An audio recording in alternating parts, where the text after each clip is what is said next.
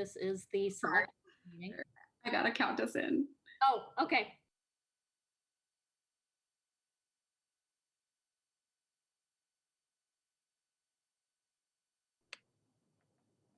Good evening.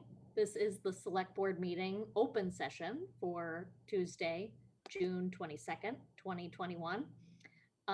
Let's go straight into announcements. First, I'd like to turn it over to the town administrator for a couple of announcements, and then I'll give opportunity to the other select board members.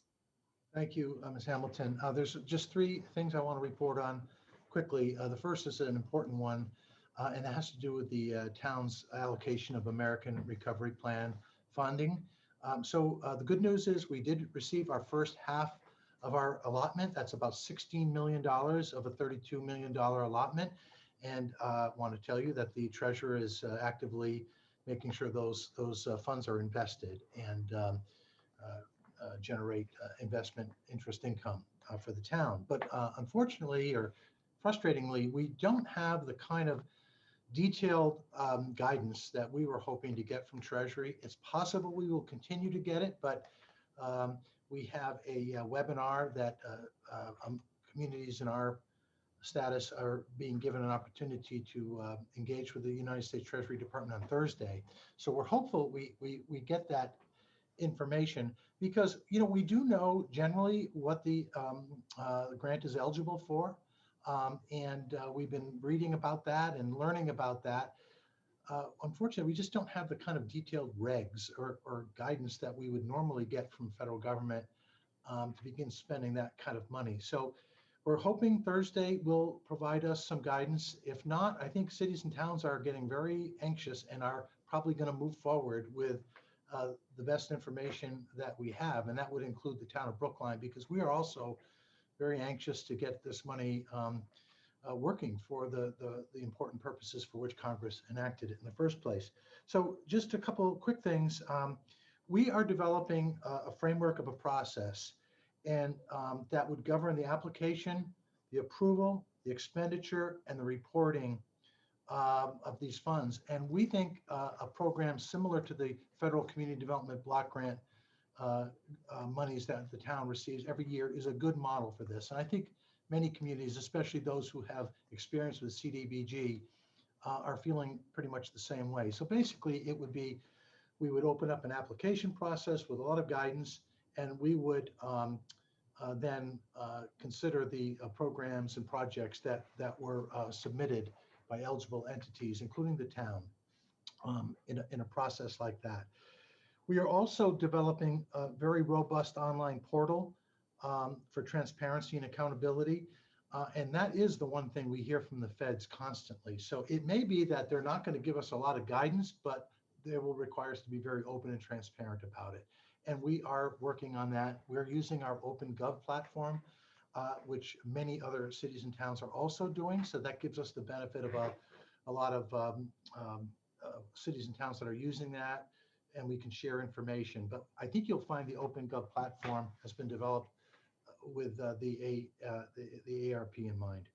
And then finally, after Thursday, one way or the other, I think we're going to start moving forward with proposals about how to move forward. And so in the absence of any other process, I think we'll convene the town school partnership, which includes select board, school committee, and the advisory committee shortly after Thursday, and then outline our initial thoughts for this funding. Excellent. Second matter on my update list is the fact that there was another manhole incident in the community last evening. This is an electrical issue. It's not a natural gas issue, although of course there is natural gas, under the ground. And but last night's incident, as I understand, was not uncommon arcing of wires that creates some concussive event and lifts the manhole. So it was not a natural gas event. It wasn't an explosion in that sense. Yet we've had a number of these. They're not uncommon in urban areas, but it does concern me. And so I can assure you that the Department of Commissioner of Public Works, as well as the fire chief, are on top of it. And we will be exploring opportunities to learn more and to see if there's anything that can be done. It is concerning when something as heavy as a manhole gets displaced, if not actually blown into the air. So just wanted to mention that. And then finally, also wanted to mention that the town has again gotten above its 10% subsidized housing index number, which is the formula under Chapter 40B. If you're above 10%, then you're really no longer under some of the mandatory requirements of 40B. Last time we had hit 40B, we fell below. I think it's unlikely we would do that again. I think the 10% is likely to be in place for a while. I think it's likely that the second Hancock Village building permit will, that's a large project, so that will probably get us over for a while, and we'll avoid some of the variations that can get you below 10 and above 10. So I think we're at 10% for a while. That now, as we've talked before, that doesn't mean, that's the end of our town's affordable housing. In fact, we have major goals and needs in the areas of affordable housing. But it does mean that the 40B, some of those strict requirements, and especially the timeframes associated with those, would be relaxed, or we'd have more discretion on those. So just wanted to mention that you'll hear about that we're now above 10% again. Excellent. An update, but not the end. Correct. Okay, any other board members have announcements? Bernard, remember to try to keep yourself to 90 seconds per item. You're muted. I said, don't worry, Heather. So I just wanted to let people know about the, I thought, very successful Juneteenth event on the 19th of June. It was fairly well attended, about 200 people, and included a march down the very busy intersection of or streets of Harvard and Route 9. And nonetheless, there's absolutely no problem marching that mile and a half through very, very busy and main streets here in Brookline. So I want to thank everyone who participated in the organizing of this, particularly the town departments that really provided an incredible or did an incredible job with the logistics and making a very successful event. Beautiful weather. We were able to get out finally and meet people, shake their hands, hug if necessary, or if appropriate, and really enjoy beautiful summer weather. So Great. Any other board members? John. Quickly, quickly, I'll second what Bernard just said. It was a terrific event, and I think Danelle O'Neill, Aaron Galentine, to name just two. I mean, there are plenty who also deserve to be named. Get enormous credit for pulling this off, and I do hope that it's the beginning of what will be an annual event in Brookline that will just grow and get better every year. Second announcement, one of the things that I've been most happy about on the select board is that I have been given the opportunity to chair what is known as the Boylston Street Corridor Study Committee. It's a terrific group of people, and we had a meeting on Monday, just yesterday, at which developer Robert Schleger of the Bullfinch Companies Incorporated and his team, including architect David Manfredi, presented the very, very initial concepts. I'm going to call them concepts for a redevelopment of 10 Brookline Place. And the notion is that there is the potential there for a significant life sciences building. In the present conception of things, it would include, at least in a portion, medical lab. All aspects of this are sort of open to discussion right now, and the review is going to continue kind of week by week, month by month going forward, and we're going to draw more and more people into it with additional expertise. But for now, It's a proposal that I think has terrific potential for the town. And I just hope to continue to report back to folks, uh, um, both through this select board regular meeting, but also get more and more people to check out our meetings on Mondays at noon, not every Monday, but just watch the town hall calendar of the full Boylston Street Corridor Study Committee. People who want to learn more about this will learn more about it if they participate in those meetings. Great, thank you so much. Any other announcements? Miriam? Just very, very quickly, I've been getting some questions about the starting of the ranked choice voting committee. We are on it. But it's in its infancy. So give me a little time because I get to head it and I've never started a committee. So it's all new to me and we had to get past town meeting but it is happening. So hang tight, we're getting there. Thank you.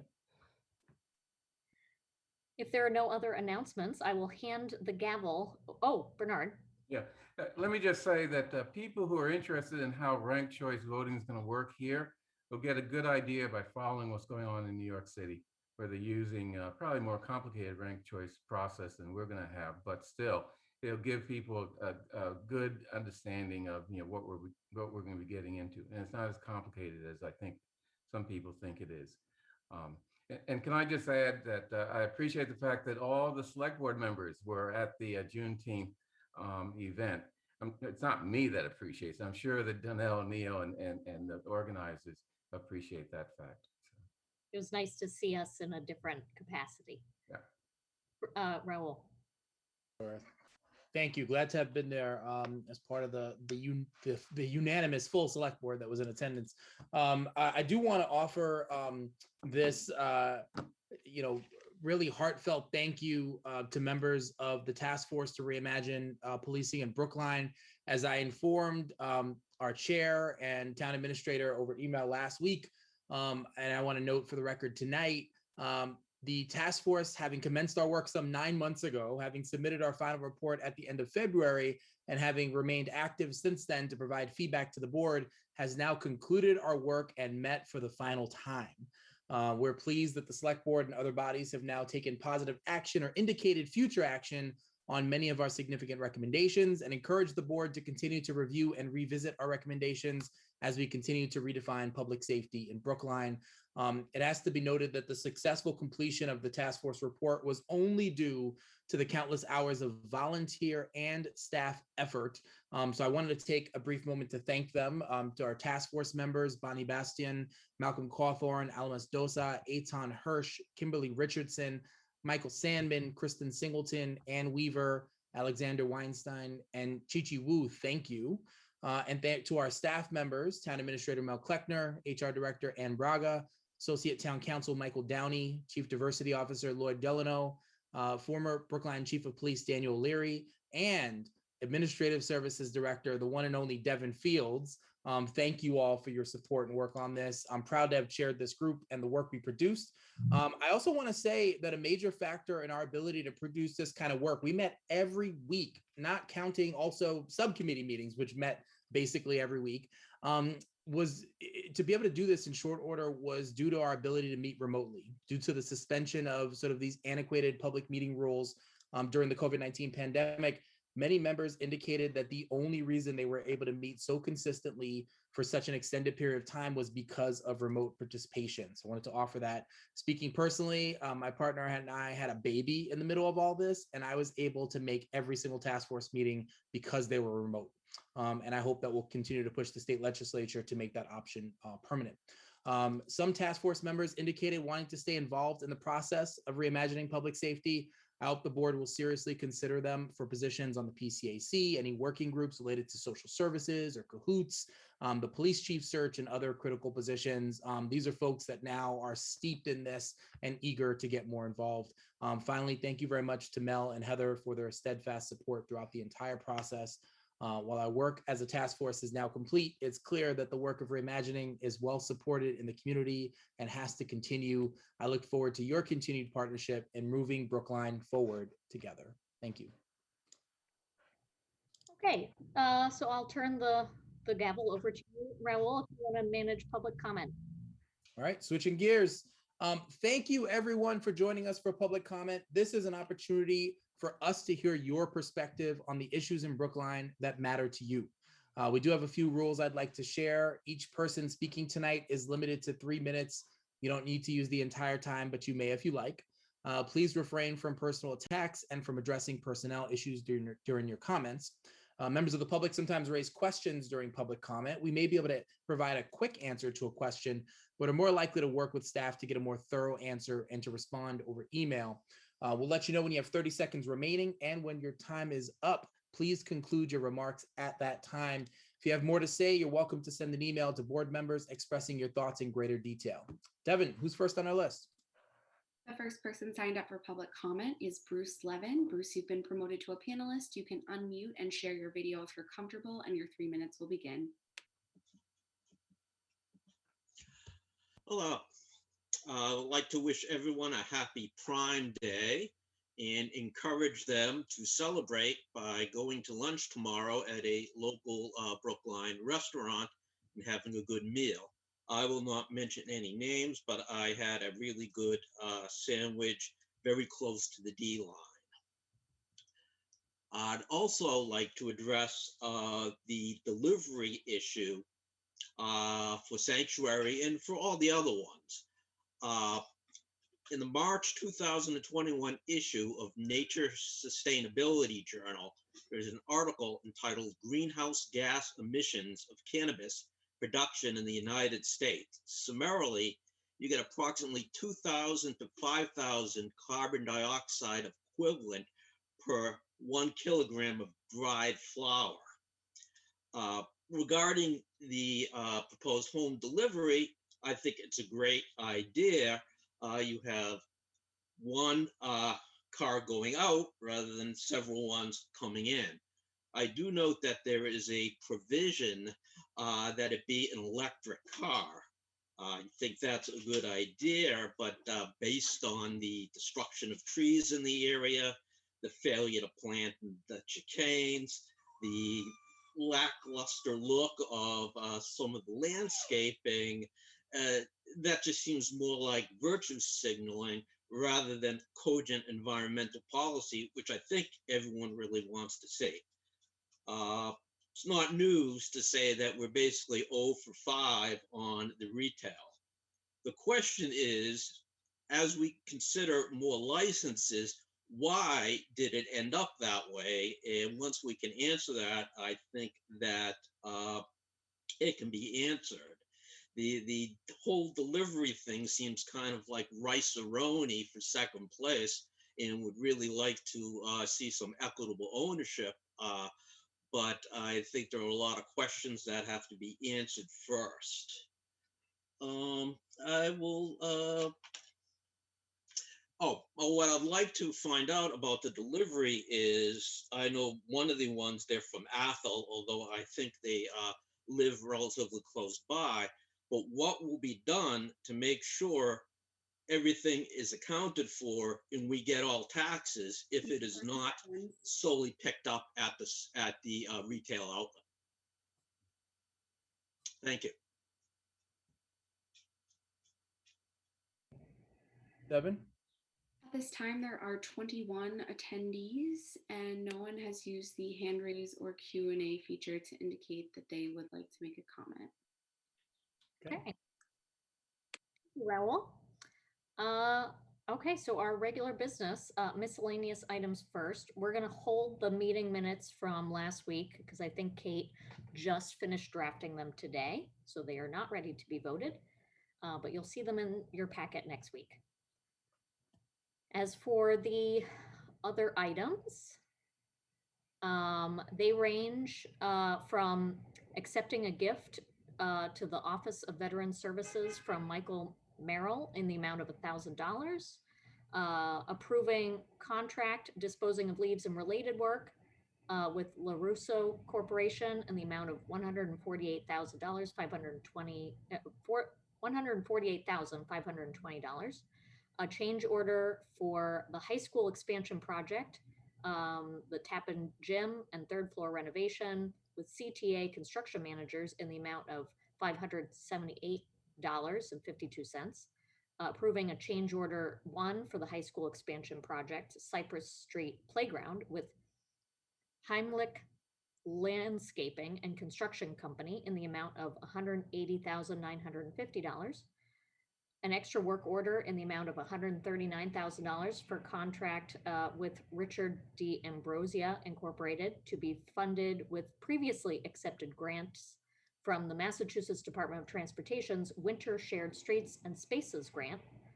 Question of approving a permit to Matthew Curtin doing business as Flowers and Opera Night for the closure of the public alley at SS Pierce for public gatherings and musical performances on each Thursday from June to October from 5 p.m. to 7 p.m. Ooh, a little arts and culture in Coolidge Corner.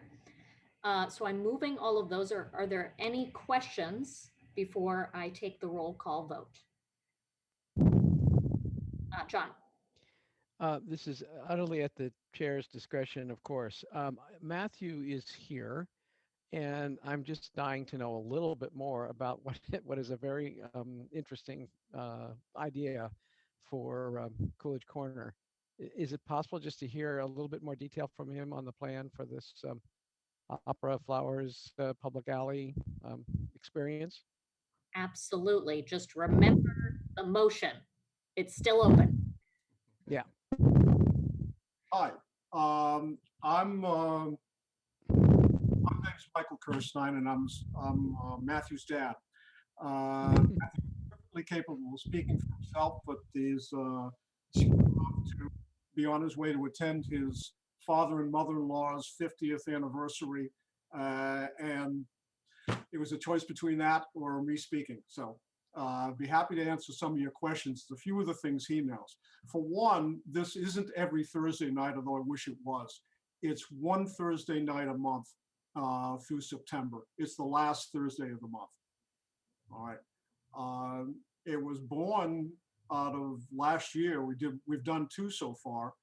And it was last year when things were glooming, and he looked up and said, "You know what the world needs is little flowers and opera." And it was very hard. It was very hard to say no to that. It's been well received. We've done not a lot of advertising on it purposely, not wanting to draw big crowds. You still want to do some social distancing and keep it there. But last month, and I'll be happy to have him send around the iPhone video we took to see people singing along at the closing of Somewhere Over the Rainbow. It was quite something. It was really quite something, and well needed. We closed the alley last time. We closed it a little bit too early. Closed it early afternoon, and messed up one of the deliveries for Allium. We learned, spoken to her this time. We wouldn't close it down till 4 o'clock, and your deliveries are done by then. You close that alleyway. It starts at 5. People hear it from the farmers market, from walking in the street, come down and hang out for a bit for the hour and a half, 2 hours it is on. And surprising me, you're in the area behind the SS Pierce building that has dumpsters and air conditioning and ducts and all of that. And people like it and participate and sing along. Great. Thank you so much. And thank you for that clarification that it's the last Thursday of the month. So the motion is there. Should I call the roll? Yeah. Okay. We're ready. Raul? Aye. If that's on, aye. I think If you're I'm muted. next, if I'm next, aye. Period. Aye. Great. Okay, so Mel, we have a presentation.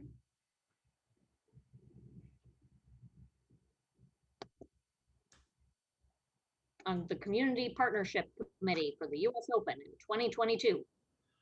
Yes, I'll just make some very preliminary comments and then turn it over to Ken Goldstein, who will be making the presentation this evening. And we have a number of participants from the country club that will be joining us as well. So it seems hard to believe that after so many years of planning this event, it's right around the corner. It's a year away. That the 2021 U.S. Open just concluded on this past Sunday at a course in San Diego, California, and now it's on to Brookline, Massachusetts for the 2022 Open, which will be held in June. And there is a lot. It's a big event. It's a huge sporting event, and it's a major golf tournament for professional golf. But really, for us, it's about the excitement and some of the community benefits that can be generated by an event like this in our community. And so that tonight we want to focus on the community benefits. There is plenty to talk about traffic and parking and things like that, and we will get to that.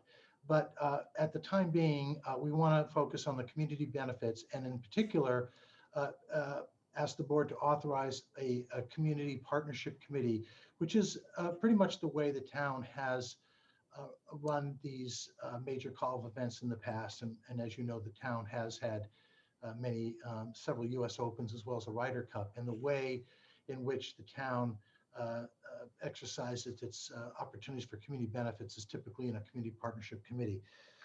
So with that, I will turn it right over to Ken, and you can begin the presentation. Thank you, Ken. And I assume you will introduce Kate and others. I will. Thank you. Good evening, everybody. So nice to see you all and share Mel's excitement. This has been a long time in the works, and it's really exciting to be there, to be here finally. Devin, can you please promote Kate Liness and Elise Mackin? Elise is going to run the PowerPoint part of this presentation. So let's get her. Is that done? Yes. Good. All right. Well, as you know, I'm Ken Goldstein, former select board member and town meeting member, precinct 14, local attorney, and a very mediocre golfer as well. 6 years ago, when I was concluding my term on the select board, this whole process was just beginning, and discussions had just begun about the 2022 U.S. Open. As you know, I've been quietly, at least most of you know, I've been quietly working on an ad hoc, informal basis with Mel as he's come to terms with the organizers and hosts of the U.S. Open for 2022. Will you go to the next slide, please? Just while I'm talking, you can look at the agenda here. The most significant personal context for my involvement in this, and the reason I'm here tonight, though, is not because I'm a former select board member or attorney or golfer even. It's because I'm a lifelong resident of this town. I've chosen to make Brookline my home, and I'm fortunate enough to have been able to live here for my entire life. And as a result, I'm very proud of this town in many respects. When the international spotlight shines on Brookline next year for the 122nd U.S. Open, I want to make sure that Brookline reflects the very best of what I know Brookline is about. And I want it to be viewed as a community that meets challenges, that optimizes opportunities to engage and enhance the lives of its citizens, that knows how to have a good time, because that's really what this is about too, and that honors tradition while continuing to evolve and learn in the process. Next June will be the 4th time the U.S. Open comes to Brookline and the Country Club. Next slide, please. The U.S. Open is an annual golf championship, if you don't know, run by the USGA, one of the 2 worldwide governing bodies of the game of golf. The USGA and its European counterpart, called the Royal and Ancient Golf Club of St. Andrew, sets the rules and standards for the game, promotes the game, and puts on organized competitions. The USGA should not be confused with the PGA. You might have heard the PGA. That's the one you see most Sunday afternoons on TV. They put on organized competitions as well for professional golfers only. The Country Club, by the way, is one of the USGA's 5 founding clubs. So back when it all started, the Country Club was there. Next slide, please. In the world of golf, you should be aware the country club maintains a very exalted status. It's called the Country Club as opposed to the Brookline Country Club or something similar, because in 1882, when it was founded, there were no other country clubs. It was the country club. The golf course at the country club is unique and challenging. It's worthy of the highest level of competition. And if you've ever been to the grounds, you'll see a facility that's charming and graceful, and even a little evocative of a bygone era. Next slide, please. The country club has hosted 17 previous major golf competitions, including 3 prior US Opens. Next slide, please.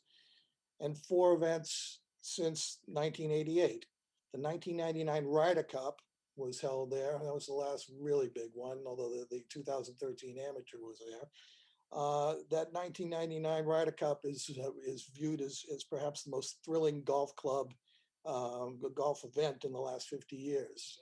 People in the golf world all proclaimed that they were there to see it, and many of them were, frankly. It was a huge event and a very competitive event as well. Next slide, please. It was at the 1913 US Open at the country club that Francis Ouimet, a 20-year-old caddy at the country club who lived and grew up right across the street on Clyde Street, beat the best of the world to win the championship in what came to be known as the greatest game ever played. If you haven't read the book by Mark Frost called The Greatest Game Ever Played, or seen the film starring Shia LaBeouf, I recommend both of them to you. It's a thrilling underdog triumph story, and also an insight into the highly class divided society of the early 20th century. The best part of it is every word of it is true. Next slide, please. So thanks to Mel Kleckner and many other dedicated individuals who've been working on this for the last 6 years, the 2022 US Open will be held at the Country Club 1 year from right now. The event, including practice rounds, will be held on June 13th through June 19th, 2022. And we should note that the final day of the scheduled competition will be Juneteenth, 2022. And I think appropriate respect will need to be paid to the coincidence of that event. There'll be thousands of visitors to our town and an international television audience of approximately 100 million viewers. Next slide, please. This type of attention and the cash that comes with it will afford our town some rare opportunities. Probably most obvious are the positive economic impacts. Brookline's restaurants and hotels will benefit before, during, and after the event, and local options taxes will reflect that. But other businesses, including retail and nonprofits such as the Auto Museum and the JFK Birthplace, will see a sharp influx in patronage. Part of the deal negotiated with the USGA and the Country Club includes the ability for the town to sell merchandise with the event logo on it. This is potentially a very lucrative deal because people pay huge dollars for these things. And Brookline will have the opportunity to basically go into the retail business of merchandising USGA US Open gear. At the Ryder Cup in 1999, the town held a competition to design a town-sponsored banner for the event. These banners were flown from light poles all around town. And when the event was over, many of the banners were sold by local nonprofit groups, and they raised money that way, and likely we should be doing that again too. There is also an opportunity to engage some beneficial programming for the community. Brookline will be receiving 150 complimentary ticket packages. It's anticipated that these will be distributed to local nonprofits to aid in their fundraising efforts. Events such as golf clinics, golf-themed charitable fundraisers, and kickoff celebrations will be planned and held. After all, we need to build some excitement around this with the world's attention focused on us. The Brookline Youth Fund was a major recipient of the charitable efforts from the Ryder Cup, and that might well be repeated. Brookline's role in staging the event also gives Brookline the opportunity to influence the public policy face of the event. We have the opportunity to make this the greenest and most inclusive US Open ever, and in so doing, to focus international attention on these vital causes. This is also an opportunity for Brookline to work closely with the Country Club to further strengthen the symbiotic relationship that the Country Club and the town of Brookline share. That relationship has made quantum leaps of improvement over the course of my lifetime, and happy to see that continue. Next slide, please. To further expound upon the impact to local businesses, I'm going to direct your attention to a very brief video on the experience of the community that hosted the 2020 US Open. So Elise, if you would click play there, that would be great. And I'll catch my breath while you're doing it. The U.S. Open returns to Winged Foot for the first time since 2006. It's a date on the calendar later than originally expected, but the National Open is no less than 24 hours away. The pandemic has had a profound impact on the New York metropolitan area and small businesses in particular. These small business owners have stayed resilient, are bouncing back as the U.S. Open brings a small sense of normalcy to this area. Now is the time to support the places you love. Shop small, proudly backed by American Express.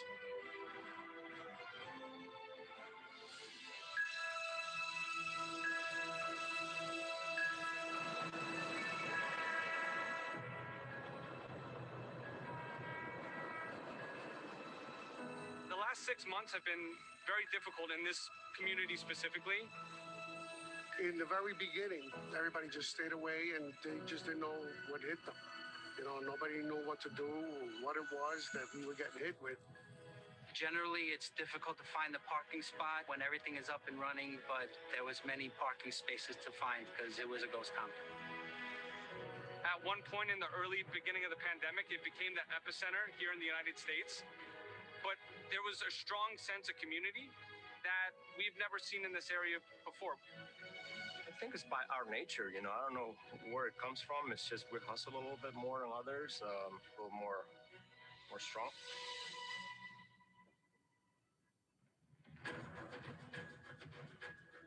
You know, but we hung in there, we pulled through, and we're starting to get better and better. Each day gets a little bit better. I found out, and I've been here for 25 years, that the people are very, very honorable, and they are coming back to shop locally, whether it's here or in other stores that are in the community. We've never been faced with something like this before, and it helped us all band together as well to help out in any way we could. Well, we're really excited to have this event happening here. I think that is an opportunity to us to demonstrate to people that they can be here in a safe space. Winged Foot has done a phenomenal job of including all the local businesses in this process. It brings a focal point to the avenue, to the village in our town. So I think that is also an opportunity for Mamaroneck to get back on its feet.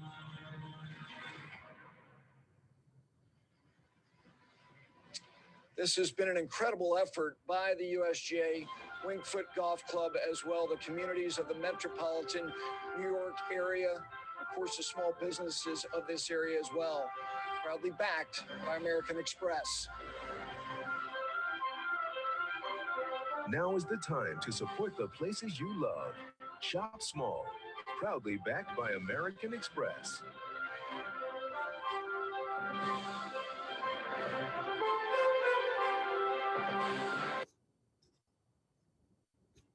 All right, there you go. A little saccharine in the presentation, but looks like we can expect an increase in wiffle ball and wiffle bat sales too as a part of this. So that's good news too.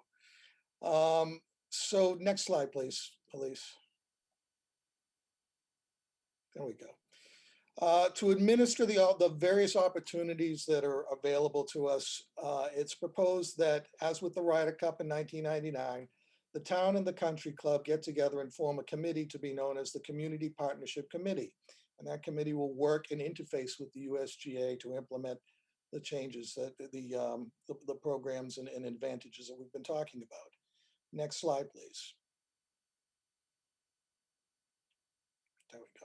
So I'm here tonight that to ask that this board form and then charge the committee, and a proposed charge of the committee is before you right now. And I think we should read it so that we're clear on what its charge is, and so that we can edit it if Yeah, that's just needed. so you know, I had provided that to the board in advance. So I think in the interest of time, why don't we just move on from this slide? All right, you Thank you. got it. I'll go on to the next slide then, please. To put even a finer point on the functions of the committee and a more practical point of view of it, the way I see the functions are first to recommend policies that are reflective of community values, to suggest mechanisms by which local businesses can benefit from the US Open, such as Brookline preferences, to plan events around the event that build enthusiasm, that enhance goodwill, and create community spirit around the championship. Then to administer the allocation of fundraising opportunities, those 150 ticket packages, for example, so that we're being fair and equitable to all of the nonprofits in town and giving opportunities to all. And then finally, to engage media outlets to highlight historic and iconic flavors of Brookline and the country club. We've got some, every time the TV coverage breaks for a commercial break, there's usually shots of the community. Well, we want those shots to be not necessarily of Old North Church and the Paul Revere statue. We want to see the JFK birthplace and other iconic Brookline places as well. So I think that'll be another job that this committee takes on, is to reach out and try to affect that. Next slide, please. So it's proposed that the committee be comprised of 6 appointees from the town and 6 appointees from the country club. If you see fit, I will gladly continue to work on this event as a member of that committee. Also proposed is a member of EDAB, a member of the Commission for Diversity, Inclusion, and Community Relations, a member of Brookline Climate Action, a member of the Parks and Rec Commission, and a local business representative. That might be a business owner or maybe somebody from the Chamber of Commerce. Now, there's no time to lose here, so one thing you might consider doing is delegating this, the appointing authority to Mr. Kleckner, but I'll leave that to you, of course. To introduce the Country Club's appointees, I invite Country Club member and another lifelong Brookline resident, to Caitlin S., who will introduce you to the Country Club appointees. Kate? Thank you so much, Ken. And thank you all for having me here tonight. On behalf of the Country Club, I want to express our excitement in bringing the 2002 Open to Brookline and how much we were looking forward to working with the town to make it a terrific community event. Just to reiterate the economic benefits, I think it's important to think not just of the 7 days of the tournament, but of the year ahead and everything that's going to come between now and then. As Ken said, my name's Kate. I was born and raised in Brookline and live here with my family. I'm a board member at the Country Club, where I'm responsible for governance and community relations, which includes the Brookline Youth Fund. Over the last 15 years, I've been really active in a lot of different Brookline organizations, including the Brookline Education Foundation, Steps to Success, the Runkle School, Brookline Youth Lacrosse, and the Brookline Soccer Club. So avid sports fan, avid community member. Probably more mediocre of a golfer than Ken identified himself as, but I'm always trying. I just wanted to run through a brief bio of the other members that we're proposing to be a part of this committee. With there's a page on each of them later on in the deck, but I'll go through it on a brief coverage. They're all Brookline residents. They all have a variety of interests and town connections. Will Curry is a neurosurgeon at MGH. He's an avid golfer who enjoyed TCC as his home course when he played golf at Harvard. He lives with his family, 3 girls and his wife, in town. Will Goldthwait, also an avid golfer, currently works at State Street Global Advisors. He and his wife's 3 children all graduated from Brookline High School.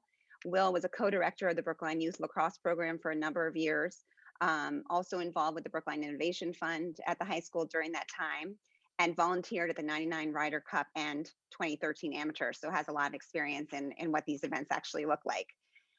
Glenn Johnson is a partner at Clarion Partners, and which is a private equity real estate investment firm. He is one of 5 vice chairs for the event at the Country Club. He's in charge of government and community relations, which includes a number of different initiatives, including this, but also things like DEI. And so I've been working really closely with Glenn. He and his wife raised their 2 children in Brookline as well. And he's a big time golfer and involved with a lot of the Brookline sports. Kristen LeCount, Brookline resident and general manager, COO of the Country Club. She literally grew up here, where both her parents and grandparents were working, and has worked every single job at the Country Club, taking over as general manager last fall. Her husband, Dan, is a small business owner of Prairie Fire in Coolidge Corner, and the elder of her 2 children has enrolled at Heath School. So Kristen will be, and she is a very good golfer, I will say. The last member is Bernie Lee. He is a divisional chief of plastic surgery at Beth Israel. They have 2 sons. His wife, Britt, has been the chair of our Brookline Youth Fund tournament for several years now. She serves on the community relations committee as well. So that's a little bit about the members that we're proposing to represent the club in this committee. And yeah, I think that's all on my side. Thank you, Kate. In conclusion, members of the select board, there are a few people who know better than me how demanding your jobs are and how many constituencies you serve. And we appreciate that, of course. I know that playing host community to a international sporting event can seem even a bit frivolous compared to some of the issues of our day. But in truth, it's not frivolous at all. If we do this thing right, which I know that we will, this is actually the powerful stuff. This is the opportunity to show the world what Brookline means and to influence the way the world does things. US Open presents us with an opportunity to showcase the world, the good, the progress, the altruism that is the core of our values, and to act as a model for those values. Let's seize this moment and put on a great world-class event. Happy to answer any questions that I can answer. I know Mel's the same. We can end the PowerPoint, please.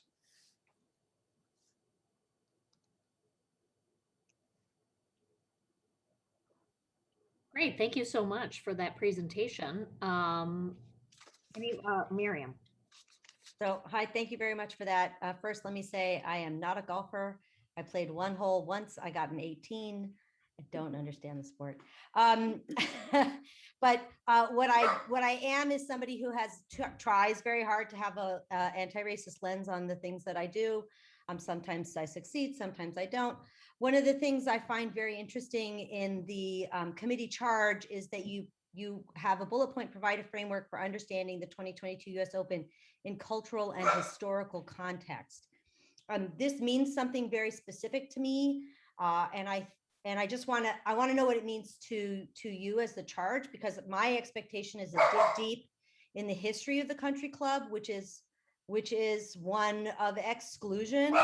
And I would love to actually see that be owned. I would love to see that history be talked about, and as a jumping off point for how we do better. Sorry, my dog wants my dinner. How we do better. So I just want to know what it is, how it is you see that charge in and that bullet point. Sure. Absolutely. Do you want me to take that, Ken? Yeah, well, that's fine. I'll just say first that Select Person Eskenazi, you laser focused and you're focused on the right thing and not a point that's lost on our discussion so far. Yes, the Country Club has a history that was checkered at best when it comes to inclusion. And frankly, the game of golf in its past has been viewed as a sport that the rich can have access to more readily than others. We've seen sea changes in the way the Country Club does business, and we've seen dramatic changes in the way the game of golf is played too. Kate, go right ahead. Sure. I mean, I think what I'd like to emphasize is that, particularly beginning last summer, as the nation as a whole responded to the George Floyd murder, and discussions across all of the organizations that I think many of us were a part of, whether it was your school or your work or your kids' school, whatever it may be, the country club engaged in a similar discussion with our community.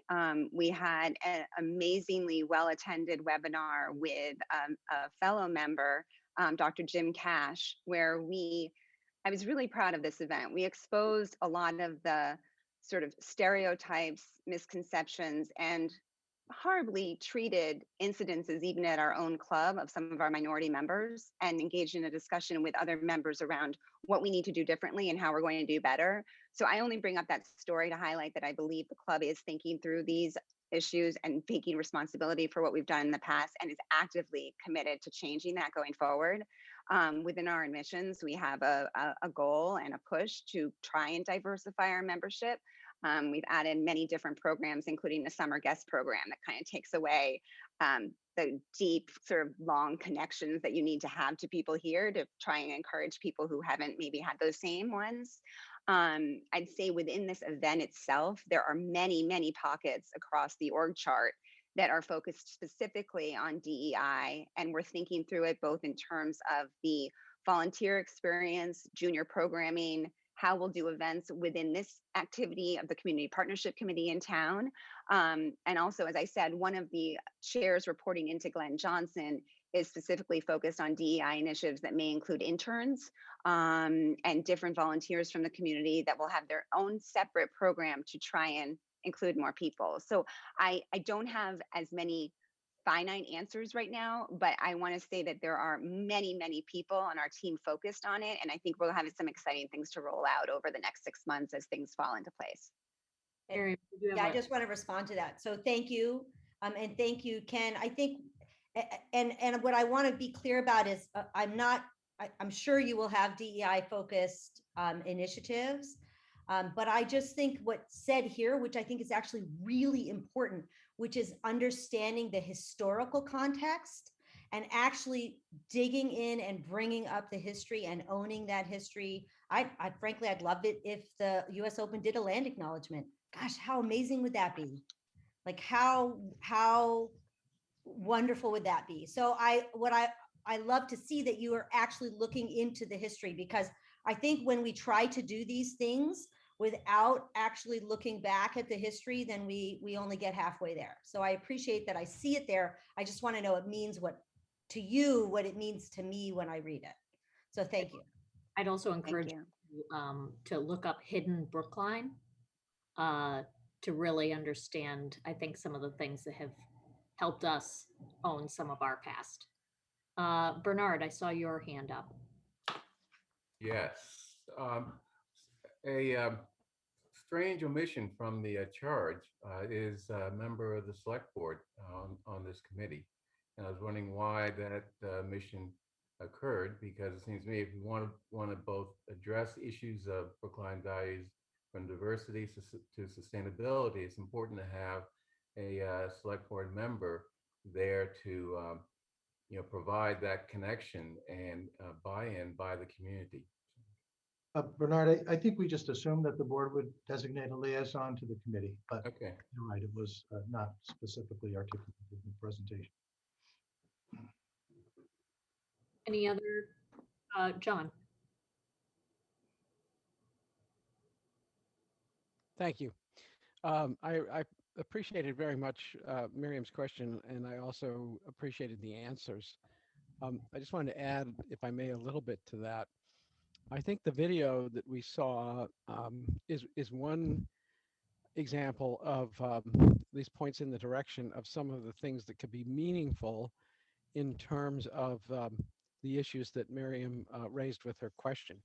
The outreach to local businesses to be participants and to benefit from, in terms of trade, this occasion is extremely important. And I think as part of that, to the extent that the country club can focus not just on local businesses, but also focus on opportunities for minority entrepreneurs, minority business people, that's also going to be a plus. And if I could sum up a wish for this, as a person who's very, let's face it, I'm on the one hand, I think if you value um, the history and the Francis Ouimet story, which Ken recited, then there are things about Brookline's connection to the history of golf that we can be justifiably proud of. But we also cannot be ignorant of or dismissive of, the realities of class differences and also race differences that play into the exclusivity of something such as the country club. And if I could express a wish, it would be that people say afterwards, this tournament, this return to Brookline in 2022 changed the country club forever, in terms of its understanding and its embrace of those issues. I'll just leave it at that. Good. We're running low on time. Are there any other comments? And then do we need to actually vote the charge tonight? Well, I don't have any other comments, but then to say, I would appreciate the board's approval of the charge. I don't know how you want to designate these members. I mean, we suggested some of these existing structures in order to expedite things, but I think getting the charge off the ground would be helpful, at least under tonight. And the membership, if you want to take that on, I don't know how much time focus you have on that, but at least the charge, I think, would be helpful to establish the committee and the charge. Okay. Raul, did you have any comments? Yeah, just a question. I think what I would have said, I think has been said already. I did have a question about just public process in this committee, and what the expectations are. Would it follow our normal public process with opportunity for public comment or public hearings or input in different ways? And that's not clear to me right now. Yeah, I believe it would be a body subject to the open meeting law. Okay. So does anybody have any feedback on the charge that we've been given to create this, or the proposal to appoint the proposed slate? Any comments back? Okay, so I'll move them, and let's see how the vote shakes out. So I'll move adoption of the charge first.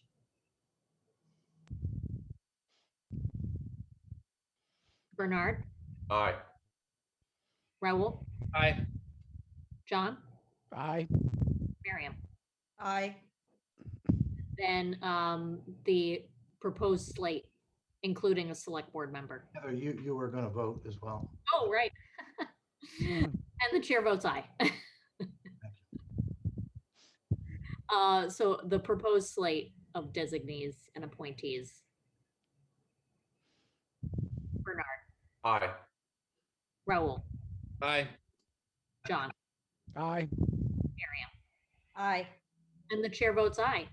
And that is time. Thank you very, very much for that. Thank you all very much. Appreciate your attention and your great questions, and look forward to more developments on this very soon, and building excitement too. And Thank you very much. I'll see you Appreciate for your the time. urban forest discussion a little bit later too.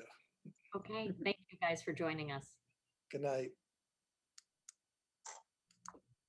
So I understand one reserve fund transfer got postponed, but the second reserve fund transfer is still on the docket.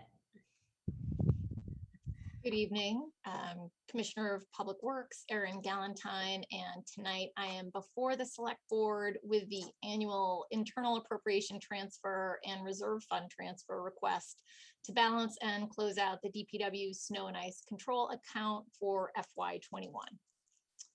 We've completed a review of all snow and ice control expenditures for the 2020-21 winter season. The department responded to 50.5 inches of total snowfall over 21 events, most of which occurred in December and February. The season was unusually long, starting with the first snow event on October 30th and culminating with the last snow event on April 17th. As you may recall, the town administrator authorized the expenditure for snow and ice control in excess of the FY21 available appropriation pursuant to the provisions of Chapter 44, Section 31D on December 31st, 2020.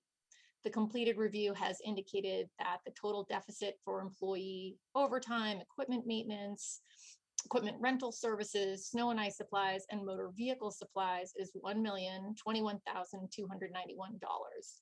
A further review of all department accounts, excluding the water and sewer enterprise, has also indicated that a surplus of $170,000 exists within the wages and salaries accounts. Application of these funds by internal transfer to the snow and ice overtime account, as detailed in the provided appropriation transfer request, will leave a deficit balance of $851,291. I'd like to commend the DPW employees for a job well done this season through COVID and give notable mention to Highway and Sanitation Director Kevin Johnson, who not only leads the effort through the season, but is thinking about better ways and technologies to treat snow and ice all year round, from certification classes for the employees to weather intelligence software, different types of plow blades, and brine mixing formulas. He's committed to providing the best service and operations to this town possible. The Department of Public Works respectfully requests your consideration and approval of the provided request for appropriation transfer in the amount of $170,000 and the provided reserve fund transfer in the amount of $851,291 for transmittal to the advisory committee for further approval. Excellent. Are there any questions by board members? This is a pretty standard operating procedure because you can't move money out from this particular line item. So you actually keep your checking account balance low and put money in there once you know exactly how much you need to cover the bill.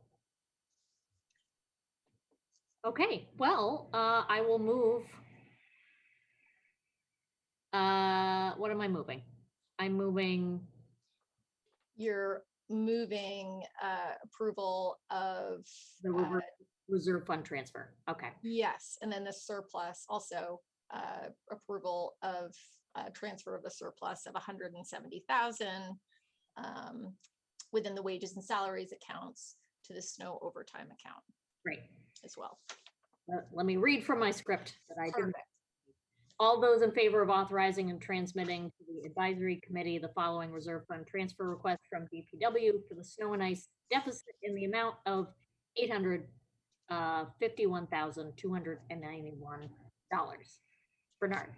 Aye. Aye. John. Aye. Miriam. Aye.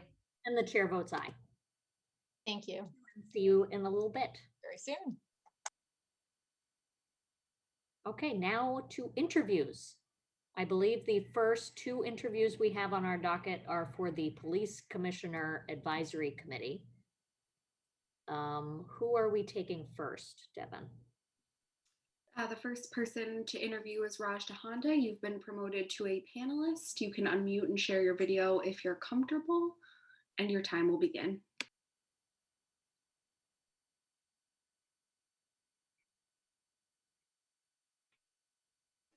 Can you hear me? Yes. Good evening, Select Board Chair and members. I have been a resident of Brookline for 50 years. I'm an immigrant who came to America in 1964, went to graduate school at Columbia University and moved to Brookline in April 1971. I love Brookline and have enjoyed all aspects of its social and civic life. My children grew up here. My wife has been teaching Indian classical dance in Brookline for several decades. Can you hear me? Hello? Yes, we can hear has been teaching classical dance in Brookline for several decades. I've started businesses here, have built a building in Brookline. As you know, I served on the Police Reform Committee, which helped produce the charge for PCAC. I had hoped that it would have stronger citizen oversight, but charge fundamentally aligns with my central beliefs. I want to be on the PCAC because my background provides me with strong decision-making skills, ability to evaluate subtle issues, to review complex documents, to rely heavily on salient facts instead of sentiment. Finally, as a person of color, I understand how important it is to render fair and thorough recommendations. I have the ability to connect with and have empathy for individuals of every economic level, of all races, colors, ethnicities, and inclinations. As a committee member, I would always be fair, objective, try to improve the relationship between police and the citizenry. Go Brookline. Thank you.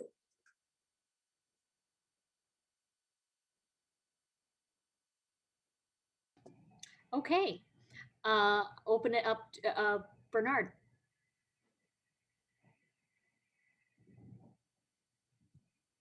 Finish your sentence, Devin. Heather, I'm sorry. Oh, I was just going to say I'm opening it up to board members' questions. Bernard, you raised your hand. Just one quick question. I'd like you to sort of articulate to the, or for the select board, in what ways do you think that your work on the Policing Reforms Committee provides evidence that you would be an effective member of the PCAC? As I said before, I have empathy and ability to connect with people at all economic levels. I don't mean. May I finish, please? No, I don't mean assertions. I mean what evidence of your action on the PCAC committee. I'm sorry. Repeat the question one more time, please. Don't tell me or give me assertions, but tell me, what evidence of your effectiveness can we find in your work on the committee? I had many comments. As you know, I tried to get some individuals who had been, who had problematic issues with the police departments. And I was shut down on those. I don't know that I had control of the situation. So all I can say is I tried my best, and it was a situation where not all of my points of view were heard. Let's try not to interrupt people. If you have a follow-up question, please raise your hand and I will acknowledge you. Any other questions? John. Thank you. I just, a couple of things. I want to thank, excuse me, Raj Nanda very much for appearing before us and for his interest in this. And I want to underscore not just Raj's story, but the story of his family is one of the truly great stories of people who have had a good influence on the community, have enriched the community, and are playing an essential role in the community. Raj, if you don't mind, Mr. Nanda, if you don't mind, I'd just like to ask you to give us your sense of what will be necessary on this committee. What will be necessary to guarantee that when the committee questions a finding in the police department, from within the police department, in a particular case of a complaint, what will be necessary for there to be sufficient evidence to find a different, come to a different conclusion about the evidence in the case? What will be your standard for disagreeing with an internal police investigation of a complaint? My primary standard would be that the complainant was treated fairly, that their point of view was acknowledged, and the police department took into account whatever were the issues. But at the end of the day, primarily, I'm looking for fairness of treatment in any deliberations, any recommendations for any person, citizen of Brookline or whoever. Thank you. Any other questions by board members before we move on to the next interviewee? Seeing none, thank you so much, Raj, for your interest, and we will be making these decisions over the next couple of weeks. We've gotten a few applications and we have to interview everyone. So the timing is still a little tentative. Thank you so much. Good night. So next up is Paul Yee.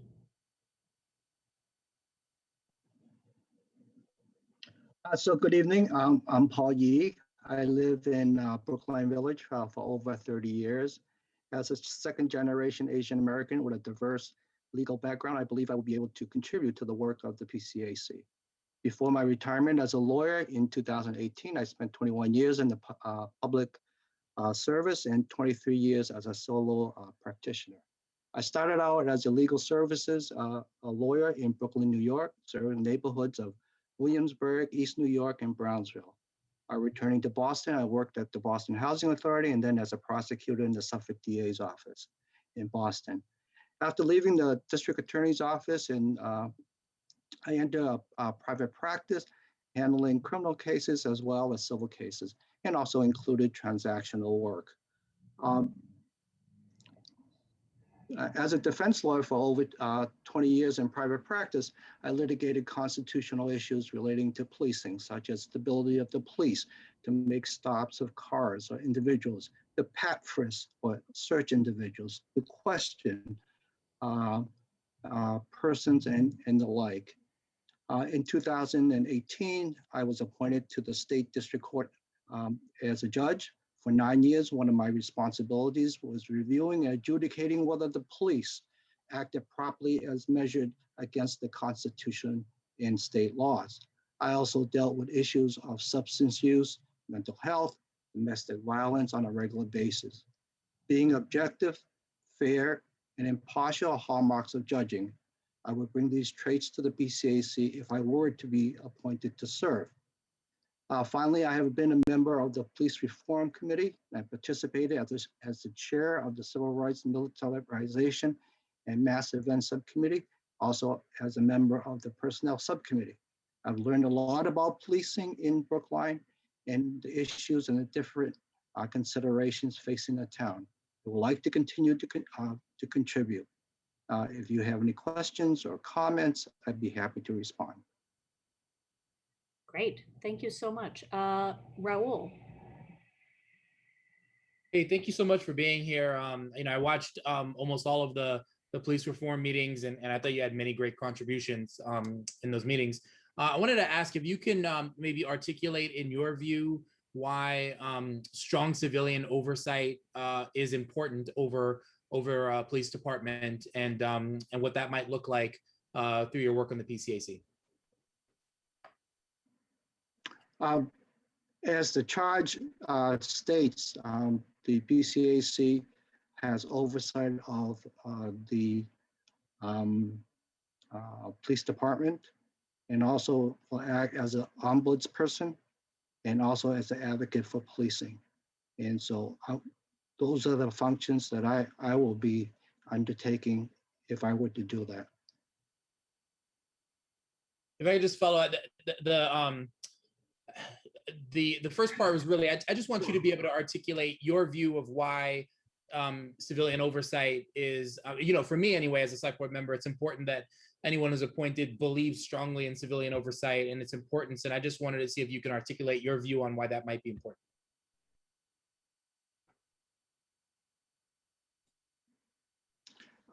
Because eventually the people should control the government agency and what government does. It's a democracy.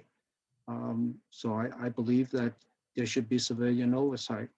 The police are not always right. Sometimes they do some bad things, and civilians ought to be able to review that to see what they have done and see whether it's appropriate or not appropriate. Bernard. You're muted. Yeah. In this state, civilian oversight is carried out by this body, the select board. So I guess I'd like to get a sense of your view of how the Police Commissioners Advisory Committee is going to facilitate the select boards as civilian overseers of the police department, and particularly in the area where you made quite a contribution, and that is looking at the ways in which there was disparate treatment in traffic stops and other areas. I mean, it's just one small area where this committee can provide assistance to the civilian oversight body, the select board, in dealing with that a particular issue that's important. As I understand it, during the police reform committee, and also from listening to the reimagining committee task force, excuse me. I just lost my train of thought, excuse me. We just repeat that again. Well, yeah, I guess I'd like you to give a sense of how the work on your subcommittee in looking at disparate treatment and traffic stops provided you a sort of sense of some of the ways in which the PCAC could be used to assist the civilian overseers of the police force, the select board, in their work. In other words, what things could you sort of direct us to look at, and what policies that you could suggest to us to implement, as an example. Right. Overseeing the police, the way I understand it, the select board may not have all that time to do that in depth. Obviously, the select board does do some oversight, but not as in depth as it should be. And this PCAC will assist the select board in doing that, looking at the statistics, requesting the police department what the procedures are, changing procedures. If there is a disproportionate, disparate impact on people, on minority, people of color, if there's explicit racism or bias towards anybody, to recommend that there should be action taken against those police officers. Thank you. Great. Any other questions? 7 minutes. Oh, John, we have a number of other interviews tonight, so please make it a quick one. Thank you. Judge Yee, thank you for your service on the Reform Committee, and thank you for your interest in the PCAC. One of the things that you did, and in my humble opinion, did extremely thoroughly and extremely well, was you were asked to review something that had happened involving one of the local marijuana retailers and a complaint that the retailer itself hadn't followed procedures and that the police had not enforced procedures. And you did your review. I just wanted to ask you, what did you learn from that review of a police investigation that you think is going to help inform the work of the PCAC? That's the question. I didn't understand really the question that you had asked. I know I remember what I did and what I reviewed. Well, it wasn't was- the police that, it was the police that did an investigation. I did an independent review of the video. As a judge, I used to do that all the time, doing independent reviews. Did it lead you to any conclusions as to the particular vulnerabilities that occur when police investigate their own conduct? Oh, I see. Yeah, it's obvious. There's always a conflict when police review their own because they work with each other, they know each other. However, during the police reform meetings, we had Professor McDevitt talk about whether or not the police should be doing their own internal investigations. And it was his opinion, and it works better from his opinion, that the police should do their own investigation because that way they have to own the issue and they have to own the solution to what is occurring that is not correct. Thank you. Thank you. We're at time. Thank you very much, Mr. Yee, for coming. We will be in touch once we have interviewed all the remaining applicants. It will be a couple of weeks, I think. Thank you. Good night. Good night. Thank you. So moving on from the Police Commissioners Advisory Committee to Planning Board, welcome Chair Steve Beacon. Thank you, Chair Hamilton and members of the Select Board. I'm Steve Hyken, the Chair of the Planning Board. I've been a member of the Planning Board for over 15 years, and I've been the chair since the fall of 2018. I think my term actually expired last year. What I have been doing in the last couple of years on the Planning Board, and most of you may know me, I'm not sure that Member Ashkenazi does. I'm an architect and planner with a 40-year career with a firm that I co-founded in 1980, Icon Architecture, which has done some work for the town of Brookline, both with me and since me. I retired 3 years ago. I really enjoy being able to keep my head in the game and use my experience in architecture and planning in reviewing projects at the Planning Board. But in addition to the ongoing work of special permits and variances and facade improvements and signage, in the last couple of years, and actually for quite a while, I've been the Planning Board's designee to the Housing Advisory Board, so I've worked a lot with them. I took it upon myself to develop some guidelines for the Planning Board's review of projects that are proposed under the Diedrich case in State Court, Chapter 40A, Section 6, which allows single and two family housing to get approvals under a special permit that would otherwise require a variance for any area in which they already exceed our zoning guidelines, which is an unfortunate situation, but we're trying to do the best we can with those kinds of projects. I was a member of the Newbury Zoning Committee and the Architectural Subcommittee last year, and I noticed, by the way, up on Fisher Hill, that most of the buildings on that Newbury site, other than the historic house, are demolished. They're moving along quickly. I was a member last year of the Joint Planning Board Preservation Commission Beacon Street Design Guidelines Subcommittee, which sort of was halted for the time being when COVID came along. I'm a member of the Pierce School Building Committee. I've chaired a number of design advisory teams, and recently I was named a trustee of the Brookline Community Foundation, and I'm the chair of their building committee.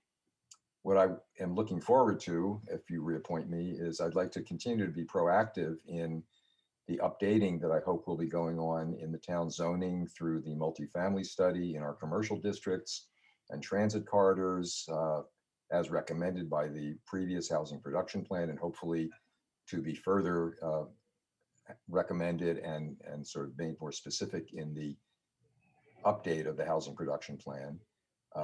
I would love to see the town implement a linkage program which would create a funding source with commercial development similar to what Boston, Somerville, and Cambridge have instituted in past years.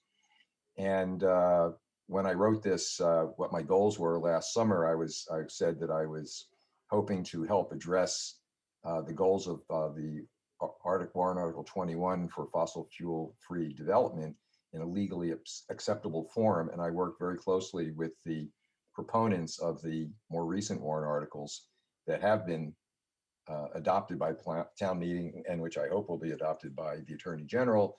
And one of the follow-on tasks has been to develop some guidelines for implementation of those warrant articles. And I had a major hand in developing those, which we've recently sent to the planning department for review. So that's what I've been up to, what I hope to be up to going forward, and open for questions. Excellent. Any questions? Well, I guess I will jump in, unless John, you're turning on your video to ask a question. No? Okay. So you just might have heard that we reached 10% for the SHI. What role does the planning board play, if any, at getting us to well above 10%? Well, actually, I just heard that today too. I wasn't sure it was accurate, but I'm glad to hear that. I think the goal of the HAB, which I also represent, and the planning board would be to continue to see affordable housing development, including friendly 40Bs, where the town, I think, should encourage them. And we're talking with a potential developer of the Kent Street parking lot. The benefit of friendly 40Bs is that the town has considerably more control of how much leeway we would be willing to accept with our current zoning in terms of height and mass, floor area ratio.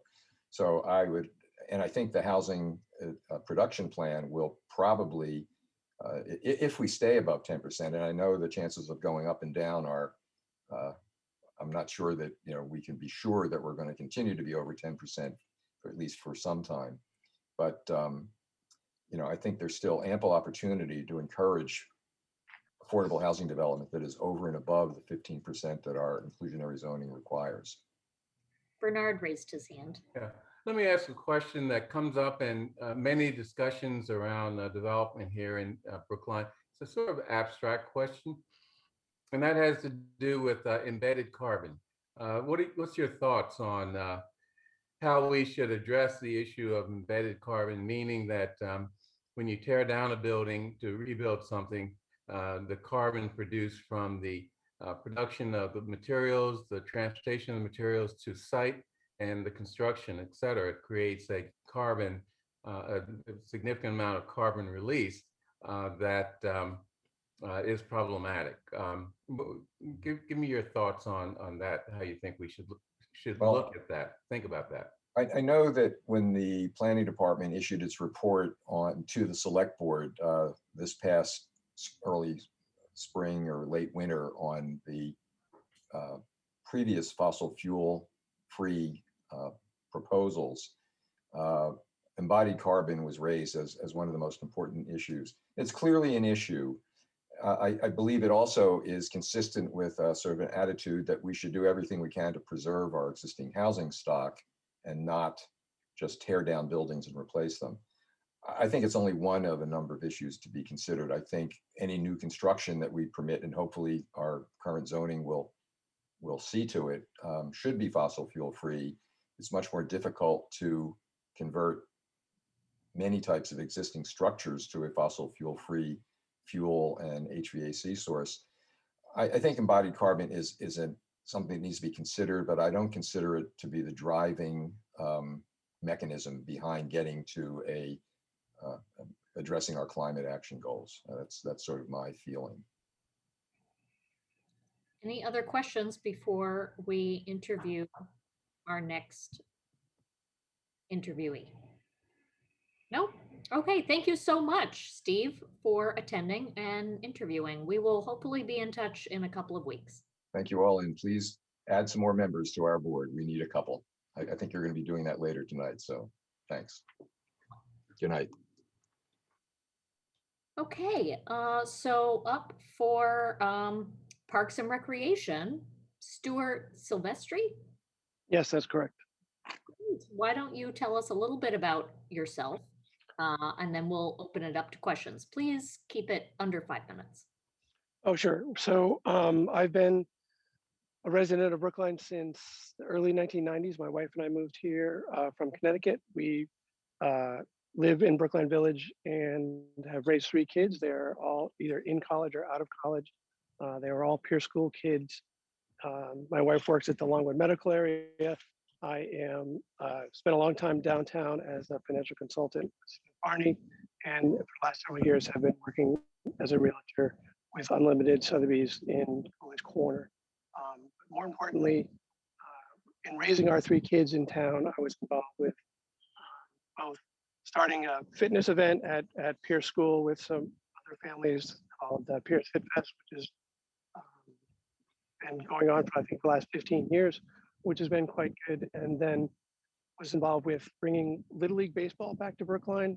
Was something that I championed with actually Lisa Paradis, who's no longer with the town, but and Erin as well. But and when my kids were at high school, I was the head of the PTO at the high school, and was involved in rebranding the logo at the high school. The original, if everybody remembers that they were the Brookline Indians for many years, and then they were the Brookline Warriors, but they still carried a Native American theme. And we got rid of that a few years back and rebranded it with a sort of a navy blue, almost a Patriot colors, in an effort to increase athletic participation at the school. And at the moment, there are over 1,000 kids playing sports. There's 2,000 kids at the high school, and there's 1,000 kids, and there's over 40 varsity sports at the high school, and they need help and support. And I've been involved with the redesign of a few parks in town.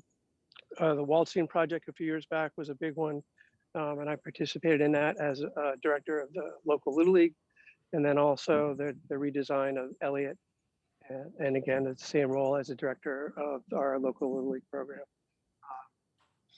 And now that my kids are older, I have more time, but I got to meet everybody on the board, Jim Carroll, Nancy O'Connor, John Bain, and Dan Lyons.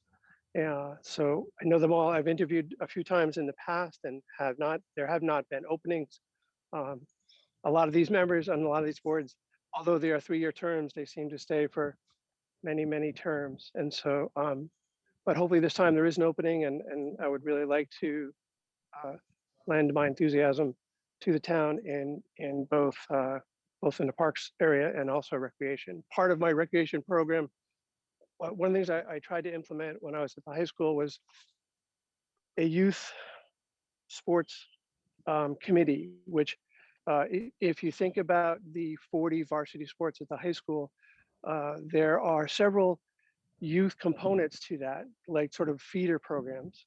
So all the obvious ones, fine, soccer, basketball, some of the others, but there are less certainly in girls sports. And my daughter played field hockey at the high school, and the first time she played field hockey was as a freshman, and she graduated from college a couple years ago. So my part of my goal in being on the commission would be to help the high school develop feeder systems for all those 40 programs, because all of our kids are very wonderful kids, and they are no different than the kids in Newton and Wellesley and all of the schools that have similar, all of our towns that have similar academic achievements. We sort of lack in our athletic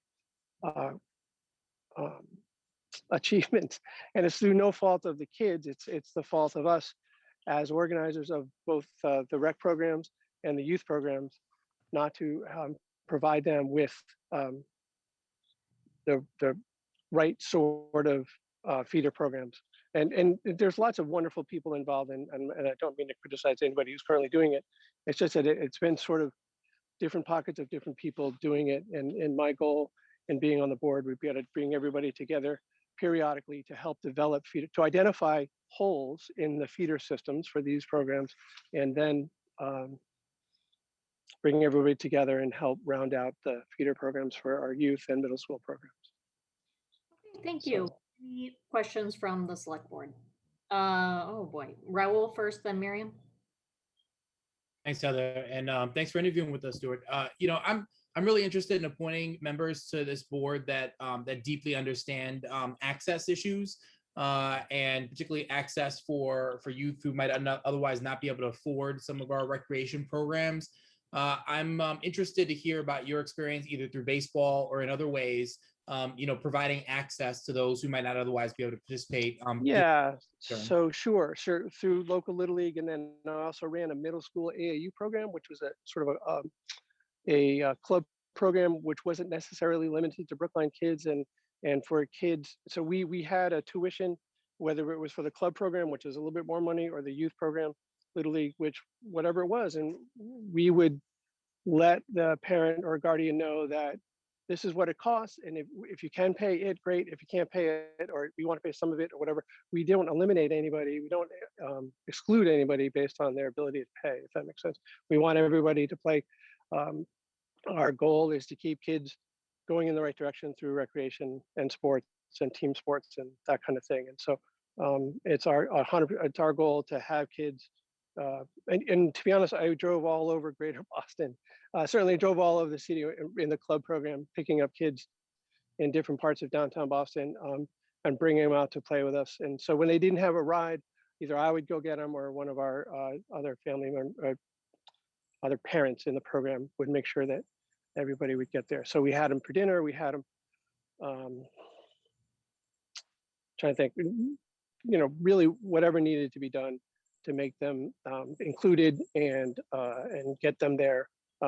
We made it happen. And so, and part of it was bringing Little League back to Brookline. For years, Brookline Youth Baseball just wasn't part of Little League. They were many years, 30 some odd years ago, they were part of Little League, but then they had some sort of dispute with Little League. I think Little League had some governing issues that the existing board didn't want to participate in. So they moved out of Little League. But when my son, who's 22 now, when he was 8, we were watching the Little League World Series on TV on ESPN. He said, "How come we can't play in that event?" I said, "That's a good question." And so I talked to BYB and they weren't interested.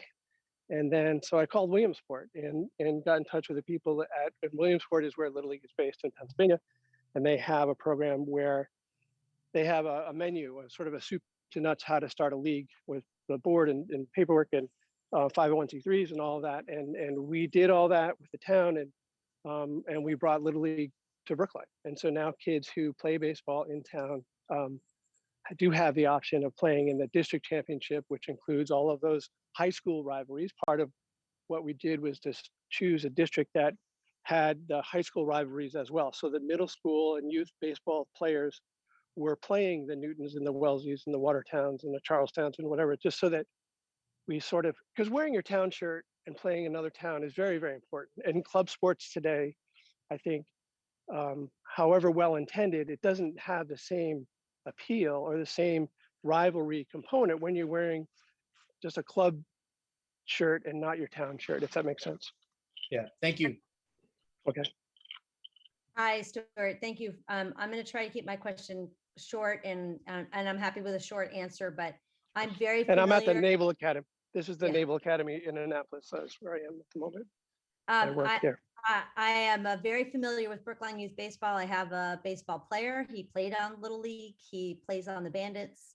And I'm curious, I think what Raul is getting at more rather than Little League is something like Babe Ruth. And I know that 100%.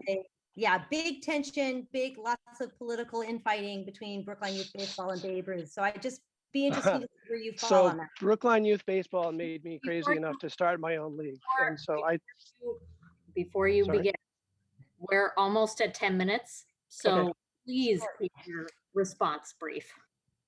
All right, I will just say that I hear you 100%, and I started my own travel baseball program because of my frustration with Brookline Youth Baseball, and so I share it. And now, and I would like that. So middle school baseball in Brookline is crazy. Middle school baseball around the country is crazy, and that's 13, 14s, and 15s once they leave Little League. And I could speak for hours about how I think it should be improved. Thank you. Thank you very much. We will be making appointments at another meeting, probably a few. Okay. Well, thank you very much for your time, everybody. I appreciate it. Okay, next up is John Pan. If I butchered that name, I do apologize. No worries. Hi, Chair and other Select Board members. Thank you for the opportunity. My name is John Pan. I've been a Brookline resident since 2007. My wife and I have 3 children who've all attended the Heath School, ages 11 through 16 right now. And they've all participated in multiple Brookline youth sports, Brookline youth hockey. All 3 of them participated. They've played Brookline youth baseball. One of them plays soccer currently. So my family has been the beneficiary of a lot of the youth programs and recreational programs here in Brookline. I myself am a mediocre golfer at best, and I have played at the Putterham course throughout my time here in Brookline, and I can speak that I've had some not so great experiences years ago, and in the ways that I was treated.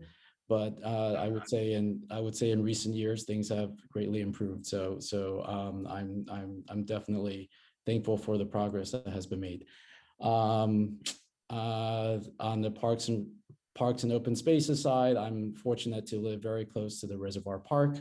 So my family enjoys that very frequently. We love the spaces in Brookline, and I just would love to be involved in, getting to know more of the issues regarding both parks and open spaces and recreation in the town, and to help out in any way I can. In terms of my qualifications, I'm a doctor, so not much there, but like I said, I've used a lot of the facilities. I do know that a lot of the things that are currently being talked about, including Lars Anderson and potential replacements for Lars Anderson, and any of the feasibility studies that are being done. I do have an MBA from the Wharton School. I worked as a management consultant with McKinsey & Company for 3 years. So, digging into finances and kind of plans like that, are things that I, am quite familiar with. So I can bring that to the table as well. So with that, please, I'm available for any questions that you have. Great. Any questions from select board members? How did you hear about this opening? Thank you. Actually, I think one of the current commissioners, Wendy Sheridan Ames, has, we have kids that have played sports together for years, and she's always telling me about the work that she's done on the commission, and it sounded really interesting to me. And I would always offer some ideas, and so she was actually the one that encouraged me to look into it. So yeah, that's how I heard about it. Bernard. Yeah, we were talking earlier about issues of diversity, equity, and inclusion with respect to the country club and the upcoming USGA, US Open. What thoughts do you have to, with respect to the Parks and Recreation, to expand the, interest in the use of our golf course by broader layers of our population? You say you like the game of golf. I love the game of golf. I'm no good either. That does make a difference. And it seems to me that there are a lot of opportunities to sort of expand the reach into the community. Yes, thank you for that question. I've been thinking a lot about that myself. Like I said, I'm a fan of golf. I have been trying to get my kids to get into golf. It's been difficult, and because it's not easy to get tee times, to get lessons. I believe every time I'm out on any golf course, when I see a youth player, I ask them, how did you get into it? And I think a lot of them have said, oh, the town has for example, first tee programs, which was in Boston, but I've never heard about that being done here in Brookline. So I think a lot of outreach for all the youth, but especially for the youth of color of this town. I think I have not seen any efforts to bring more of those people to the game of golf. So certainly that would be something that I would be interested in exploring. Excellent. Thank you so much. Any other questions before we take the next interviewee? Thank you so much for your time. We will be making appointments at a future meeting, probably in the next several weeks. All right, thank you. Amy Newell will be interviewing for the Cannabis Mitigation Advisory Committee. Hi, good evening. Thank you for your time. My name is Amy Newell. I have spent my entire adult life in Brookline. I moved into Coolidge Corner in 1998. I've been living on Alton Place since 2002. Both my children went through Pierce. My older child just graduated from Brookline High a couple weeks ago, and my younger child will be entering Brookline High in the fall. I'm a software engineer and an advocate for the mentally ill and other people with chronic disabilities. And I have had a medical marijuana card for several years. I use it to treat nausea, anxiety, and insomnia. I'd like to serve on the Cannabis Mitigation Advisory Committee because I have relevant experience with marijuana, both medicinally and recreationally. I care about access to it for both purposes, and I want to ensure that Brookline's policies towards marijuana businesses are fair and reasonable, support racial justice, and ensure that marijuana businesses continue to be positive additions to the Brookline community. Thank you for your consideration. Excellent, short and sweet. I am very impressed. Any questions by board members? John, and then Miriam. Amy, thank you for your interest in the committee. Later tonight, one of the questions we're going to take under consideration has to do with whether there should be a return to walk-in sales at the local marijuana establishments. Do you have a view on that?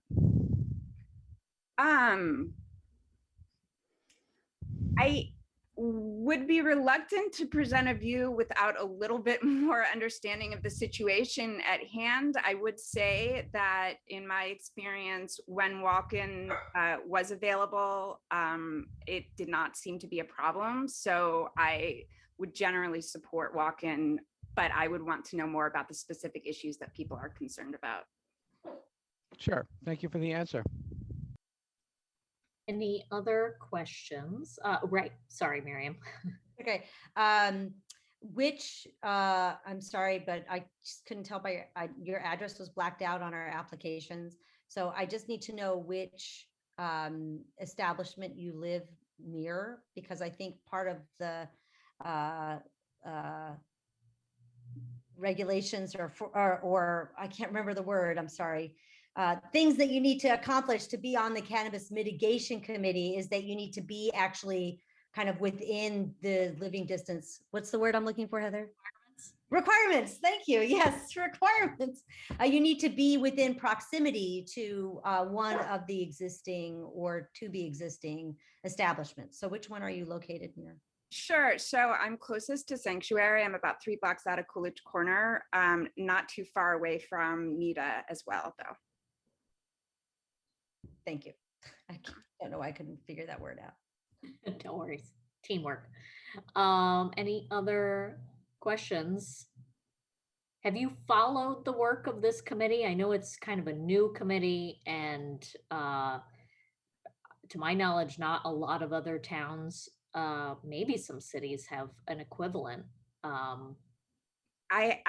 That's a great question. And I actually have to admit that I haven't been closely following it in the past. An email list that I subscribed to mentioned that there was this opportunity. And I thought, this is something I have personal experience with and care about, and I live in the neighborhood, so.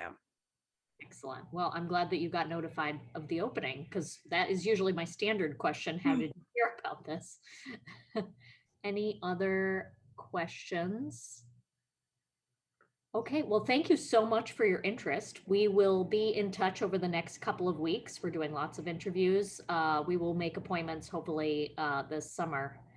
So Thank you. stay tuned. Thank you so much. Bye. Bye. Okay, next up is someone who signed up to be considered for not one, but two, I think the Commission on Disability as well as the Women's Commission. I'm going to try to pronounce your name. I really hope I get this right. Shanali Godino? Gaudino, yep. Okay. Yeah. Well, I'm glad that I didn't butcher the first name. Shanali, you're totally right. Great. Okay. And I'll address the fact that I applied for multiple different committees in a second. So I will start with my professional background. So for the past 10 years, I've worked for Spalding Rehab Network. I began my career as an occupational therapist in the skilled nursing setting, earning a board certification in gerontology. And over the past 5 years, I've been working with our frontline staff at Spalding and our leadership across the network in developing a variety of educational programs, including training and access to our medical record, EPIC. From a personal perspective, I grew up in New Jersey and as an only child of parents who emigrated from India. I've lived in Brookline since I graduated college about 15 years ago, got my occupational therapy master's degree at BU and have been working at Spalding ever since. Always living along the Emerald Necklace, hopping along the Emerald Necklace along all of that time. My home right now is on the Boylston Street corridor, which obviously is undergoing so much change. As a dog owner, I'm often out on the street chatting with people about things that are happening around the neighborhood. So I actually initially went to submit my application for the Parks Department because of all of my time out with the dogs. And then I got into completing that form and I kind of felt like I could bring potential value to a bunch of the different committees on there. So, so really Parks Department, Commission on Disability, and the Council on Aging were the ones that I felt really resonated as much with my experience as as options. Hopefully that's not a demerit that everything sounded so interesting to me. Overachievers, don't worry. I'm at a life stage where I'm hoping to have kids in the district soon. Looking at bringing my 75-year-old father to live in town. So there's a ton of ways in which I'm really invested in this community and excited to bring all of my different perspectives into town government. My working style is very completion oriented and I'm geared towards excellence. I've received several excellence awards from Spalding throughout my career. In my current role, I work across the entire network in a capacity where I balance sort of a customer service role, delivering quality service to all of our staff, as well as just innovation and identifying needs and gaps. We've had really bad communication methods about all of our education opportunities. So I leveraged some free software that was available to us to create a single communication point that's really taken off. So just some examples of work that I have done. You know, I've watched as Emerson Park was renovated. I watched as the Davis Footbridge was taken down.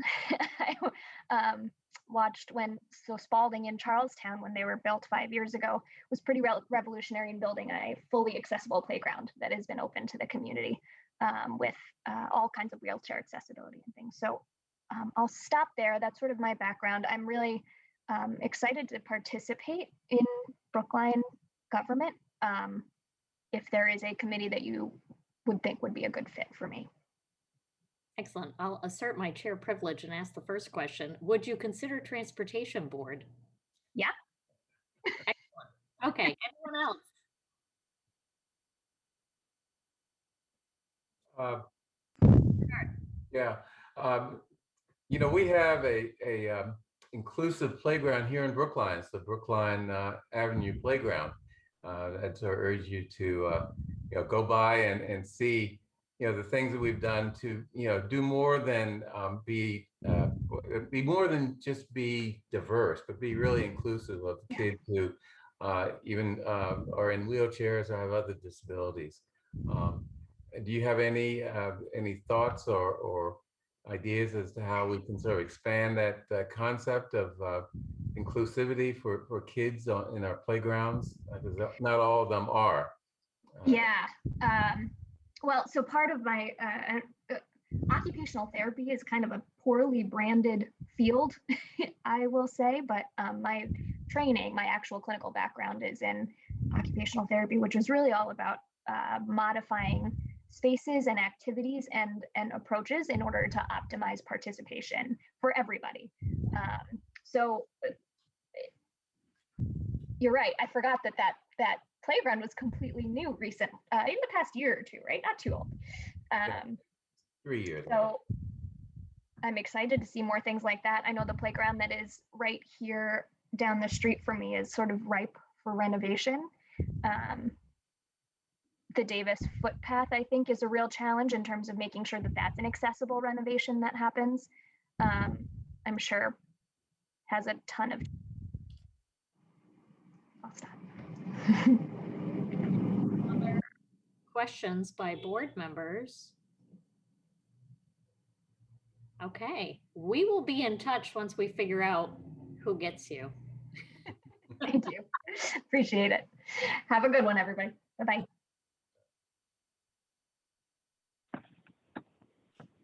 Okay, last interview, I believe, Alex Villanueva for the Preservation Commission. That's pretty close. I'm pretty confident that, I'm proud of having two pronunciations, one for native Spanish speakers and one for those who aren't. Villanueva, Villanueva, whatever you want to call me is fine by me. Okay, you have the floor. Thank you very much. I want to be respectful of everyone's time and be as quick as I can. It's been a pleasure to hear a great many of my fellow town folks' backgrounds and their involvement. And I'm equally proud, though, that this would be my first foray into any real form of town government and public participation in service of a municipality.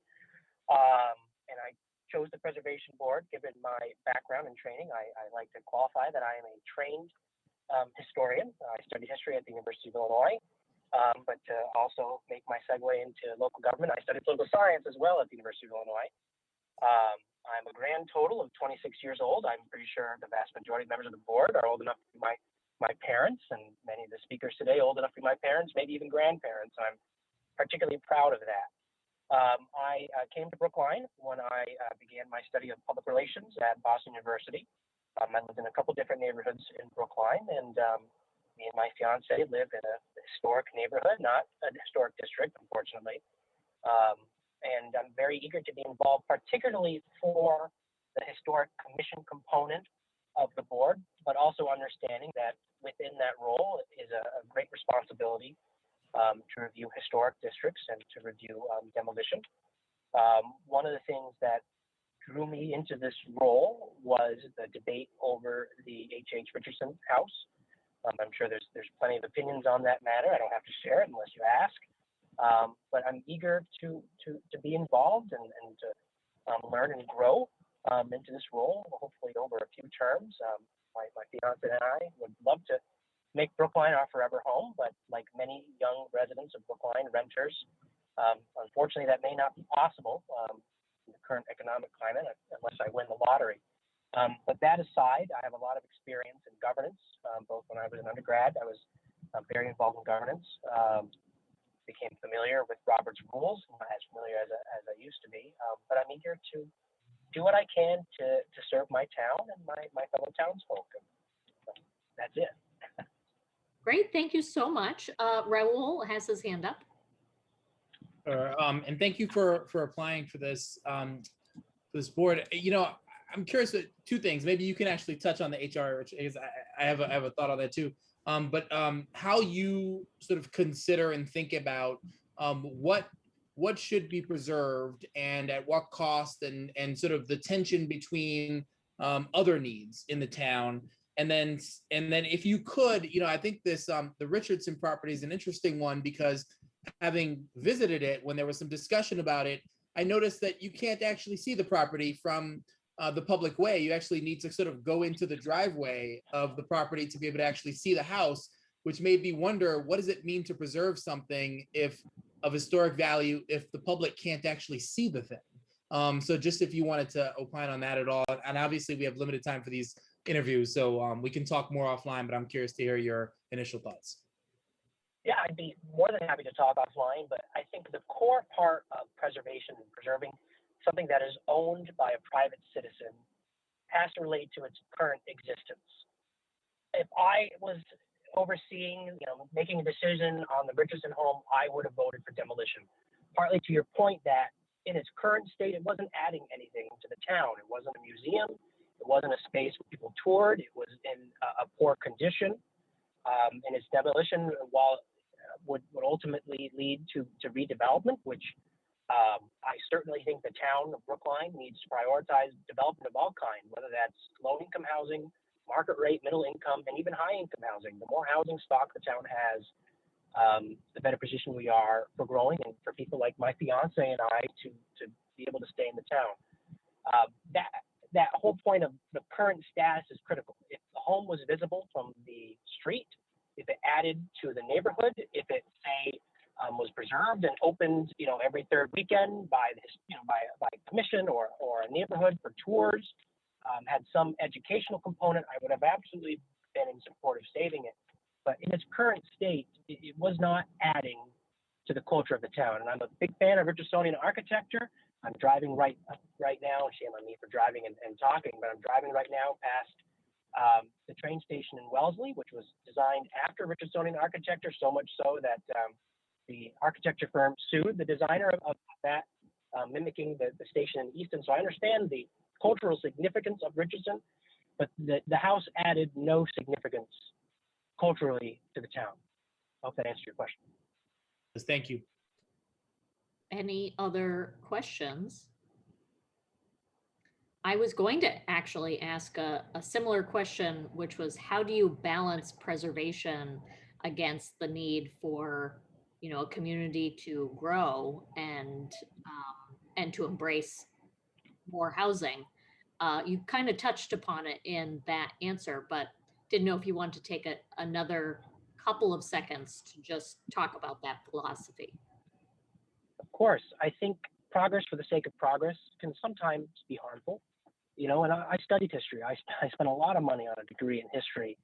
So I understand the value of what it adds to our culture, our society, and understanding who we are and where we need to go. But ultimately, the responsibility of any municipality, any level of government is the overall public good of the people. And in Massachusetts, if that means, demolishing a house to add a sorely needed,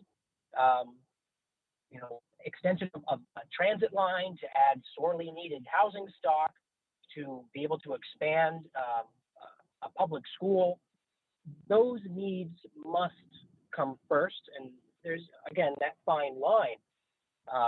If it was a structure that truly played a significant role in the town and the cultural well-being of the town, that's really where it comes to say. I'm not saying I would be in favor of knocking everything down, but I mean, if it's not impacting the look, the feel, and the culture of the town, then progress in that case trumps looking backwards and appreciating history.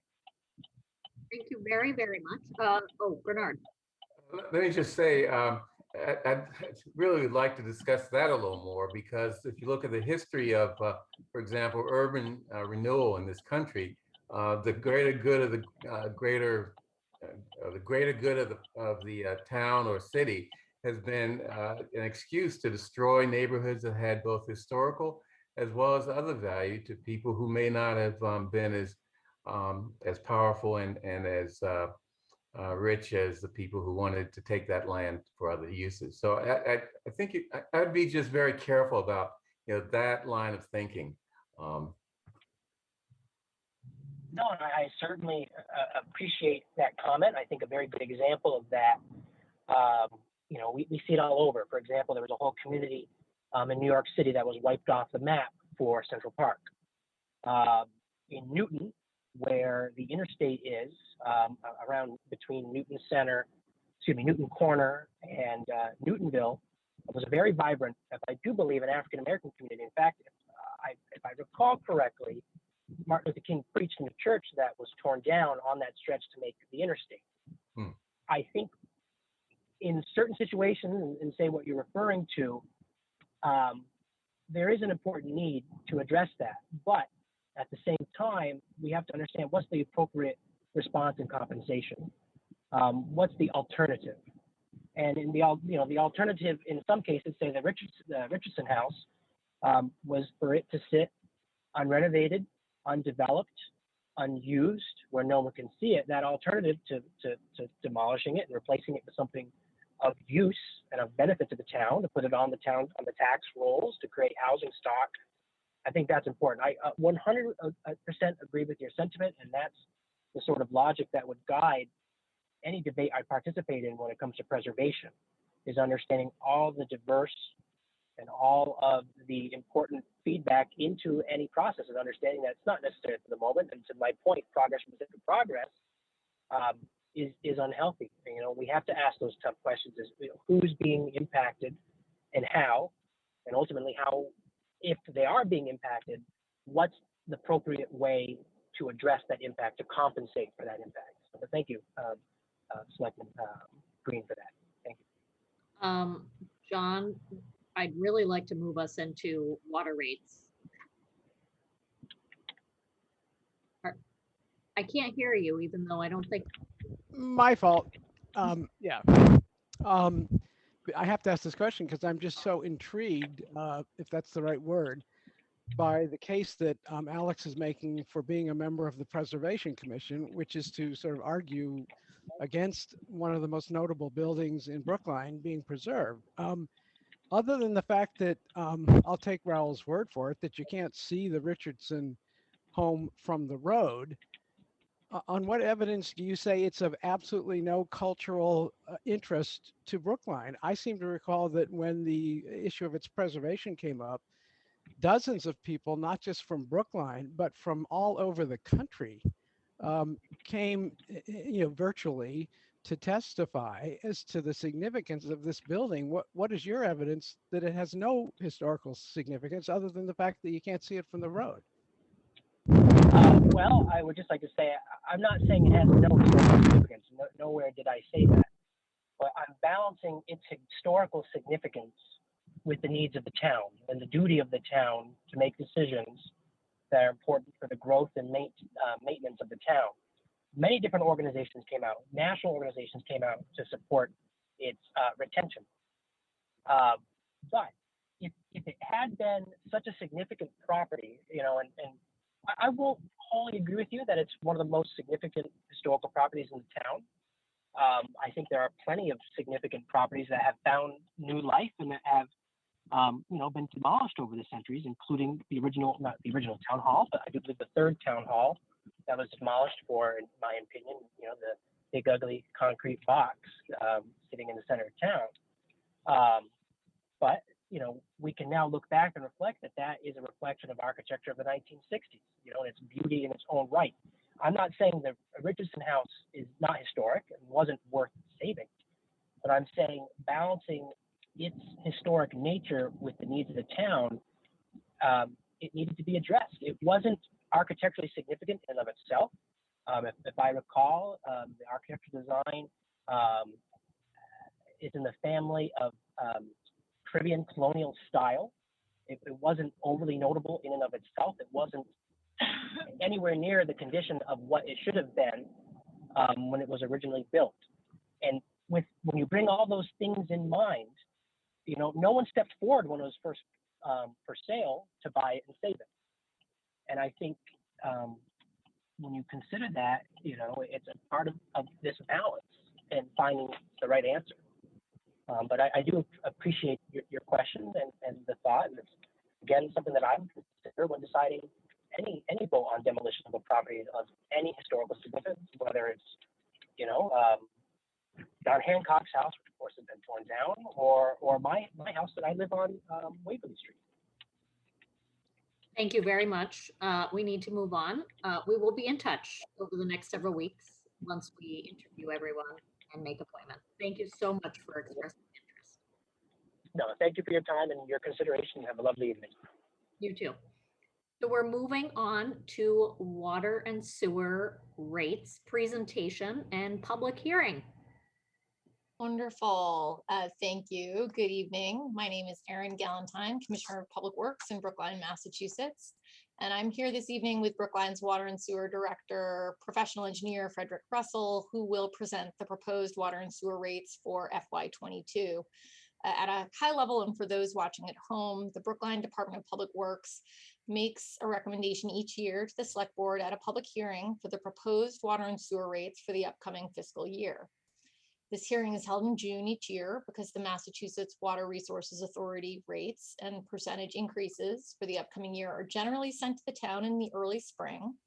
The Water and Sewer Director reviews the MWRA rates along with the town's operating expenses and capital projects required to protect, maintain, and operate the infrastructure. He develops his proposal to balance the budget, meets with the rates task force, and then advertises the hearing 1 month ahead of the meeting date. The rates task force was created in FY20 to develop a new rate structure with the goal to promote revenue sufficiency, stability, conservation, and affordability. I'd like to thank the committee, this task force, for their continued review and input. I'll now turn it over to Brookline's Water and Sewer Director, Fred Russell, to present the proposed FY22 water and sewer rates. And Fred, I think that you should be able to share your screen. I hope so. Thank you, Erin. Good evening, board members. Madam Chairman, you have my solemn promise that I will try to be as brief as possible with this. Thank you. I got my memo. So can all of you see that screen with the slideshow? Yep. Okay, great. Thank you. So again, this is our public hearing for the FY22 water and sewer rates. Just to give a brief overview, this year we will need to generate just under $31 million to essentially break free with the water and sewer enterprise account. As per the pie chart, the vast majority of our budget is the MWRA assessment for water and sewer, which is roughly nearly 3/4. Some of the major increases this year are in personnel with union contracts. Our MWRA assessment went up over $1 million this year, and I'll touch on the reasoning for that, which is just under 5%, which is unprecedented given the last 8 or 9 budgets that I've worked on, as well as our debt service has increased as well. Overall, you're looking at a budget increase of about 5.1% compared to FY21. As I mentioned about the MWRA assessment, with the COVID crisis last year and the pandemic, one of the major weights that the MWRA does when they set the community assessments is their percent share of the system. And as you can imagine, the Boston Water and Sewer Commission makes up almost 1/3 of the percent share of the MWRA communities. COVID, as you can probably imagine, with the industries that Boston generates most of their income from really took a huge hit last year during the pandemic, and their system share nearly fell 7.5% compared to most other communities. As a result, all the other communities' percent share went up, and accordingly their assessments went up. Overall, the average assessment of all the MWRA communities other than Boston was just over 5%. Brookline, as I stated earlier, we were around 4.9%. As far as the debt service, what we're working on, we're going into year 3 of our 5-year water distribution CIP. What we're looking at is targeting redundancy in the distribution system, increasing fire flows, and also looking at break history, some of our older mains and replacing them as well. As far as the sewer CIP, we're going into year 5 of a 16-year CIP for wastewater system improvements. And this is really aimed at reducing inflow and infiltration, which is essentially the piping system or the piping network, which is predominantly clay pipes installed in the late 1800s and early 1900s, sealing those joints so that extraneous groundwater does not get into the piping system, and then increase our flows to the MWRA, which as a result will increase our assessment. We're also lining the sewer manholes, which are mainly brick manholes. Again, same era, late 1800s, early 1900s. And again, with the aim of reducing the extraneous flows And one of the benefits as well is that not only are you stopping the groundwater from entering the sanitary sewer system, but you're also preventing the sewer flow or the sewage from exfiltrating out into the groundwater and into an adjacent water body. In the stormwater side of it, we are still in the planning stages of a 20-year permit with the EPA and DEP. We're in basically year 3 of planning, and the main focus is reducing phosphorus loads on the Muddy River and ultimately the Charles River.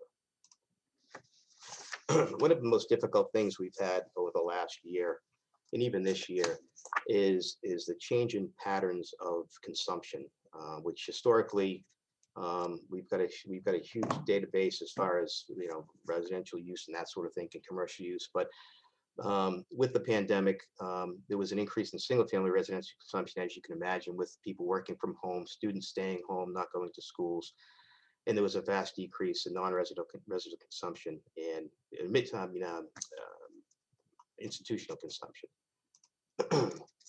This chart basically compares, just to give you an idea, calendar year 19 versus calendar year 20. And if you can recall, the pandemic basically started in March, between middle of March, and the blue line is consumption for FY9 for calendar year 19. The red is calendar year 20. You can see that there was roughly about a 5 to 6% decrease over the first 3 months of consumption from the previous year. And then the pandemic hit, people staying home, working from home. And over the next several months during the pandemic, prior to November when the vaccine was available, you saw an 11% increase in consumption due to people staying home. And then once in November, when the vaccine was available and people started going back to work, you saw the leveling out to calendar year 19 consumption. What we're looking at this year, this is basically the last 8 years of consumption. Last year we had a roughly, I think it was roughly around 5% of an increase in consumption. We're looking at more level stabilization back to calendar year 2019 rates. So in our analysis, we're assuming roughly about a 3% reduction in consumption moving forward in FY21. One of the other things that came up at last year's rates meeting was one of the residents, I believe he's a town meeting member, Mr. Clint Richmond, asked if we could look at maybe structuring our irrigation rates as a tiered rate like we have done with the domestic residential rates. So what over the last few months, we looked at, again, residential, commercial, municipal irrigation usage, and really try to drill down if there was a way we could set a threshold or a tier similar to the domestic residential rate. However, unlike the single family residences where under DEP and EPA guidelines and standards, basically each person uses 65 gallons per person per day over the course of the year. When you multiply that by the Brookline's average household of 2.3 people, and assuming 90-day quarters, that's how we established the 1,800 cubic feet per quarter threshold. So basically, the first tier is 0 to 1,800 cubic feet, and then over 1,800 cubic feet is a second tier. So we used very good data, sound data, to establish that threshold. Well, unfortunately, there's no such a threshold for irrigation rates. It's really, there's no industry standard to essentially determine what is reasonable irrigation use and unreasonable irrigation use. And then given the wide range of the different types of usage based on commercial and residential and municipal, which are 3 main classifications, you can see the disparity in the largest commercial user, the largest residential user, and the largest municipal user, as well as the average. And keeping in mind that these tiers would also have to be set for a lot of the town accounts with parks and that sort of thing, which would be a huge impact to them as well. So based on the analysis that I provided, or that I was asked to look at, there was no sound data or sound reasoning or that I could defend an actual tier cutoff between, again, reasonable irrigation use and unreasonable irrigation use. And even just to add in with as far as residential customers, based on some of the different lot sizes between South Brookline and North Brookline, there's a huge disparity between lot sizes and how much irrigation some of the larger lots would use versus some of the smaller lots. So again, it was a long process, but unfortunately, I could not come up with a sound reasoning for it.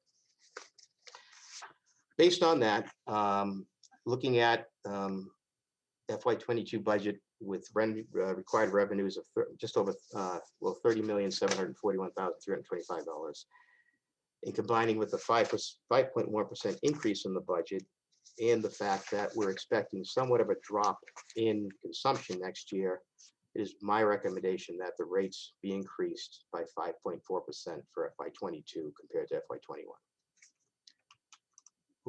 And with that, this is the chart as far as the comparison between FY21 and FY22 rates. I'll leave that up for a little bit so you can look at that if you have any questions. And then basically my next slide is open up to questions if I could. So. Excellent. Are there any questions by select board members? I know that, okay, Raul. I'm happy to wait if you wanted to go first.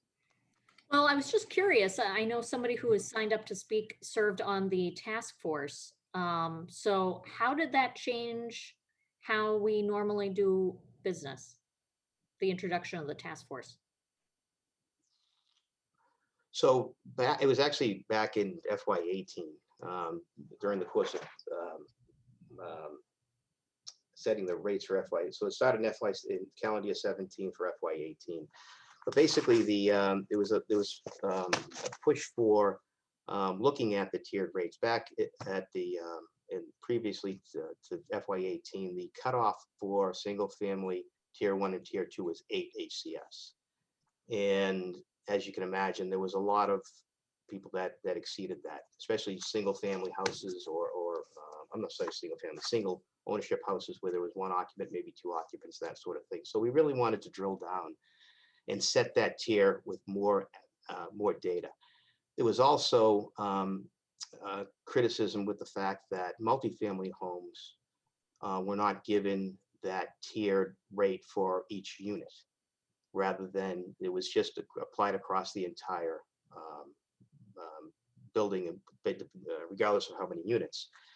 However, then to balance that off is that we also have, as you can see, the base meter rates. Well, the multifamily homes are only getting one base meter rate, where single family homes would get that same meter rate. So that meter rate was being split between all of the units in the multifamily home as opposed to the single family. So there were a number of different criticisms that came up, Madam Chairman. And what we did is we formed the task force. We actually retained the services of a national rate setting consultant that assisted us and guided us. And these were the sort of the new rates, that rate structure that happened back in, and I guess it was FY18 that we first started it. Great. Raul. Thank you. We've got a new working group focused on the town working to better support the Brookline Housing Authority. And, one of the things that we've seen, that I think some of us knew going in, but others have learned, is that, they're in a terrible financial crunch, in particular in the state-funded public housing, which is woefully underfunded by the Commonwealth. I'm wondering, I see their exemptions. We have a senior exemption. Where does public housing fall in this? Are they charged as any differently than if it wasn't public housing in Brookline? No, they're not. They are charged the same rates as everybody else. Okay. Yeah, I'm wondering, out loud, and I see Mel unmuting, if I don't know. Anyway, I see you unmuting. Let me see what you have to say first, and then maybe I'll follow up with a question.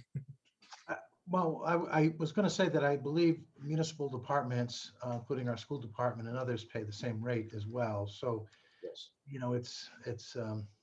so to that extent, they are paying the same rate as a government entity. Right. Yeah, my thought is it's obviously as many people know there are difficulties in providing municipal support and resources like financial resources to um, you know to entities like the housing authority, and we're trying to work to figure out how that might be accomplished. And one of the things that we might be able to do is to support them in these ways is whether it be I don't know about full exemptions, but limits on water and sewer rate increases, things like that. And I think that's something that maybe we should consider. That's it. Oh, I guess a related question is the exemptions that for seniors, are those essentially worked into the math? And so those of us who aren't seniors or exempted seniors in Brookline are essentially subsidizing the cost of those exemptions. Is that how that works? Yeah, but I will say, Select Board Member Raul Fernandez, that we do not have a lot of seniors that are able to take advantage of that program. And just so you know, just to explain to the board, the qualification for the elderly discount actually comes through the assessor's office. They're the ones who qualifies them. They're the ones who looks at their income and that sort of thing. And then once they get approved at the assessor's office sends it down to the Water and Sewer Division, and then we automatically apply it. We do not qualify them, but I will tell you that at last count, I think last year we had 9 residents that applied for it and actually received it. It's actually down to about 4 this year. So unfortunately, we are trying to expand it if possible. Thank you. John. Thanks very much. Mr. Russell, I hope I didn't misunderstand what you presented, and if I did, I apologize. Is it correct that what you said about declining volume of use is that declining volume of use is a contributor to the need for a rate increase? Well, it's factored in, Mr. Viscoy. So in other words, based on our consumption for our projected consumption this coming year, if we anticipate less volume being used or less demand, then we're going to be generating less revenue. And as a result, we would need to raise the rates slightly because of that. Yeah, I mean, I gotta say, what I find so ironic about that is that it sounds like punishment for saving on water usage. I thought we were in a situation where we should all do as much as we can to minimize water usage where we can. And now I find out that if we do, we'll pay more for the water. And I know that that's not anything that we can't put that on you, but it feels to me that the economics of this should work just the opposite, that we should raise rates when we want to conserve water. Not raise rates as a sort of penalty for having conserved water.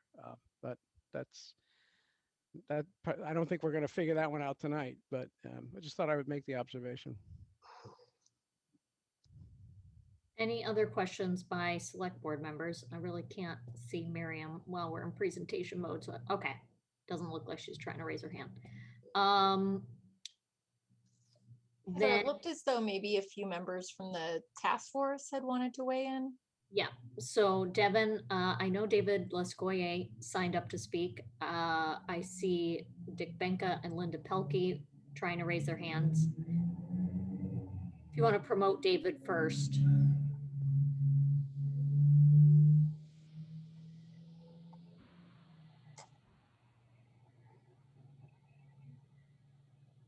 Hello, members of the Select Board. Thank you for conducting this hearing. And I'm a member of the task force. It's one of my pleasures in my involvement in the town to work with Fred. And a couple of things I wanted to mention. First of all, the 100 cubic foot is considered the necessity of living allowance. The tier 1 is for the amount that a family really needs in order to meet their basic needs. And the tier 2 is getting to what John is talking about. If you go above that, then you pay more because if you're using more than 1,800 cubic feet, that means that you're going over the line beyond conservation. So it's a higher rate. That's the rationale. One of the things we did as a task force is to urge the Raftellus consultants to come and look at our rates because we saw that what was happening in other communities may be relevant and applicable to Brookline, and it turned out that that was the case. We particularly followed the example of Northampton, as it turns out. And one of the things we did, as they had done in Northampton, is to limit the necessity of living 1,800 cubic feet to the smaller accounts, single family and small customers. And for the larger customers and large buildings, it just doesn't apply. It wasn't equitable. So for them, there's a uniform rate. And then taking that idea, which is partly a social policy and partly for equity, and looking at irrigation, clearly there is no basic amount that you should be allowed to use for irrigation. Any amount you're using for irrigation is above and beyond the necessity of life and should be charged at the full rate. That's what we concluded as a task force. Now, so we definitely support Mr. Russell's recommendations regarding not using a tiered structure for irrigation rates. And I think that's those were the points that I wanted to make. So I will conclude with that and thank the board and Fred. And there are a couple of things going. Raoul's question in allowing some kind of concessions for the housing authority. We would like to do that. We'd like to do also improvements in concessions for elderly customers. But right now we're blocked by town council, who pointed out that there's a court decision from 1932, Broad versus Chelmsford, that limits our ability to do it. And a couple of years ago, a home rule petition was filed to allow Brookline more scope for addressing these kinds of issues in our rates. So I guess my question in concluding my remarks tonight is what's happened with that home rule petition. Maybe it would be a good idea to go back to the town council, find out if it's still pending, where it stands, if it's dead, to revitalize it, because the other priority area for the task force was to address these kinds of issues, but we were blocked and stymied. It was warrant Article 9, maybe 2 or 3 town meetings ago. Thank you. Thank you. Next up is Dick. Dick Benka.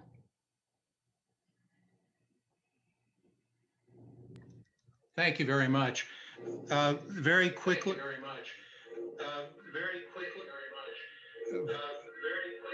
Carla, would you turn off the television? Sorry.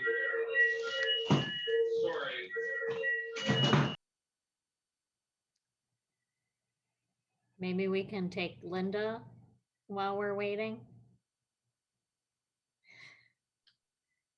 Good evening, Select Board. Yeah, that was something. I think Dick looks like he's ready, but oh,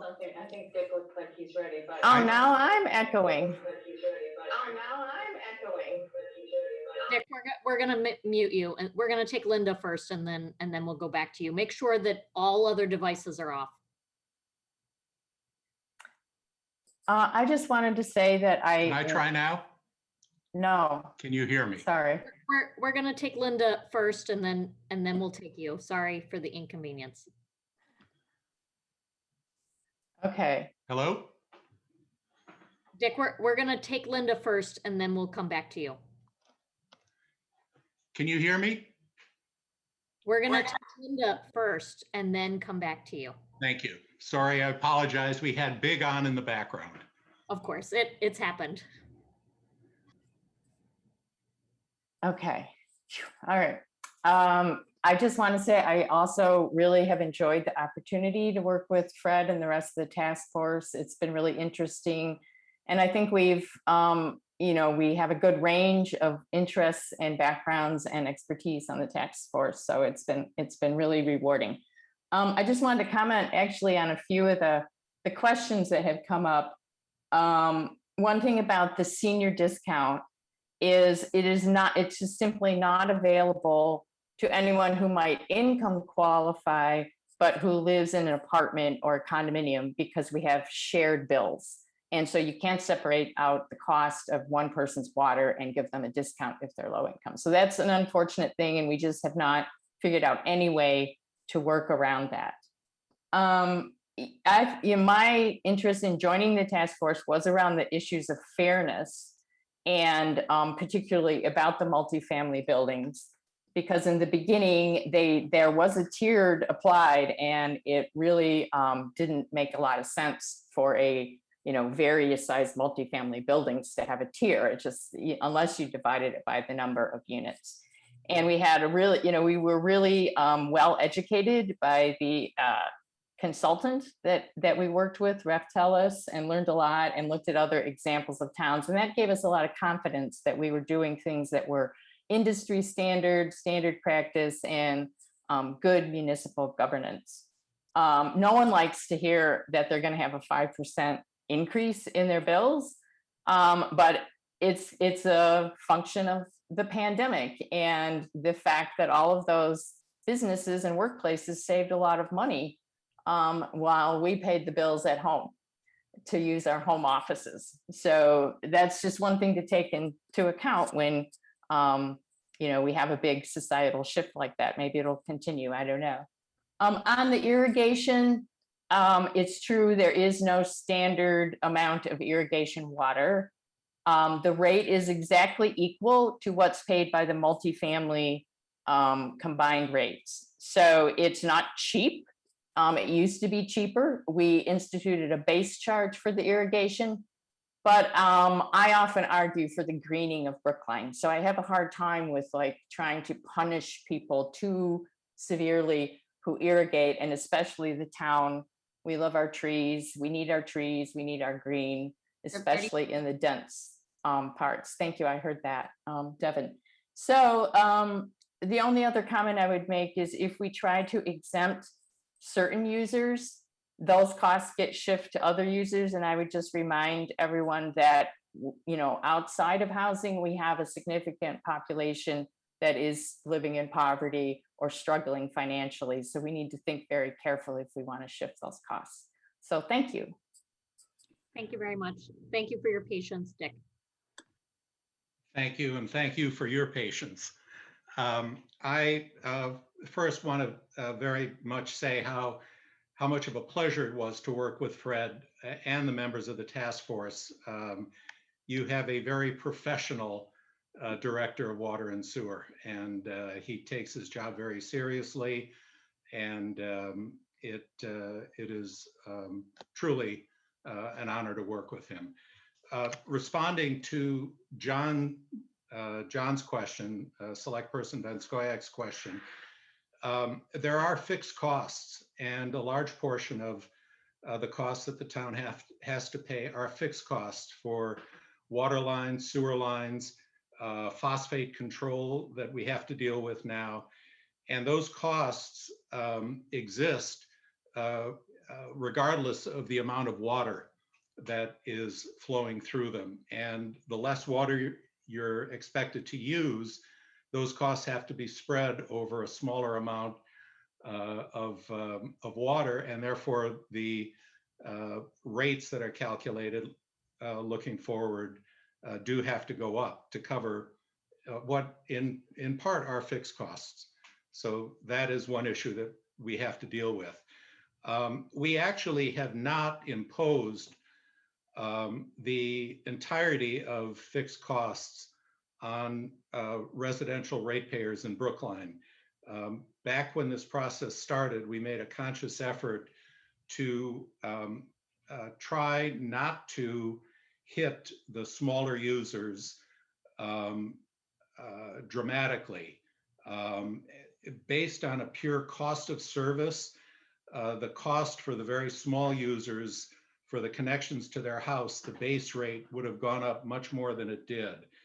And there was a decision made that has continued through the years to avoid that sort of imposition of costs on smaller users and shift some of the costs to larger users. So that philosophy persists even to this point, and it persists in the tiered rates that we have. Finally, I would add, and Fred, I think you didn't mention this, but I think we may be paying in part for what happened with the pandemic last year, when Brookline's usage went up substantially and Boston's did not, because of the decline in use in commercial and industrial buildings, particularly the large office buildings in Boston. Their usage went down, our usage went up. And I think that as people worked from home and stayed home, and I think the MWRA may be hitting us with some of that right now. I'm not sure whether that's true or whether that effect has diminished for the coming year. But those are my comments. Again, we've tried to do this in a way that looks at conservation, looks at fairness, looks at cost of service, and tries to avoid rate shock. So thank you very much, and thank you for the opportunity. Great, thank you very much. If it was not clear from the beginning of this presentation, this is a public hearing. We welcome all members of the public who are interested to make a statement. You're limited to 3 minutes. Anyone raise their hand or? At this time, there are 35 attendees, and it looks like someone is interested in making a comment.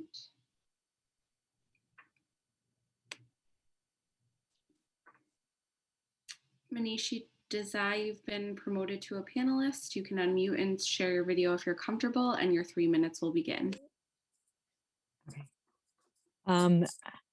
Yes, hi. I thank you for allowing me to speak. I'm to speak in regard to, I know this hearing regarding sanctuary transitioning to phase 4. I reside currently at 20 Webster, which directly abuts sanctuary. Can you hear me? So sorry. This is about our water and sewer rates. Okay, so the hearing has not, thank you for clarifying. That's why I opened with that, so I wasn't sure. Yeah, we'll announce when we're taking that hearing. Thank you. Okay. So it doesn't look like we have any members of the public that have attended this meeting for this particular issue to comment. So I will close the public hearing on the water and sewer rates. How are folks feeling about voting these rates tonight? Any objections to voting on these rates? I think the task force, at least for the water and sewer, really gives a level of confidence. I hear what Raul is saying about housing authority. I think that's something that we should probably look at over the next year or two. We need to really understand where the shift of the shift in the burden would go. But I think I'm glad that it's not like a huge sticker shock this year. So any other comments? Raul. Yeah, I was thinking the same thing. I think it's something that we need to study. I'm glad to hear that the task force was already thinking about this and is sort of starting to investigate this. So that's terrific to hear. I'd love to see some analysis, maybe looking back at average over the past X number of years. I know this is an unusually high year, to see what the impact would be if that burden was shifted elsewhere, at either 100% or some other percentage, 50%, 25%, at different levels. And and to, understand if that's something maybe, as a policy decision, we as a board in the future, might want to take action on. But I don't think we should do it right now without the analysis. But I'd like to see if we can indicate, to Fred and all the other folks involved in this, that's something we'd like to see. Excellent. Before I acknowledge you, Bernard, unmute yourself. If we can get an update on that home rule issue that David Lescoyer brought up, I'm particularly curious. Bernard. Yeah, I think that's an important issue to have some study on, but it's not just the housing authority, it's the schools. And when you shift costs from one set of bodies to shift costs, someone has to pick it up. So the analysis should see should look at what the impact of shifting a significant amount of costs from housing, schools, and other areas, if there are any, would be on residential users. So all I'm suggesting is that let's have a study, but let's have a very broad-ranging study. John. And I can't resist the comment that if representatives of state government are listening tonight, I hope they're properly ashamed that they have so starved state-run housing authorities that people at the local level are now seriously discussing having to give the housing authorities relief via free water. If these housing authorities went to the legislature and asked for a glass of water, would they get it, or would they have to turn to Brookline to get it? I'm not going to relent when it comes to putting the focus on the state for having caused these issues and continuing to cause these issues. Thank you. Any other comments before we vote on these rates? Okay, let me just make sure that I have so I closed the public hearing? Yes, I think I did. Okay. Now I just need to get to my script.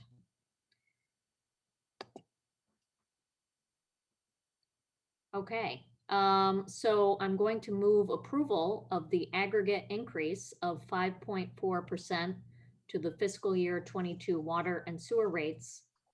All those in favor? Bernard. Aye. Raul. Aye. John. Aye. Miriam. Aye. And the chair votes aye. Thank you very much. Thank you to the board, thank you to the task force, and thank you to Director Russell for his work on this. And we can be proud that we have some of the greatest water in the nation. Great. Thank you. Okay, and it looks like Aaron is sticking around for another presentation. This is the Galentine show tonight. Are you ready for me to go ahead and get started? All right, I know we're short on time. So again, good evening. My name is Erin Galentine, Commissioner of Public Works in Brookline, and I am thrilled, as we have our team joining here, to present for your approval and adoption the town's first urban forest climate resiliency master plan. A link to the plan was provided in your packet and is available on the DPW Parks and Open Space Division webpage.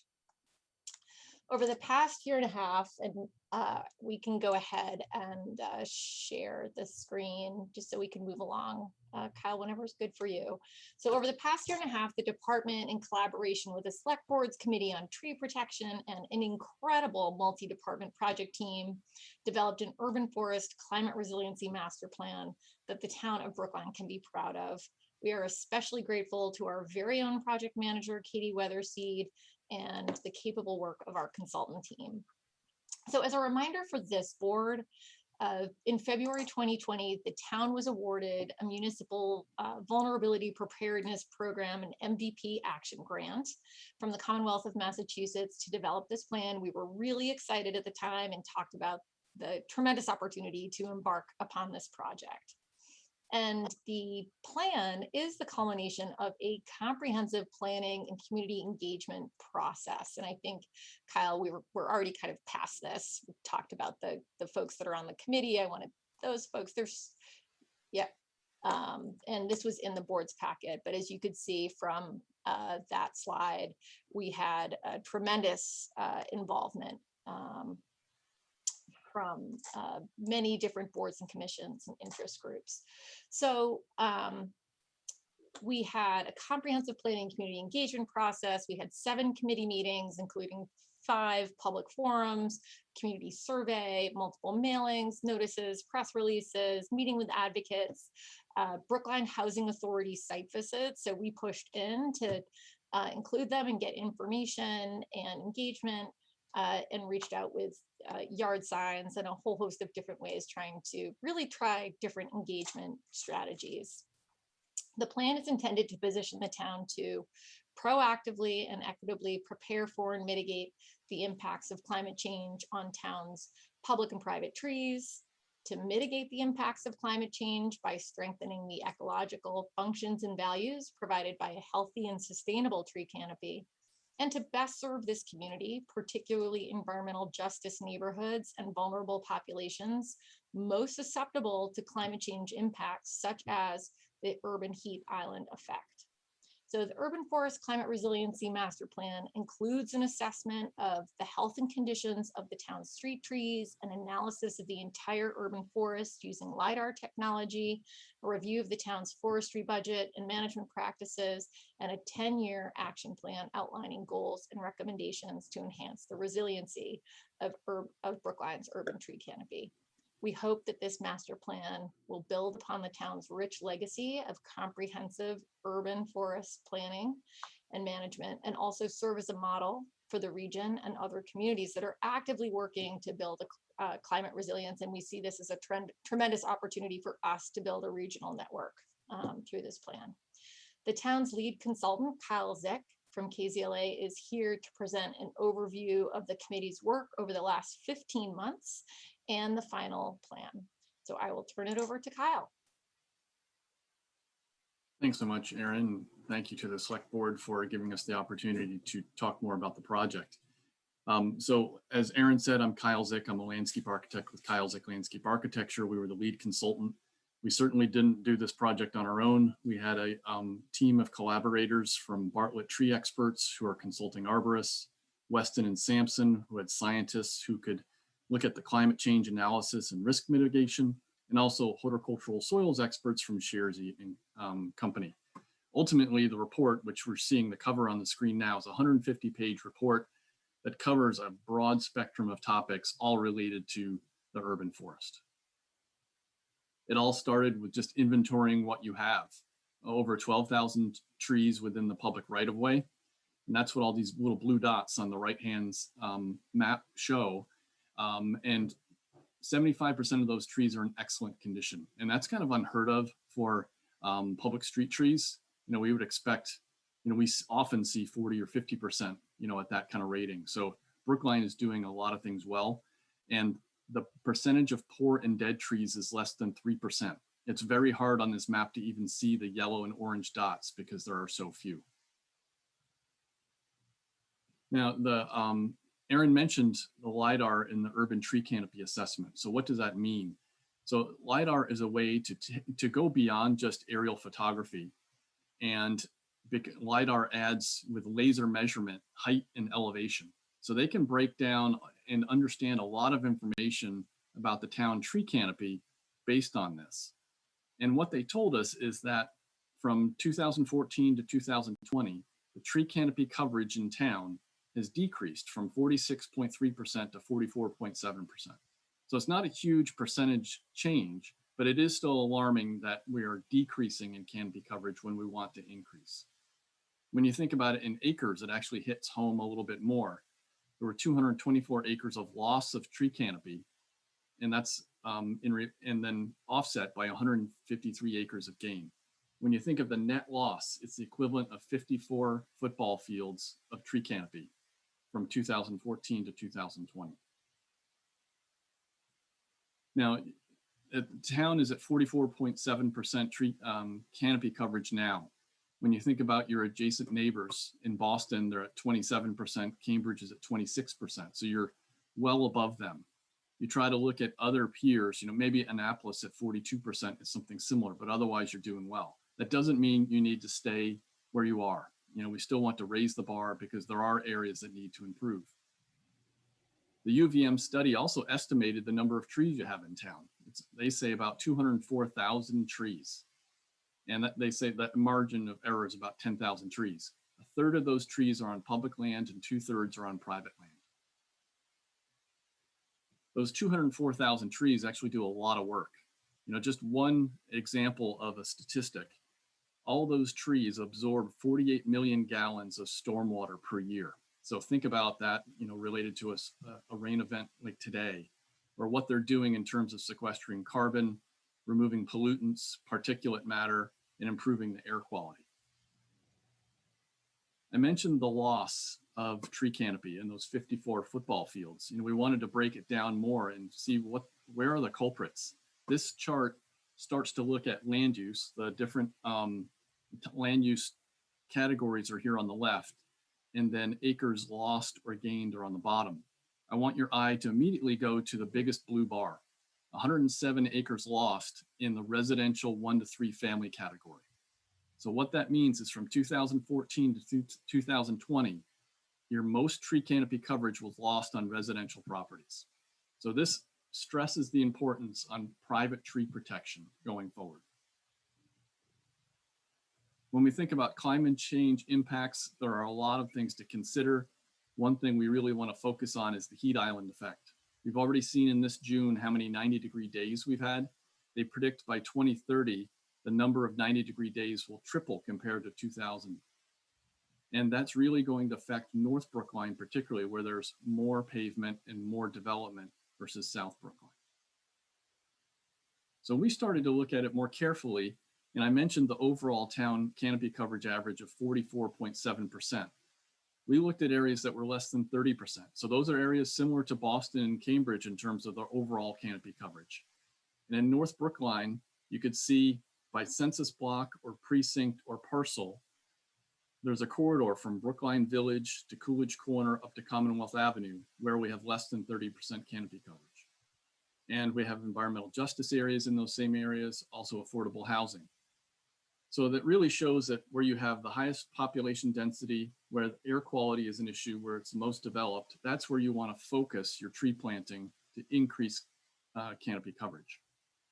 North Brookline in general, and why would we do this and what's the effect?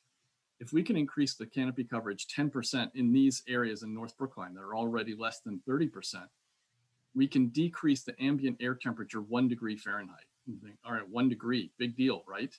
But that 1 degree can decrease the number of ambulance visits that are heat related, 1 per month in Brookline.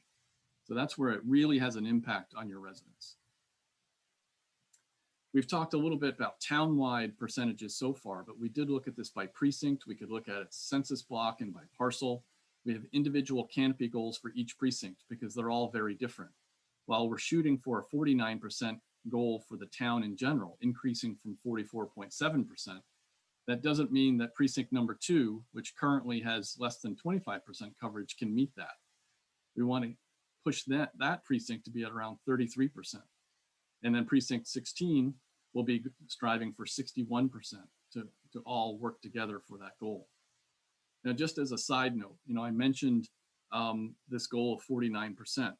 If we had not lost any trees from 2014 to 2020, our tree canopy coverage in Brookline today would be 49% without planting any new trees.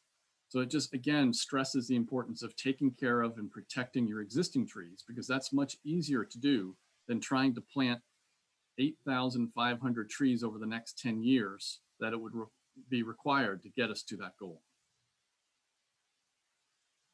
So on that topic of protecting existing trees, we want to make sure that the committee work that started in 2001 is advanced so that the tree ordinance is developed fully and then enacted, and that there is additional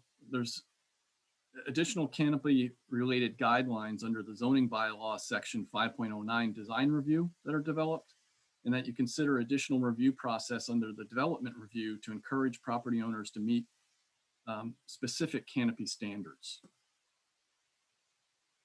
We've done benchmarking of the town forestry landscape sector compared to your peers, but also identified goals that are unrelated to the peers to continue to increase the standard of care.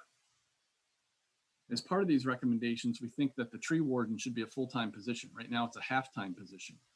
But by expanding the canopy and planting new trees and more development and design review, that position really needs to be full-time, particularly if there will be additional arborist staff added, which we think is important because over the past 16 years, private tree pruning costs have increased 400%. So a way to maintain and mitigate those cost increases is actually to do more of that pruning in-house, because we're going to need to do more pruning hours to maintain the standard of care, but also in response to more frequent and intense storms due to climate change. So what does that mean for the budget? In 2020, the forestry budget totaled around $640,000, increasing the tree warden to a full-time position and increasing the costs related to the number of trees and tree care. In the next 2 to 5 years, we think that budget needs to increase to about $975,000. And in 6 to 10 years, $1.3 million. As Aaron mentioned, this is a 10-year actionable plan. So we've taken all the recommendations in the plan, broken them down by objectives and goals, and clearly identified responsibilities and time frame. The Tree Protection Committee that's followed the project throughout will meet every 6 months to monitor that progress and maintain momentum. So thank you very much for your attention. I'm happy to answer questions. Excellent. Thank you for that presentation. Are there any questions by select board members? Bernard.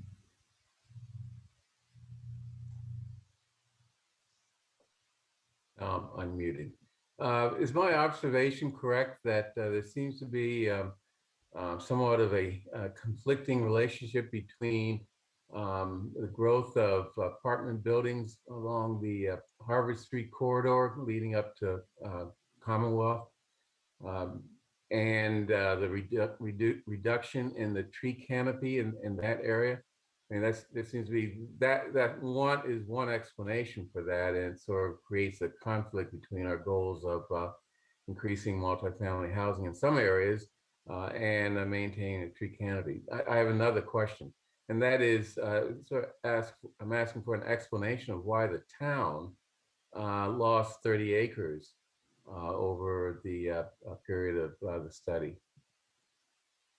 Kyle, maybe you can explain kind of what those acres mean as we're looking at the LiDAR and what some of the causes are that we had discussed in our meetings. And I'll just sort of say that to Select Person Green, that we've definitely seen tree loss as a part of kind of infill development. So that's something that we've been able to look at. We've looked at the data and that was sort of a remarkable area where there was a significant change. And as we go forward, we're looking at the public way. We're looking at ways that we can reintroduce trees in particular into these high density areas that really will need it as part of mitigating the heat island effect and also in terms of equity. Yep. And I think the question about the loss of tree canopy on town land is an interesting one. And we looked at it hard. And we were able to pinpoint several capital projects. Just as an example, Fisher Hill Reservoir or the Putterham Meadows driving range are one that involve tree clearing, but also tremendous replanting. And the trees will take till the next LiDAR analysis, 6 to 10 years out, the new trees to show up because they're small. So while there was tree clearing, the replacement value will catch up in that time. We also looked at areas that we knew there were losses of trees due to storm events and could pinpoint that on the LiDAR as well. So we were able to explain the 30 acres pretty well with the either capital projects, natural storms, or other projects. Any other questions by board members? John? Yeah, a couple of questions, and thank you very much for this presentation tonight. Is there going to be in the budget for FY22, or is there in the budget for FY22 sufficient funds for the amount of tree planting necessary to be on track towards the goal that is set in this report?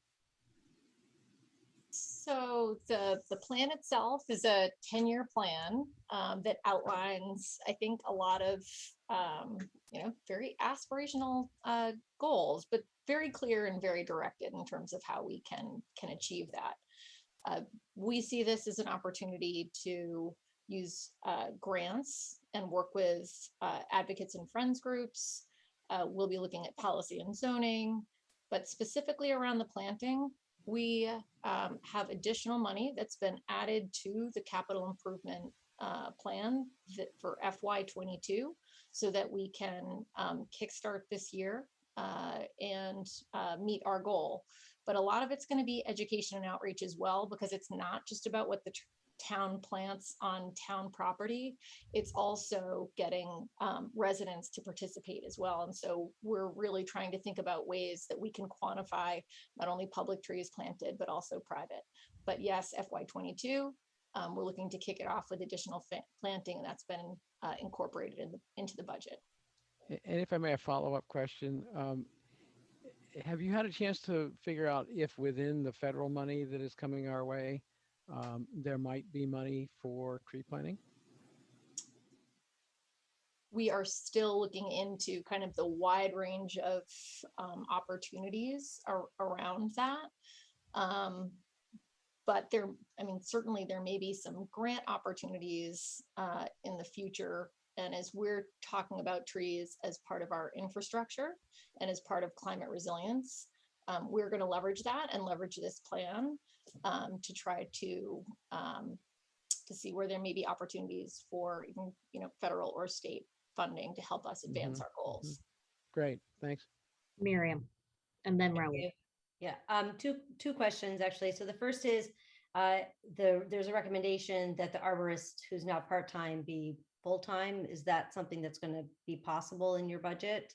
And then the second question, which is completely unrelated, which is it seems like, again, a part of this plan relies on private owners of property and trees. So I guess what I want to know is what's the thinking on how to get, you talked a little bit about it, how do we incentivize those individuals to get on board? So two parts. So we are very fortunate to have Tom Brady, who is our tree warden and conservation administrator, incredibly talented in both fields, which is not typical actually out there in the market. And the conservation administrator role and arborist role used to be two independent full-time positions and were collapsed as a cost-saving measure to the town in particularly kind of hard times, and also because Tom has that unique skill set. What we're finding though is that the workload is such that those two full-time functions really can't be accomplished to the extent that where we see the needs. So it's not currently in the budget, and that's just something we're going to have to talk about going forward. But needed to be at least identified that that's a limiting factor on to the extent that we can forward the goals identified in the plan.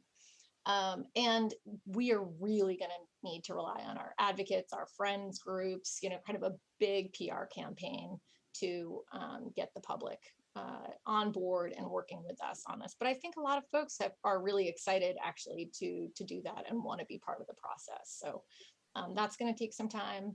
The select board task force is committed to meeting at a minimum every 6 months to check in on what are our goals for this particular year, what have we accomplished, and prioritizing those. And as specific initiatives come on board, we'll meet more frequently to push those forward. Excellent. Raul? Thank you, Heather. Thanks for this great presentation. I feel like every time I had a question, it was answered on the very next slide. So really well done. I still do have a comment and 3 very quick questions, so maybe very quick answers to them, okay? The comment is, we just had a meeting of the Small Business Development Committee this morning, and the committee is all in on exactly what you're talking about. We talked about how trees and flowers beautify commercial areas, bring more people to them, help them stay longer. I think the goals are aligned there, especially as we look at some of the commercial corridors that are maybe responsible for some of the heat and not having enough of a tree canopy. So I think the small business community is all in on this. My questions are, one, and maybe Nancy Heller, a former select board member, brought this up in your conversations, but has natural gas been identified as a threat at all to the tree canopy? I know there was some concerns about trees on Russet Road. Maybe if you can just talk about that very briefly, and I have 2 other questions. Go ahead, Kyle. Do you want to, because we did actually overlay our tree loss with identified gas leaks per National Grid's data. Yeah, that's right. We have GIS information of all the historic gas leaks in the town, and we're able to overlay that with the stem-by-stem tree inventory of the public right-of-way trees and see if there's a correlation between any of those leak locations and dead trees, poor trees. But the thing is with natural gas is it's difficult to predict, and it's highly variable based on the soil, the elevation, the topography. So while sometimes we can see a correlation, we also know that the town is very proactive to remove dead trees and then replaces the soil that maybe have been impacted after the leak has been repaired. So it's definitely an issue we're aware of and have paid attention to in terms of recommendations and tree planting standards. Great. Thank you. Question number 2 was about other types of greenery versus trees. Do they have the same benefits, or what are the relative benefits versus a garden that may not have any trees versus a garden that does have a tree or more on them? I imagine there's a net benefit to having a garden over a piece of cement, but I'm just wondering how far apart are we if we have green space but not trees there? Go ahead, Kyle.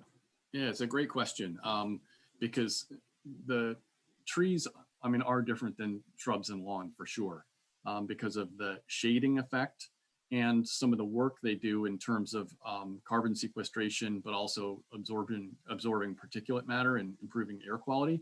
But that doesn't mean that other green isn't good. And in fact, kind of outside of the purview of this project, we would imagine that there should be green roofs and pervious pavement and reflective pavement versus dark colors, because all of those can help make a big impact to offset the heat island effect beyond what the urban forest can do. Great. Perfect lead into my final question, which was about green rooftops. And I'd love to see more parks and green spaces on rooftops in Brookline. Is it possible to plant and grow trees in that way on rooftops? It definitely is. Now the building structure has to be engineered particularly to take that load, and which is more difficult sometimes in an existing building, but new buildings, it can be done. Now it's not simple because the weight of soil, with the water is actually pretty heavy. So that's why green roofs, which are a very thin soil profile, like a carpet almost, are easier to achieve than trying to plant trees and shrubs, that kind of thing. Okay, very helpful. Thank you so much. Maybe for town staff, we can have an internal group meeting talking about whether or not our zoning even really allows for that. Any other questions by board members?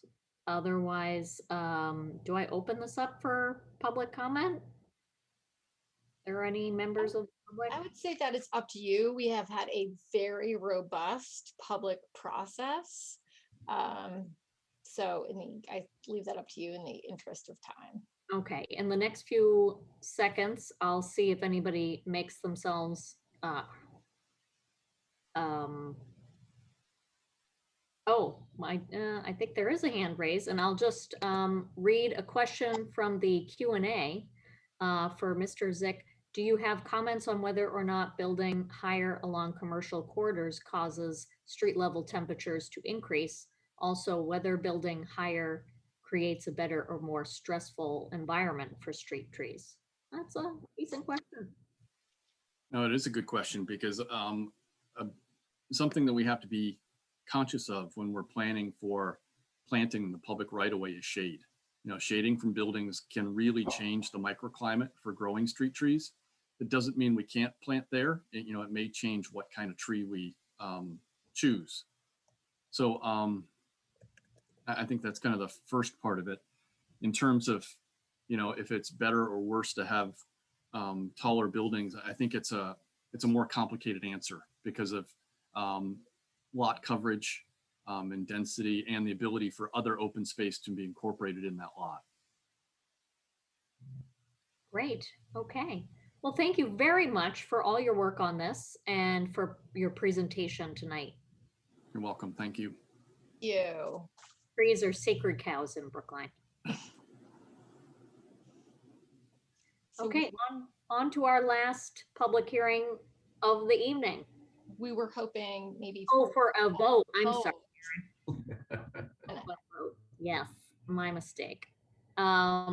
So I will move the following language: question of adopting the 2021 Urban Forest Climate Resiliency Master Plan for the town of Brookline as presented on June 22nd, 2021. All those in favor?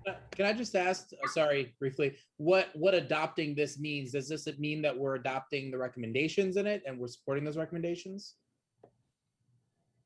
That would be not my understanding. I mean, it's a master plan, so as it's adopted, it would be the planning effort. It's an outstanding plan. I think it would be impossible for the board to, in its vote, commit to future funding and future issues like that.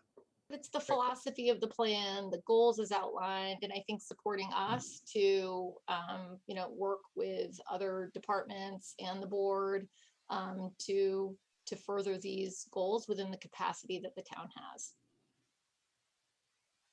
Okay, so I read the language. Any other questions before I take the roll call vote? Then Bernard. Aye. Raul. Aye, and great job. Thank you. John. Aye. Miriam. Aye.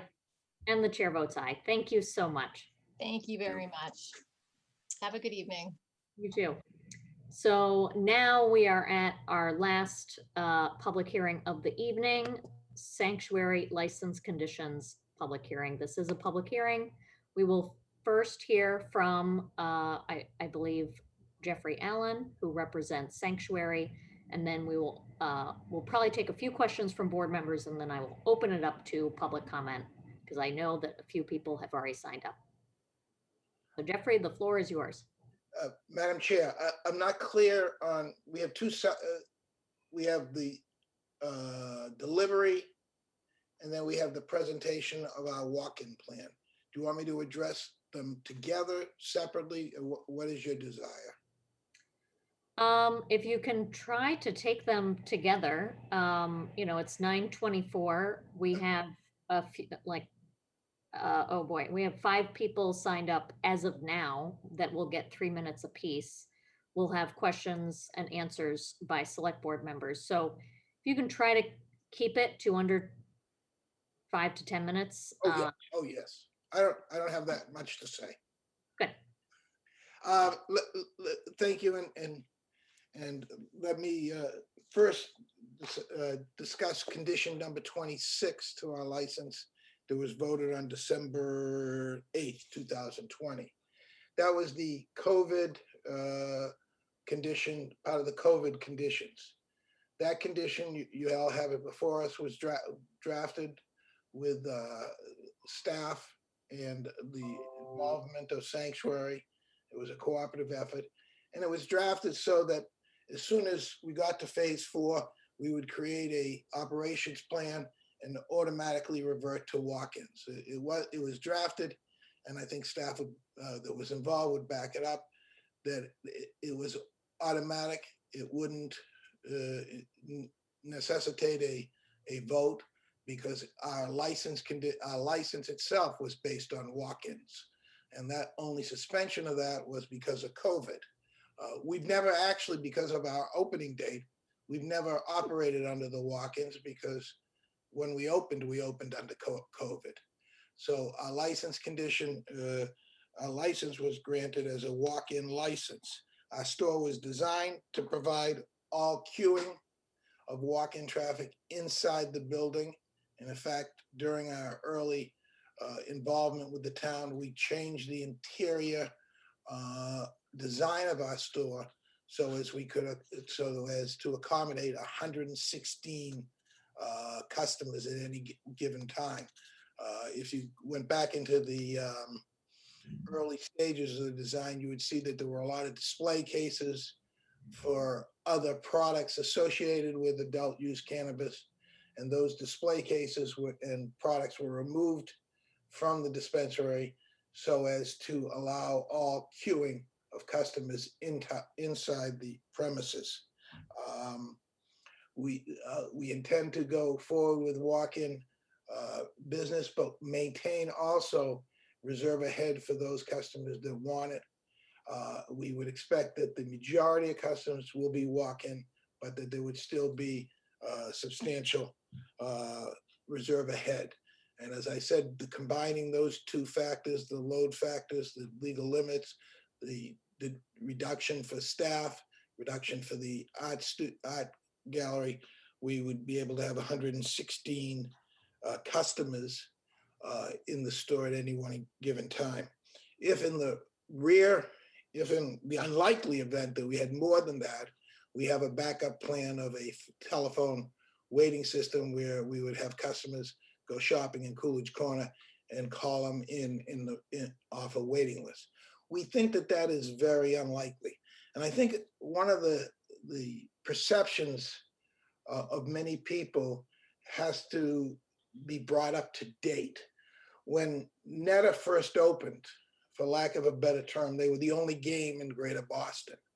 And the demand for that one facility, one dispensary was great because that has changed dramatically. I'm not talking about the demand for I'm not talking about Netta specifically, but now we have multiple Greater Boston dispensaries. The industry has competition, and we think it would be unlikely that we would be in situations where we would have a need to create a waiting list. We believe our facility is large enough to handle the demand. We built our facility in Brookline's #1 retail neighborhood, retail center, and we built it to be a retail store. We have passerby traffic and a location where we think we benefit other retail outlets, and where the other retail outlets think we benefit them. So at this point, we're ready to go forward. As you know, phase 4 allows us to go forward at 100% capacity. The state of emergency is over on the state level, and your board last week voted to end the state of emergency in Brookline. So with all of those factors, we revert back to our original license and our original licensing rights. And we've presented you our COVID operating plan. If you have any questions about it, certainly we have the staff here to answer them. We have with us David Kitmel, our business development director. We have Josh Weaver, our CFO, and we have Jamie Savello, who's the manager of that store. We've discussed this with staff, with Monique. We've discussed it with Ms. Morelli. We've discussed it with Lieutenant Cullinane. I see Jonathan Simpson's here. He's probably the only one we haven't discussed it with. So we've discussed this with the staff that was involved with drafting the position, the condition, and who we worked with. In regard to delivery, we've entered into an agreement with a company called We Can Deliver Boston LLC.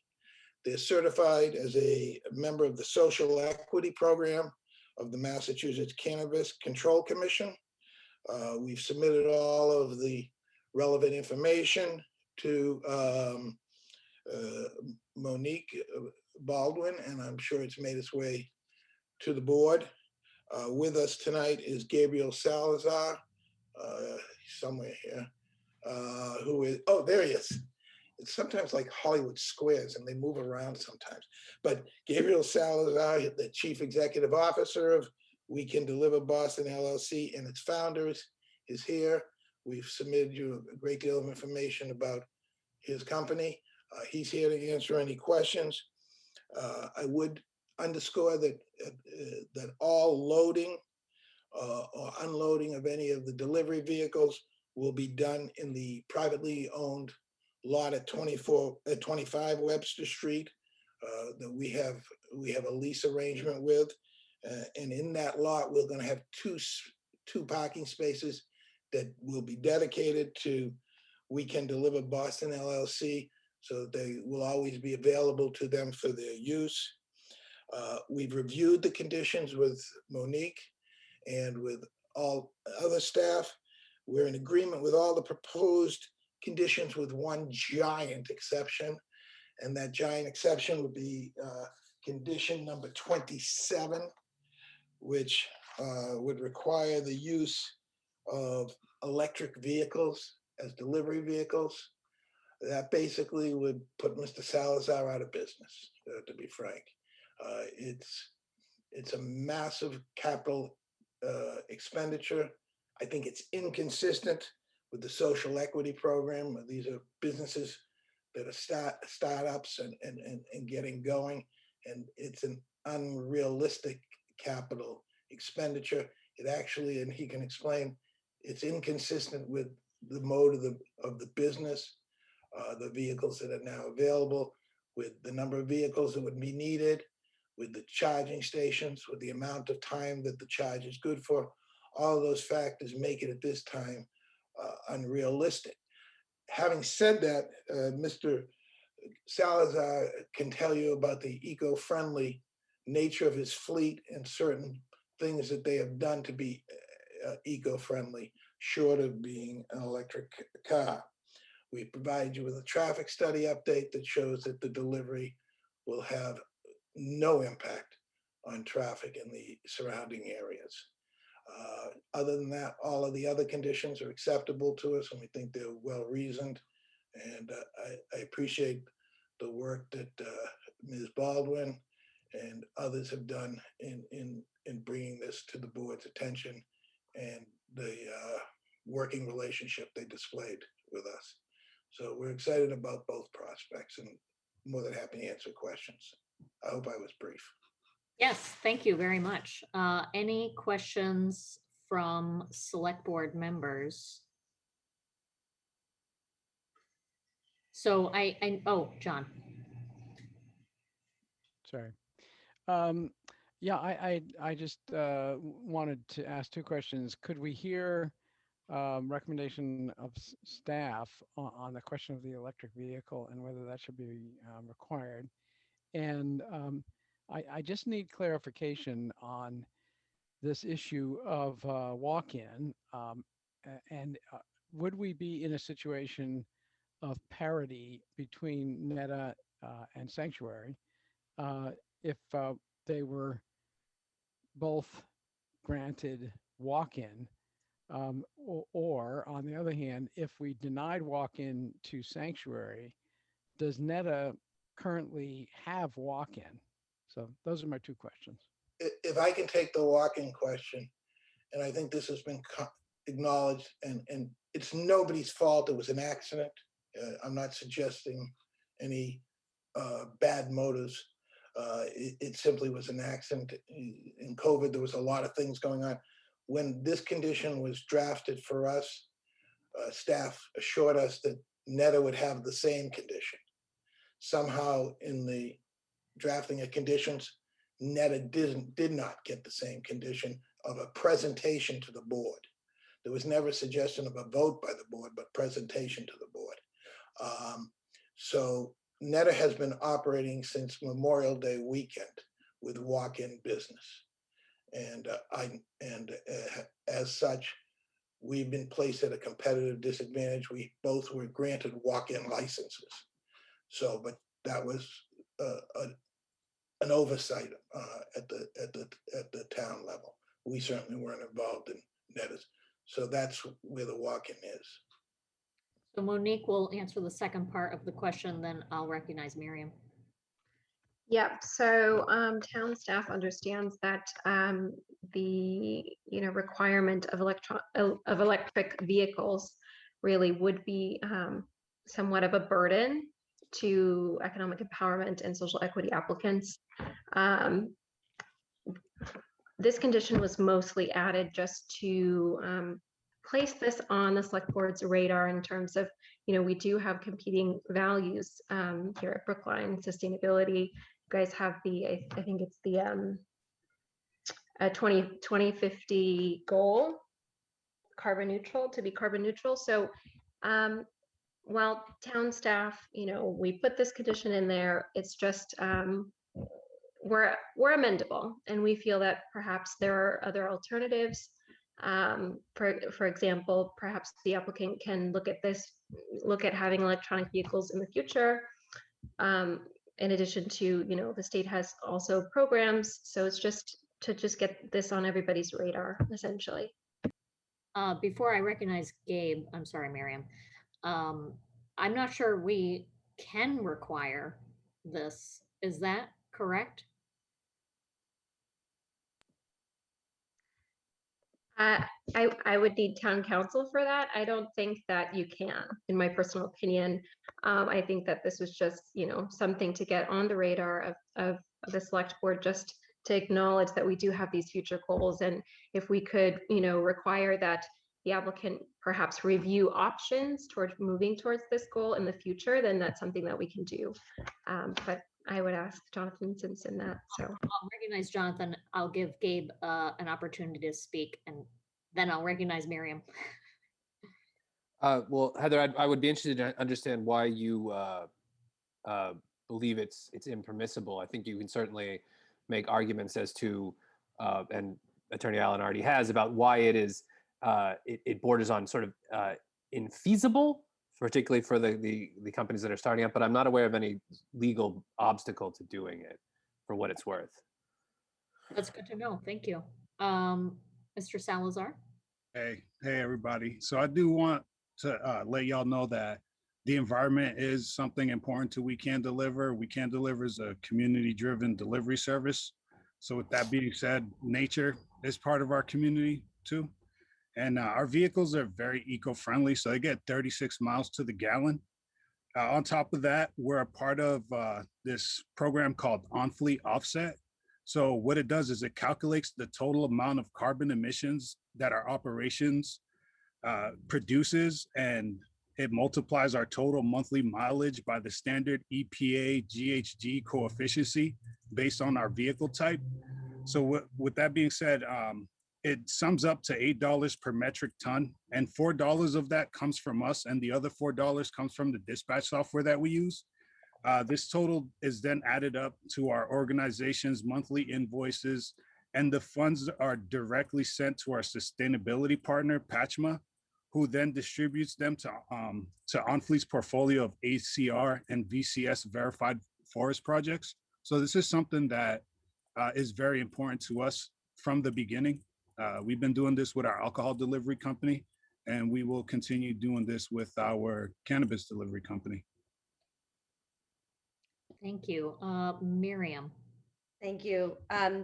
So I have two questions, or I guess a comment and a question. I'll start with the comment. The first is, I appreciate that you want to bring this to our attention. It is definitely, I think, attention we are all aware of, and it is yes, you've done that. It's something we're talking about, but I think it's really important that I feel like this seems capricious and arbitrary to place this burden on sanctuary on we can deliver. I mean, it just, look, to be frank, my daughter just had bubble tea delivered by a Grubhub driver, right? And that person is not an electric vehicle, and we're not putting those same constraints. Then what we're doing is creating a very unequal playing ground. And I think that's a really important lens we have to have on this. So to Mr. Salazar, I really appreciate that you are being thoughtful about the environment. I think this is something we as a town need to think about. I think we need to be also thoughtful about how we roll it out so that we do it with an equity lens. My question then is mostly for town council, which is, if Sanctuary meets all the requirements to move to phase 4, do we have any grounds to deny them? And if we deny them without any grounds, does that open us up to a legal challenge?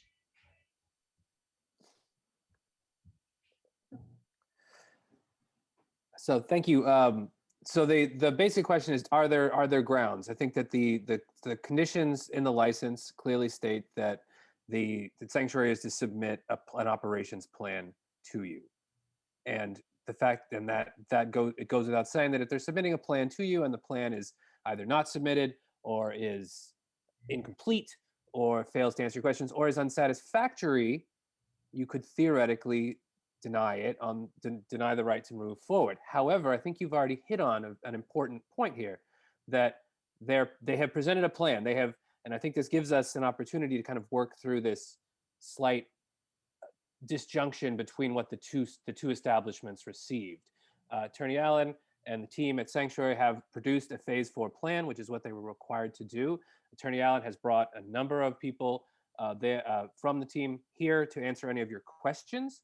So I certainly think that if the board was serious about taking steps to reject the plan and through it reject walk-ins, they would really want to take this a chance to investigate the plan and see if there was something unsatisfactory about it. You have the people here to answer your questions, to try to delve that, to rule it out of hand. I think would be an avenue you wouldn't want to go down here. I've glanced through the plan. It's not my, certainly I'm not an expert on marijuana operations, but the fact, as Attorney Allen has laid out, there is space inside. The previous plan clearly was not a fan of queuing outside the building, so having people queuing inside is clearly contemplated. There are a number of other things you can infer from the license that and the plans that you've already seen that as Attorney Allen said, walk-ins appear to be part of the business model going in. It's kind of part and parcel. I would add that we submitted the plan on June 7th in response to the timeframe laid out for us by the town. We've talked to all town department heads that had concerns with our licensing. We've had no concern from town department heads that haven't been responded.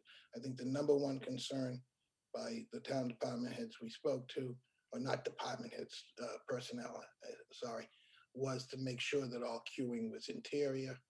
We've confirmed that. Raul. Sure. Just thinking through this issue a little bit more, I think we have a few things that we need to figure out as a board. One is, does the majority of this board think that all of our licensees should be reserve ahead only? Second would be, is there any situation or circumstance in which we think it would make sense for one licensee to be reserve ahead while others are allowed to take walk-in business? And if there's not an appetite on the board to do either one of those things, then I don't know that we have much else to talk about. I think we just approve this license and we go ahead and move on. So I'm just not exactly sure where other board members are on that. I'll just say that I think there's a good argument for keeping everything consistent. And right now we're in a place where things aren't consistent. I think Netta snuck one by us, where I remember the conversation where I think we were ready to create a condition where they needed to be reserve ahead only, and then they offered to do it. And so we didn't actually put a condition on them at all. And they were able then to undo it whenever they wanted to, which was apparently this past week. And we couldn't say much about it because we never actually placed that condition on them at the time. I just would like to know from other board members, and maybe you want to hear from members of the public first, and then we have that conversation. But if I'd like to know if other board members are, want to be committed to the reserve ahead model for all of our businesses, or that it makes sense to have reserve ahead for one and not others. That conversation needs to be had, I think. Can I just say one thing? And I'm sure Attorney Simpson may have something to say about this. Since our license was issued as a walk-in license, and since there has been no negative effect of walk-in business from us or problems, because we haven't done it yet, I don't think there'd be grounds for the board to change our license. Our license is a property right. And so since we have not violated our license, since we have not created a nuisance by our license, because we haven't utilized the walk-in, I don't believe legally our license can be changed at this juncture. I'm drawing an analogy in the licensing to liquor license because there isn't a body of law on cannabis licensing. But until we operate the license and a problem is identified in the public and we're given a notice of a concern and a chance to defend ourselves, I don't believe our license can be changed without that basis. So I'll briefly respond to Raul's inquiry, and of course, other board members can raise their hand and speak as well before we open it up to public comment, which we are getting to in the next several minutes. My perspective is we need to treat them the same. I am somewhat open to considering appointment only, but I will remind this board and other people who have tuned in, town meeting weighed in on this already. We had a special town meeting about two years ago where town meeting was asked whether or not we wanted to condition appointment only across the board, and it was rejected. So I don't like going against town meeting, and I personally don't feel like we're at a point where conditions are so different than what the conditions were then. But I am open to hearing from other board members about their thoughts. Miriam. I would just agree with that. To me, the issue is that we're consistent. That if one has walk-in, then the other should have walk-in, and vice versa, that everybody is appointment only. But I really honestly don't know enough about the business model to say which we should be doing. And I do remember that special town meeting, and I do remember that vote. And I agree with you. I think we need to stick by what town meeting decided. I'll also say that all licenses are issued yearly, and this, as well as Netta's license, are up at the end of the calendar year. If we were to change conditions, it is more appropriate to do them at the same time so that it is consistent. Any other comments by board members before I open it up to public comment? Bernard. You're muted. I think we ought to comply with the conditions we've set for them, and not require something that is not that we haven't told them they had to do. But I think we need to listen to the public, and after all, the board members have to say. But I really am interested in what the public has to say about this. Okay, I will open it up to public comment. Devin, I believe Susan Park wants to make a brief presentation. Now, all speakers will have 3 minutes. You will be given a 1 or 30-second warning. I'll let Devin take care of that.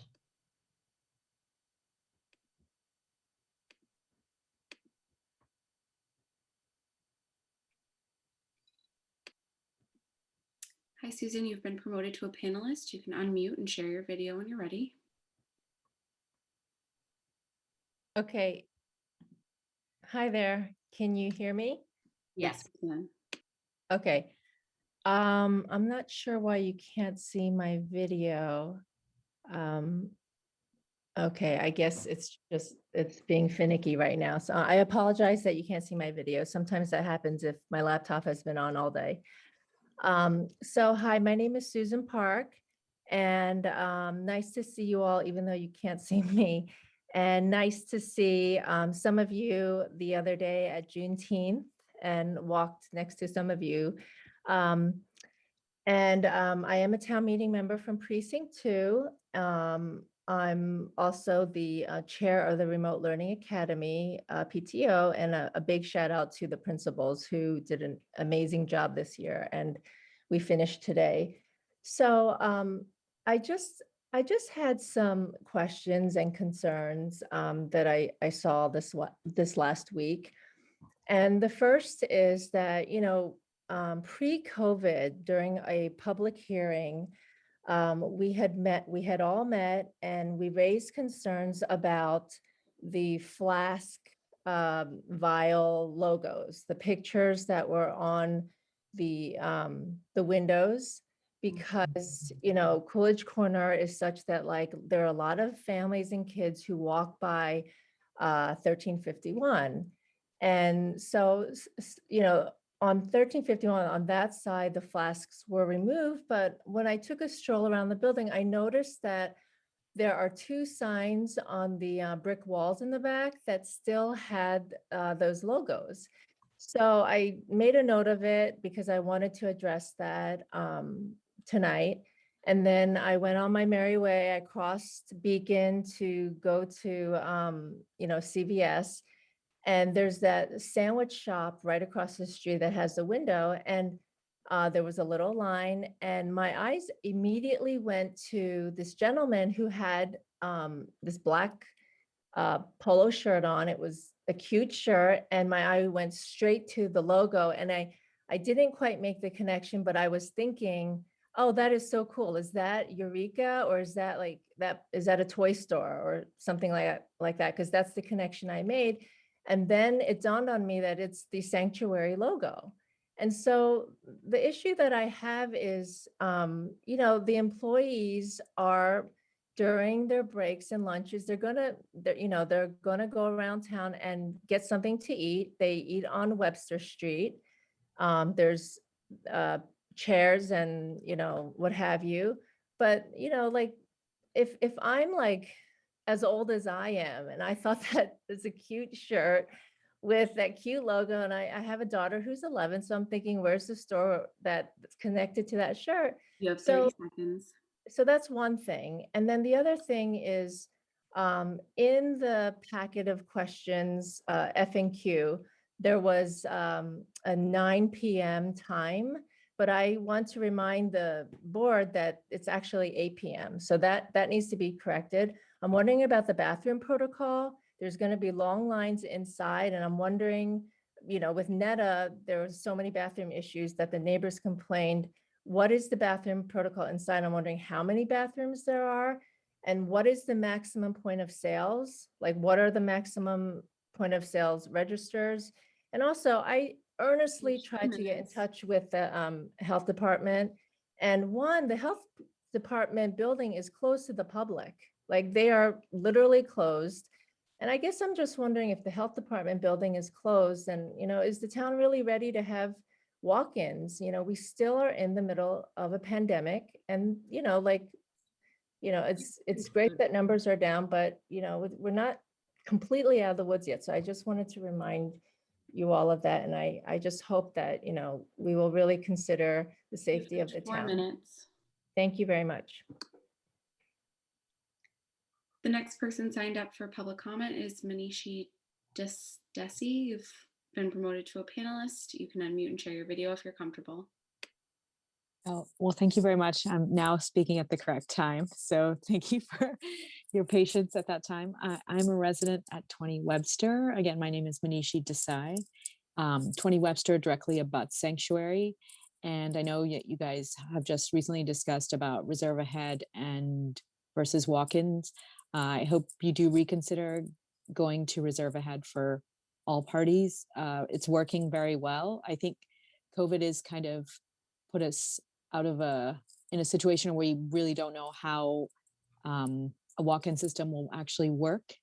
But right now, I believe it's working well in the sense we've had probably far fewer incidents than they had around Netta. We have a lot of kids in our community, and it's not comforting to know that there could be a product in such close proximity to the number of children that we have in our building. And I do appreciate that they're respecting keeping the queue entirely inside. I think that is a good decision.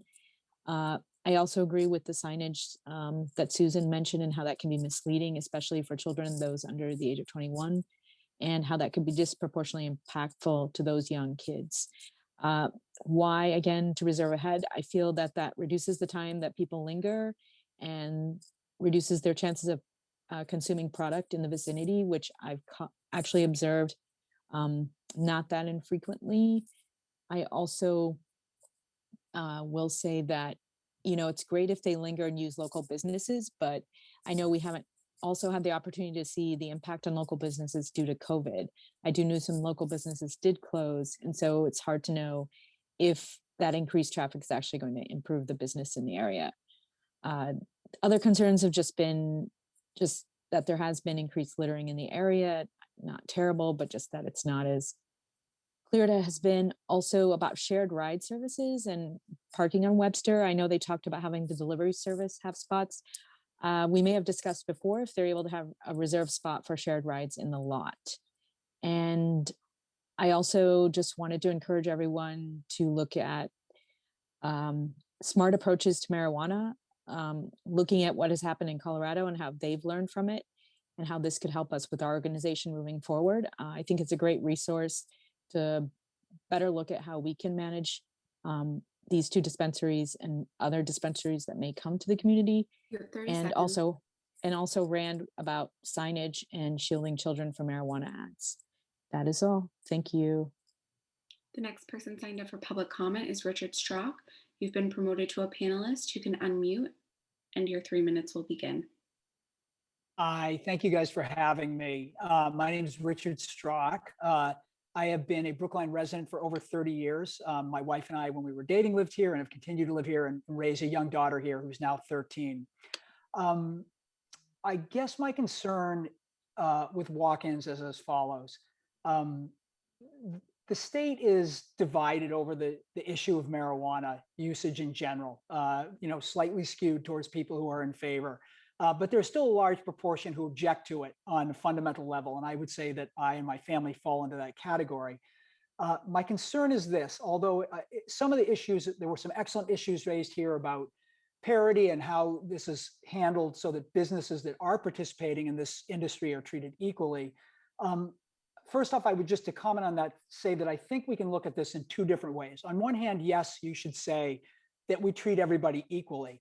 At the same time, I think we do need to recognize that these shops exist in different microenvironments, and there are different implications.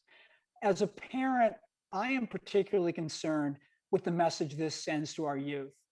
There are many people who would argue that marijuana is a fairly benign compound.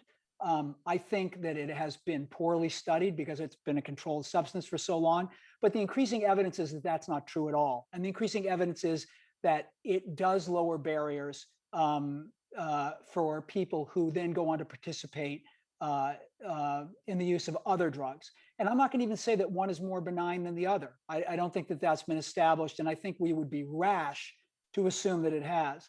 And so with that in mind, my concern is that by enabling walk-ins, we open this up to a level of endorsement that whether we can quantify the effect on our children or not, we are certainly lowering barriers and we are legitimizing something that I don't think we should. It may be true that I can walk down the street with my daughter and say, look at all these people going into that store.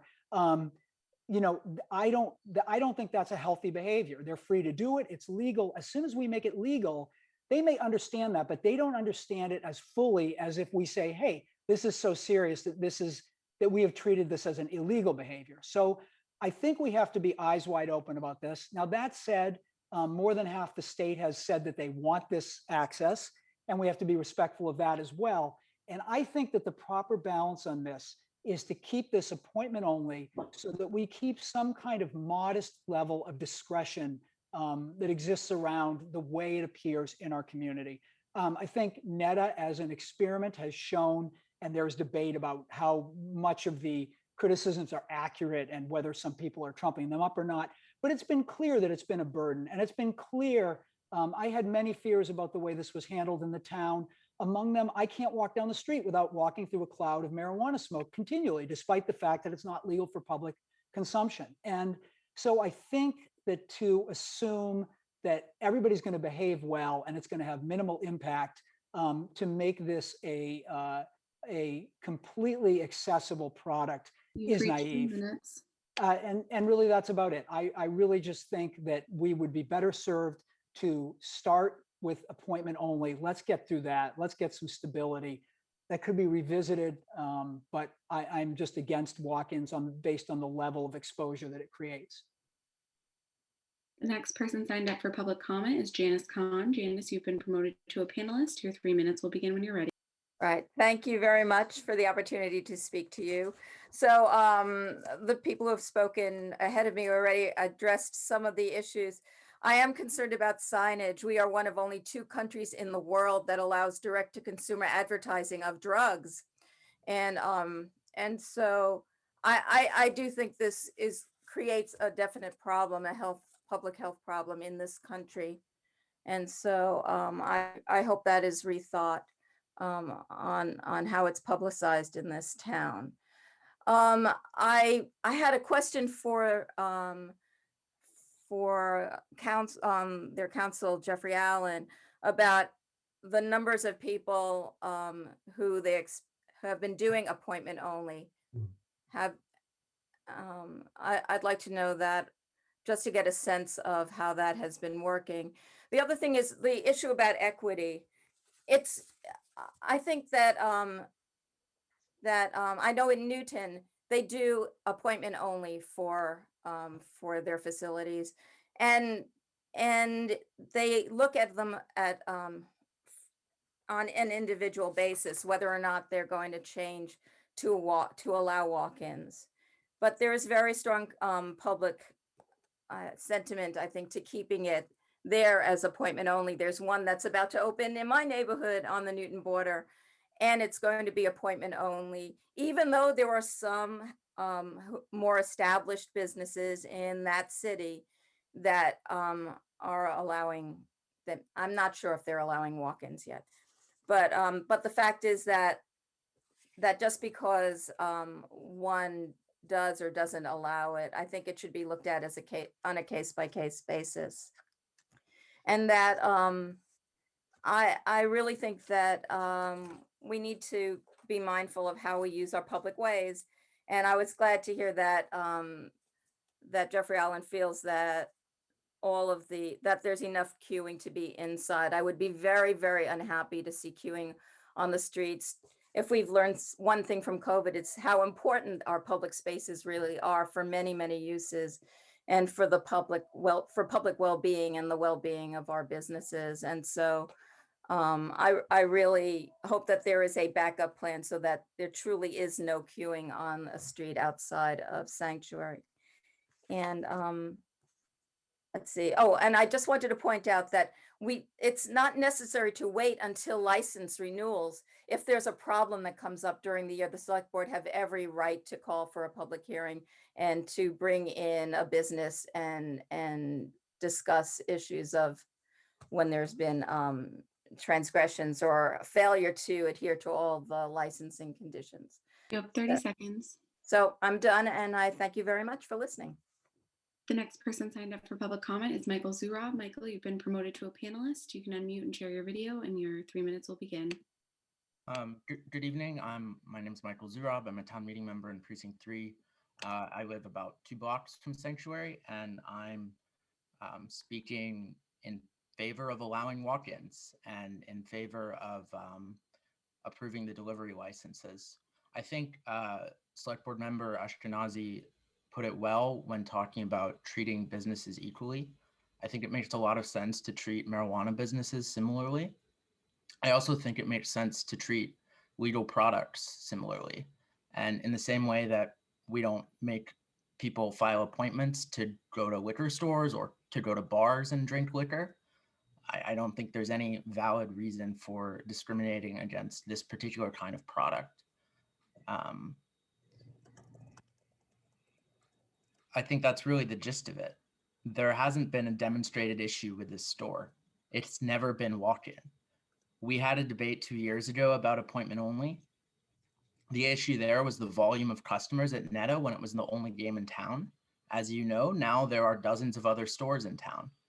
So the issue which motivated that particular debate, where town meeting rejected the appointment only model, is no longer similarly salient. So given those facts, I just don't see the basis for now having an about face, basically rejecting the model we previously agreed to with this business, and then going into an appointment only model. I think it makes sense to treat businesses equally and to treat legal products equally. And so I hope that that you proceed accordingly. Thanks. Anyone else signed up to speak, Devin?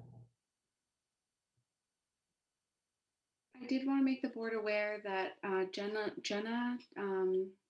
Teitelbaum had signed up in advance. I do not see her in the attendee list. I do want to let folks know that there are 2 people who have raised their hands, and I'm going to promote them. You have 3 minutes.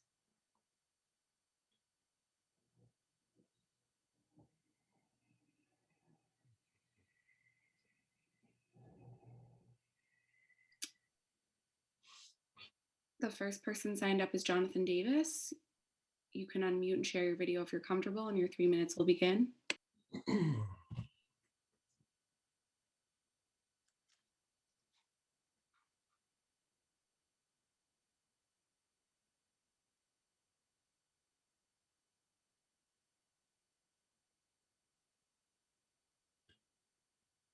Mr. Davis?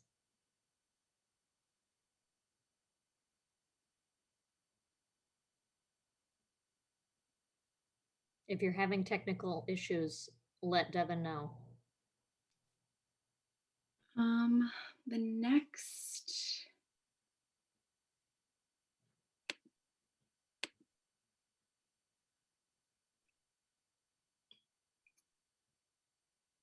person who is signed up for public comment, I don't actually think that's Susan Park. Can you introduce yourself? Yes, it's Lauren Bernard. I sent an email earlier today, but it seems like nobody got it. You're also logged in as Susan Park, so it wasn't easy to identify who you were. Looks that's like weird. that's the same situation as someone else on this call as well. So go ahead. Okay, well, I'm Lauren Bernard. I'm a town meeting member in Precinct 8, and I live on John Street and about 3 blocks probably from Sanctuary. I wanted to speak in favor of retaining the appointment only model, or reserve ahead, as some people call it. And there are a few reasons why. We saw the experience with Netta when it first opened, and I realized it was the only dispensary in the area, but I think it was so extreme that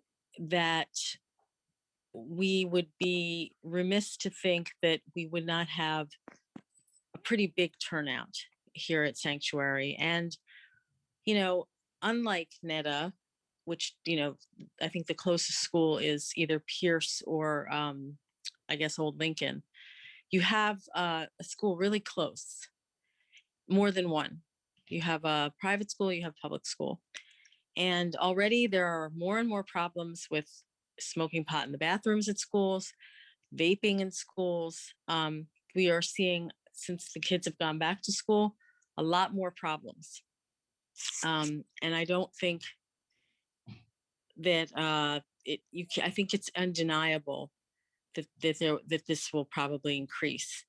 To another speaker's point, although public consumption is not technically legal, I mean, every day we walk through clouds of smoke, marijuana smoke. And it is a legal substance now, and people are free to smoke it and use products. But I do take issue with this notion that one of my colleagues raised, that we should be treating similarly or the same legal products such as liquor or whatever. Look at the way we have dealt with cigarettes and flavored cigarettes and things like that. We as a town have been very strict. We have banned the sale of them to people under a certain age. We have banned the sale altogether, I believe, of menthol. And it seems to me to have this very strict treatment of cigarettes and this very loosey-goosey treatment of marijuana, and we know THC has addictive properties, is very puzzling to me. Your And 30 seconds. I'm concerned about this notion that all legal products have to be treated the same. I mean, if we take that thinking, far, I mean, we're talking about opioids, which are legal. We're talking about, cigarettes that are legal, marijuana, liquor, guns, all sorts of things. So I think that's a tricky thing to be advocating. And liquor is different because none of us have to walk through the cloud of smoke. A person drinks and a person, it affects that person. But I'm very concerned about the effect on children. We're already seeing an increase in smoking in schools. And I would urge you to take that into consideration. Thank you. Okay, it looks like we're going to return to Jonathan Davis, who's rejoined us. You can unmute and share your video. Your 3 minutes will begin. Thank you very much. Select Chair, and thank you to the board. I apologize. I really had some technical difficulties here. I'm Jonathan Davis, town meeting member, precinct 10. I'd just like to point out, for starters, that we're not really over COVID.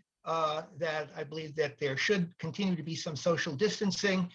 If you turn on the news this morning, and I'm sure you turn it on tonight or tomorrow morning, you'll hear that there is a new variant of COVID that's out there called the Delta variant that is considerably more infectious than the previous variants, and it seems to be rapidly becoming the dominant form of the virus. So I think we're not anywhere near over the COVID pandemic yet. I'd like to point out that we haven't heard anything about how Sanctuary has been losing customers since Netta went on to a walk-in model on Memorial Day weekend. We haven't heard anything about loss of traffic or customership by Sanctuary. And I would point out, as Selectman Fernandez said, Netta slipped one by us. That's almost a direct quote in going on to a walk-in model. In terms of equity, Sanctuary, and I think it would be a mistake for this board to be overlooking that Sanctuary is in a very different environment from Netta. Let me give you a perspective from someone who actually lives in the area. The Marriott Hotel across the street from Netta will be operating at pre-pandemic capacity pretty soon. There is a brand new hotel that's slated to open within the next year to 18 months at 30 Webster Street. 209 Harvard Street is on the Zoning Board of Appeals agenda to add 44 new units of housing within 1.5 to 2 years. Waldo Durgan, which is about 2 blocks away, will add several hundred units within 2 years. Auburn Street, which you may not have heard about, Auburn Street is adding another 15 to 20 units. And then there's another 40B slated for Beacon Street at the Ninas. All of these are going to be adding, I think, pretty close to 1,000 additional units within the next 2 years. And I think, frankly, a walk-in model will be swamped. Nobody's talking about this. Everybody's looking at Netta, but Netta's in a very different environment. It's in a much lower density environment where there isn't anything near like this construction and addition of units. You've reached 3 minutes. So I think that I've had what I have to say. Thank you for your time. The next person signed up for public comment is Lauren Heller. Lauren, you've been promoted to a panelist. You can unmute and share your video if you're comfortable, and your 3 minutes will begin. Hi, it's been interesting to hear all the sides. One thing that does concern me, my name is Lauren Heller. I live in Brookline on Green Street in Precinct 8. I do have kids that go to the public school right near Sanctuary. That you assure us that it's not going to be like Netta. But I do wonder, what are we inviting into our community, and how, if there is litter or users outside or lines, how is this going to be controlled? What if the lines get out of control? What if there is litter? What if there are users and there's smoke all over? Or it just sort of increases that feel in the neighborhood. What is the protocol in that situation? And I don't feel like there is one. I know it's not, Netta was on the corner of Route 9. This is really the center of a historic neighborhood in a really prime location.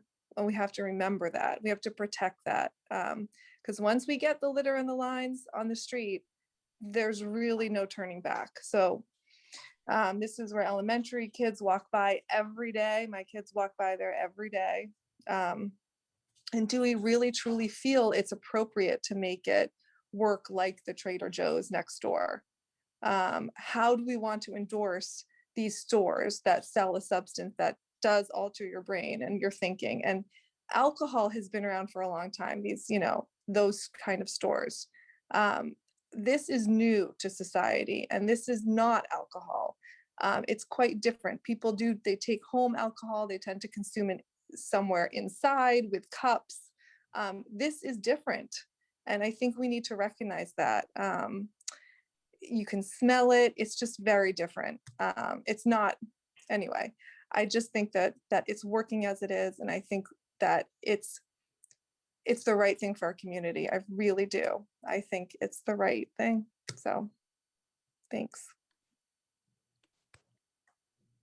Any other people signed up to speak? At this time, there are 14 attendees, and no one has used the hand raise or Q&A feature to indicate they'd like to make a comment. I do want to make the board aware that there are a few unanswered questions in the Q&A or comments that the chair can take up if she pleases.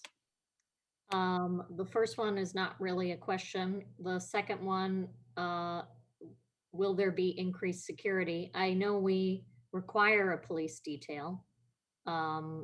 What's going on there right now? Is there a police detail? Is there still going to be a police detail? Are you going to have more than one? We confer with the police, and anything Lieutenant Cullinane and his other command officers think is appropriate, we do. I believe there's a police detail at sometimes and not all the time. And that's significant because there really hasn't been, under the reserve ahead model, a substantial amount of business has really decreased under that. And the town, you can know it by the payments we've made. You can see that it has been different. But when necessary, in the opinion of the police, we have a detail, and Lieutenant Cullinane can speak to it. We've done everything the police have asked us to do in that regard, and we have our own security also. And you have security cameras. Okay, we have vast camera network, and let me say, if I may, in response, public consumption has not been an issue, and I can't see how walk-ins versus reserve ahead would affect that. In fact, there are some people that think our community outreach, because we have people walking, has cut down. There was a great deal of public consumption on Webster Street before we even opened for business, in and around the Marriott Garage and likewise, that we have paid attention to and actually cut out just by being present in those facilities, so in that area. So public consumption has not been a problem. We patrol the neighborhood. Litter has not been a problem. We patrol the neighborhood and so forth. So Question about the bathrooms. From what I recall, you're gonna have 2 bathrooms inside? one bathroom inside. Oh, It's access to, but it is controlled because we can't allow people to buy product and take it into the bathroom with them.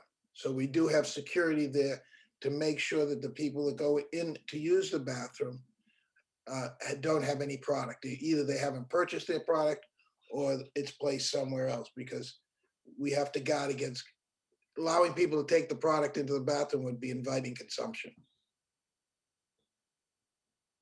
Raul. Sure. Let me make some comments that hopefully will bring us to a swift resolution tonight. I'll say that that I was thinking about as members of the public were making their comments, Heather, your comments, and Miriam, yours as well. I think it does make sense that maybe this conversation is premature and that this is the kind of conversation we need to have during that end of the year licensing period. I think it makes sense to have conditions that are consistent for all of the businesses. I also think there should be a high bar. If we can directly tie some neighborhood nuisance to the walk-in model, then I think it might make some sense going forward to implement a condition that an appointment only condition, if we can tie neighborhood nuisance to that specifically and not to just general usage. And so I don't know that we have that data right now, frankly. I think it's very difficult to understand anything from pandemic conditions. I think we will, by the time the end of the year is up, have a little bit more understanding of how walk-in is working in non-pandemic conditions in Brookline post the proliferation of not just recreational marijuana stores, but also as delivery starts to roll out and less people are actually coming to the site to actually purchase product. So I would encourage us to wait until December, consider this again at that point. The other thing I'll just say is personally for me, someone who's maybe willing to consider that appointment only might be the better model, even if it doesn't mean that I'll necessarily vote for it in the future if the conditions don't warrant it. Some of these arguments about about people and the kinds of people and those arguments don't work on me. In fact, they turn me in the other direction.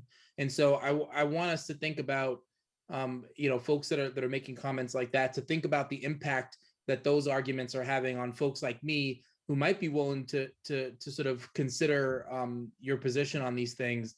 Those are the things that turn me in the other direction and don't make me want to agree with you on these issues. That said, I try to keep a level head and address the issues as they are, not as they're framed by other people. So just something to consider moving forward. So I see somebody who has already spoken that wants to speak again. I'm going to take all comments and questions from my fellow select board members, and I will allow for this person to speak, but only for a minute and a half, since she has already had an opportunity to speak. There are 2 questions in the Q&A that are related to the logos. I am not comfortable regulating logos of a business. I believe that is the state purview. So I'm not comfortable putting any conditions on a local license. I think that is an issue that you should take up with your state representative. Any other comments from select board members? John. Yeah, I hadn't spoken yet, and I just wanted to say a couple of words. I agree with my colleagues who have cited reasons why we should go ahead and if we're going to have walk-in in Netta, we should have walk-in in Sanctuary. And furthermore, town meeting did speak on this issue, and I haven't seen that change. And I also think that things are going to trend in a good direction going forward in terms of there being fewer problems from walk-in than there were in the advent of retail marijuana in Brookline. So we just got to keep working hard at getting a handle on this. But what I want to say about the folks who spoke, I do hope the folks listening at home, whether they agree or disagree on all aspects of marijuana retail operations, recognize that for the most part, those who spoke in favor of stricter regulation tonight, they have the interests of kids in mind. There is a genuine body of concern in this country about it's all well and good to have legalized marijuana, and I agree with that course of action.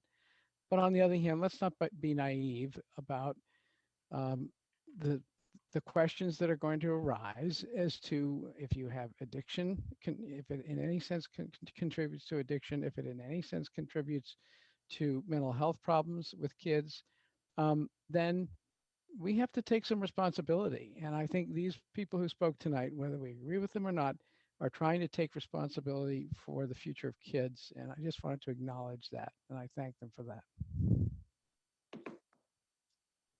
Any other comments before I acknowledge Lauren Bernard?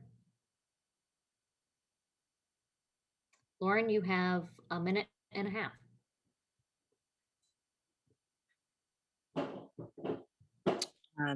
Hamilton. I wanted to make a clarification and then ask a question based on the discussion you had. I'll ask my question first, actually. So in the spirit of, and I understand this, you know, we don't know what walk-ins at Sanctuary look like because we started, you know, Sanctuary open under COVID. That is a fact. But given what happened at Netta, I think many of us would feel a lot better if you all were able to have some kind of plan of what if things go badly again? What if it becomes a zoo again, like it was at Netta? And these are not characterizations of any of people who are customers there. It's just that the fact it was crazy down there. And there were a lot of bad things happening if you talk to people in the neighborhood there, and myself that witnessed it. So I think a lot of us would feel better that, you know, we don't just wait till December and change their licensing, but like if there is a lot of public consumption, if kids are getting a hold of product, if there is litter on the streets, if there is, you know, all of this stuff, what will you all do? Just some kind of mitigation plan that's developed in the event. And we hope there isn't that. And also, I wanted just to bring up, you know, the idea that nobody's talked about really tonight is a sunset clause. And just, you know, to have you all understand that those of us like Select Board Member Van Squad was saying, this has nothing to do with whoever shops at Sanctuary. Not at all. This is concern about kids who have really had a really tough 18 months. Thank you. Thank you. I believe Monique wants to respond.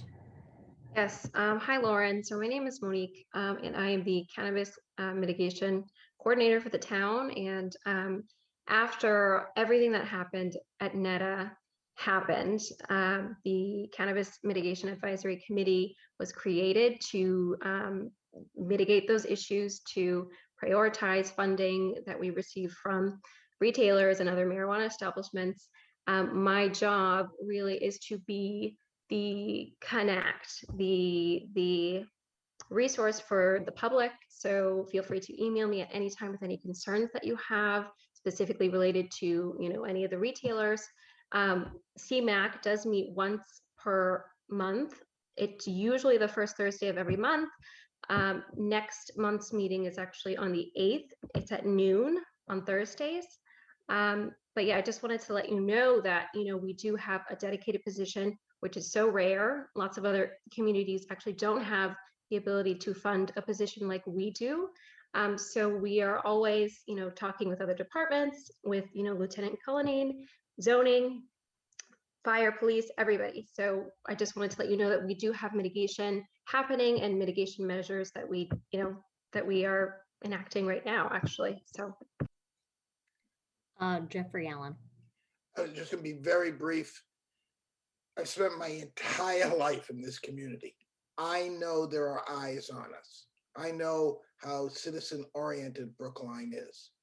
We're gonna review daily our experience. We're gonna examine it and I've impressed upon my clients how citizen-centric Brookline is. And so if we have an inkling of a problem, we're gonna respond. We're not gonna, we know that if it becomes a big problem, we're gonna be back before you, probably in person. And so we're gonna be very responsive. Monique calls, she calls me on my vacation, I respond. We try to be very, very responsive. Bernard, Yeah, I just wanted to, Where are you? I'm not muted. you're not muted. No, I'm not muted. Just want to make the point that, like Monique said, we have an incredibly extensive system in place to address issues that come up. But in terms of children seeing logos or walking by a store and seeing people buying marijuana, that is an issue. That is a problem. But it's a problem that we have when kids go into Trader Joe's and see all the liquor there. And the way that we need to deal with it. And I think that I assume that the cannabis mitigation committee, as well as Monique, actually has this on their agenda, is making sure that through the public health department and the schools, we try to counter the impact of people of kids seeing someone with a marijuana package in their hands. That's an educational issue. It's not something that you can sort of ban, by trying to keep kids' eyes closed as they walk by a cannabis store or, otherwise. So I'll just say two things. One, I close this public hearing.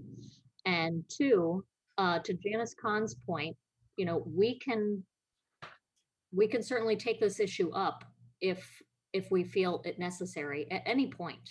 We are the license issuer and we don't have to wait until the end of the year, but I need to know that they're violating their conditions or that things are getting out of control before I impose this condition, considering the outcome of town meeting approximately 2 years ago on this very issue.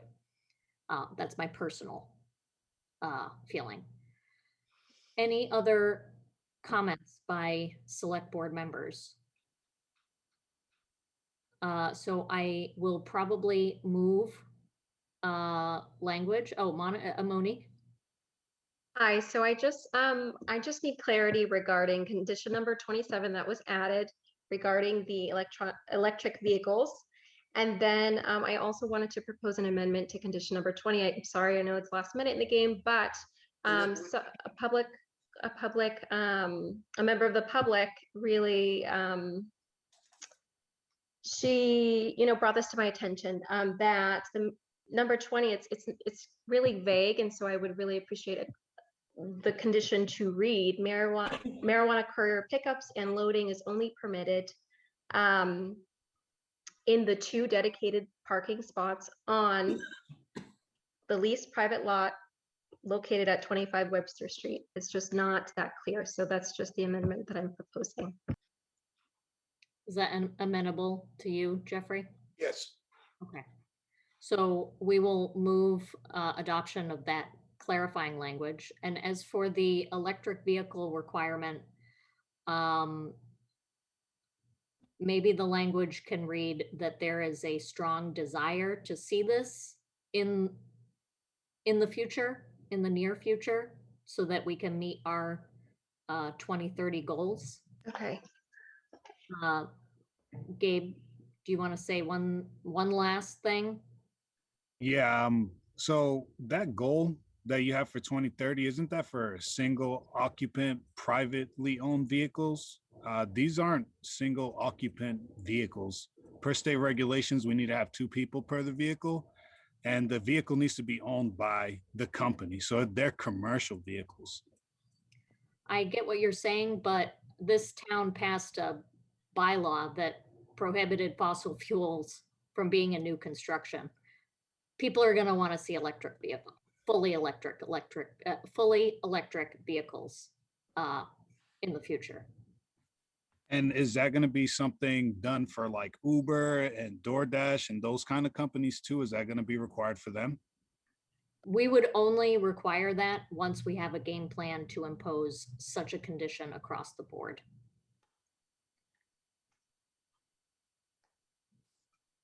And would the city of or the town of Brookline help fund electric vehicles for companies that, like, if this is imposed on me, like, would the town help out with something like this?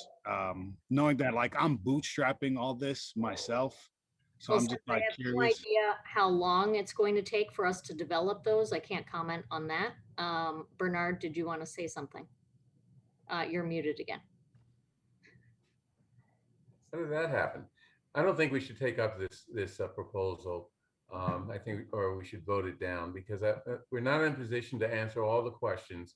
For example, as Mr. Salazar raised, who else is going to be subject to this? Who else is going to be encouraged down the road to impose or to use electric vehicles, et cetera? I think it's way too early for us to even have this discussion. So that's my view. Miriam. I want to clarify, Bernard, what you're saying is we should just strike condition 27 altogether at this Correct. point. Yeah, Correct. I wouldn't be opposed to that. I mean, I think it's important we think about it, and I think it's important. I think you're right, Heather, down the road, this is going to definitely come our way. But at this point, I just don't think that it's crafted enough that we need to have a condition in it. But that's my feeling. I'm not, if others have stronger arguments, I'm listening. I actually kind of like having the language in there as a reminder that that's where we want to go and that we are thinking about it. I mean, boards turn over and we go 6 months, maybe even a year without really looking at this language. We forget. Anybody else feel as strongly as I do? Because I'll drop it. So how would you word it? A strong desire to see this technology adopted in the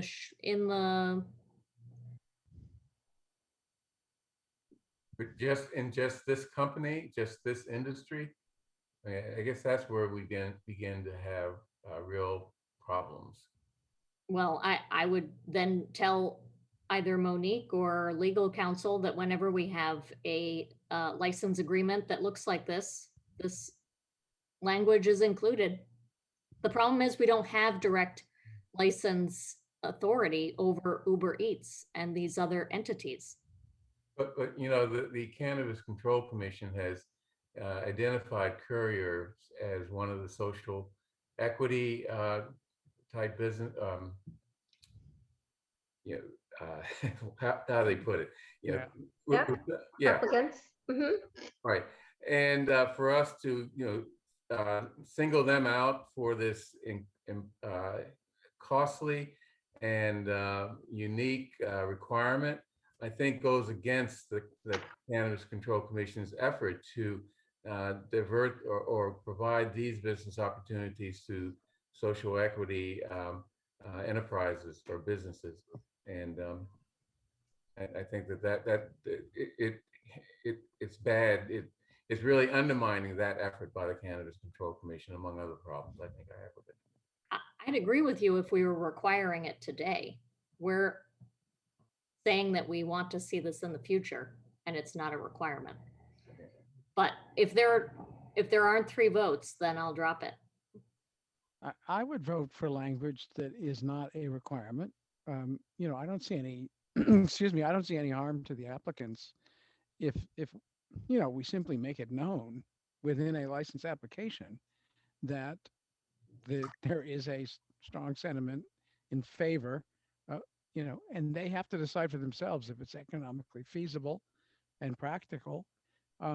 But we want them to know there's a strong sentiment in favor of use of electric vehicles in Brookline. for this purpose. Raul? Jeffrey, you have any issue with that? My problem is, and I think Select Board Member Green hit the nail on the head. Come December, you're going to put this in every restaurant license, that every delivery they get, that you have a strong preference for electric vehicles. I'm not sure that this social equity program is the right place to start this effort. Certainly, at some point in the future, if it becomes feasible, it's something to revisit.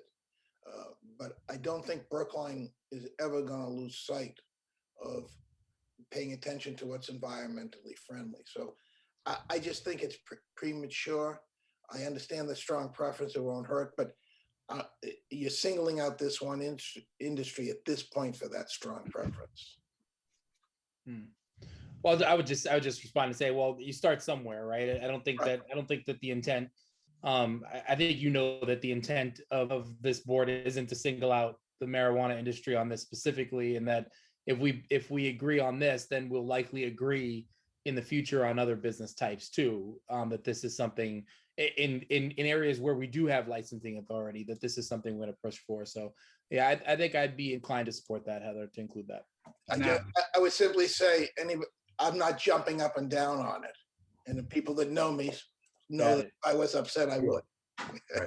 Might I suggest proposed language? So it could say the licensee shall make reasonable efforts to investigate electric vehicles and the state programs, incentives that come up, if you want to start there. And then perhaps tweak that further, to set a specific timeline moving forward. But just, reasonable effort to investigate what are your options. And then that way, it's memorialized and carried into the future. I do understand that. However, even with electric vehicles, there are systems that need to be put in place in the vehicles, like GPS tracking, cameras, all that good stuff. Now that would, I'm just thinking even future, that would lessen, we'd have to charge a lot, and where would we charge? Who would pay for the charging? Would the city of Brookline allow free charging? And is this a requirement for vehicles that are registered to the city of Brookline? And if that's the case, my license isn't registered to Brookline. It's registered in a whole nother city. So I'm not sure how that would even, So, sorry, pardon my interruption. So with programs with the state, I mean, you can purchase an electronic vehicle anywhere, or an electric vehicle anywhere. And I do think that, you do get incentives. I'm not sure if that's, if you do business here specifically, or if you live here specifically. I'm not sure what the details are, and I'm not going to pretend that I do. But I don't think that it would be Brookline specific in terms of, would you have to, would it have to be registered here? Well, and in terms of the other question, we did pass a bylaw that requires our own fleet of vehicles that the town owns to be hybrid and I think fully electric at some point. Bernard, did you have your hand up? I may have. I just want to emphasize that, again, we're going against the Cannabis Control Commission's efforts to make these courier licenses available to so-called certified economic empowerment applicants and social equity program participants. During the meeting of the zoning bylaw committee a couple months ago, there was a few months ago, a lot of discussion of, how do we adjust, or how do we ensure that we're not making it more difficult in terms of, parking requirements and things like that for these applicants, when the Cannabis Control Commission is trying to make it easier for them to get into the business. And I think that this even a sort of future suggestion, I think it is putting a burden on them that may be small right now, but could be big as people take that language to mean that a year or two down the road, we put pressure on them to actually do it before it's time. So I think this is just a bad precedent, given given the town's desire to bring more equity to the cannabis business. I mean, this is a contradiction to that.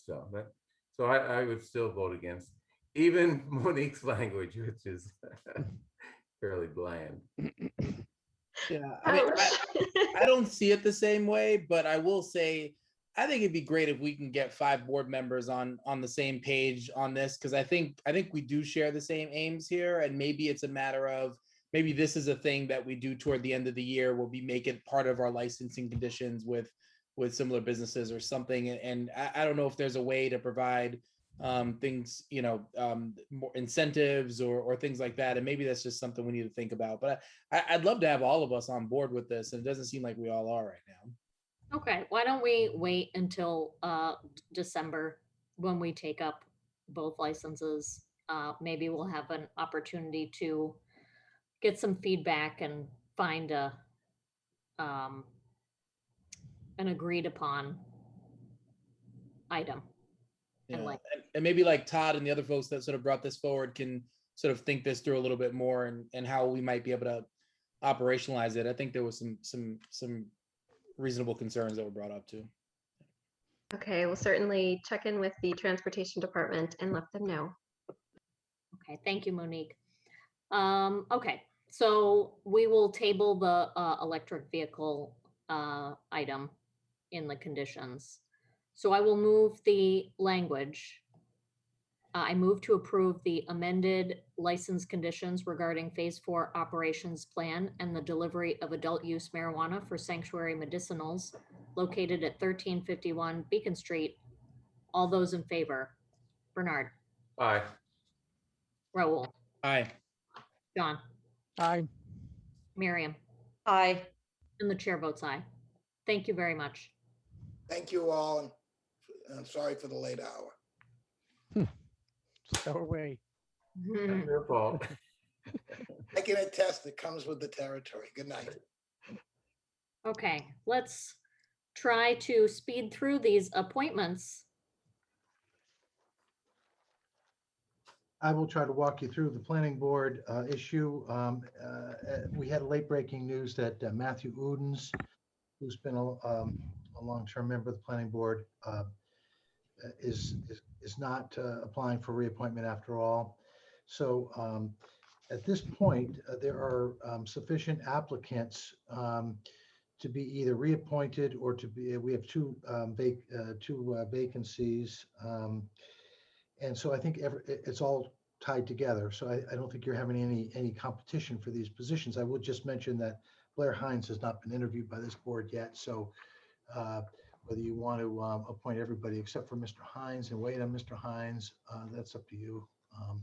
But what we're talking about here is Mr. Hyken reappointed, Mr. And that's it. And then wait a second. And then Mr. Hines would eventually, I guess, be reappointed after his interview. And then we have Shelley Chapimo and David Deininger, who are applied for openings. So you have Hyken and Chipimo and Deininger. And then eventually Mr. Hines after you reappoint him.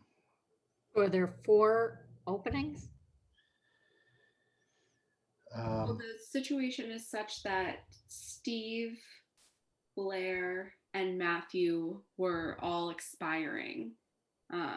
There's one true vacancy, but now that Matthew is no longer going to seek reappointment, that is also a vacancy because his term technically expired in 2019.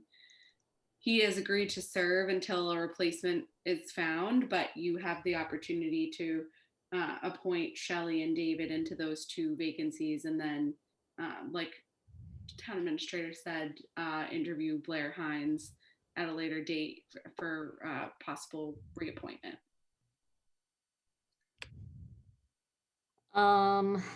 Okay, I've served with Blair on the what was it, the Land Bank Study Committee, but I really do think that we owe it to the board to have him come before us. Have we reached out? Is there any tentative?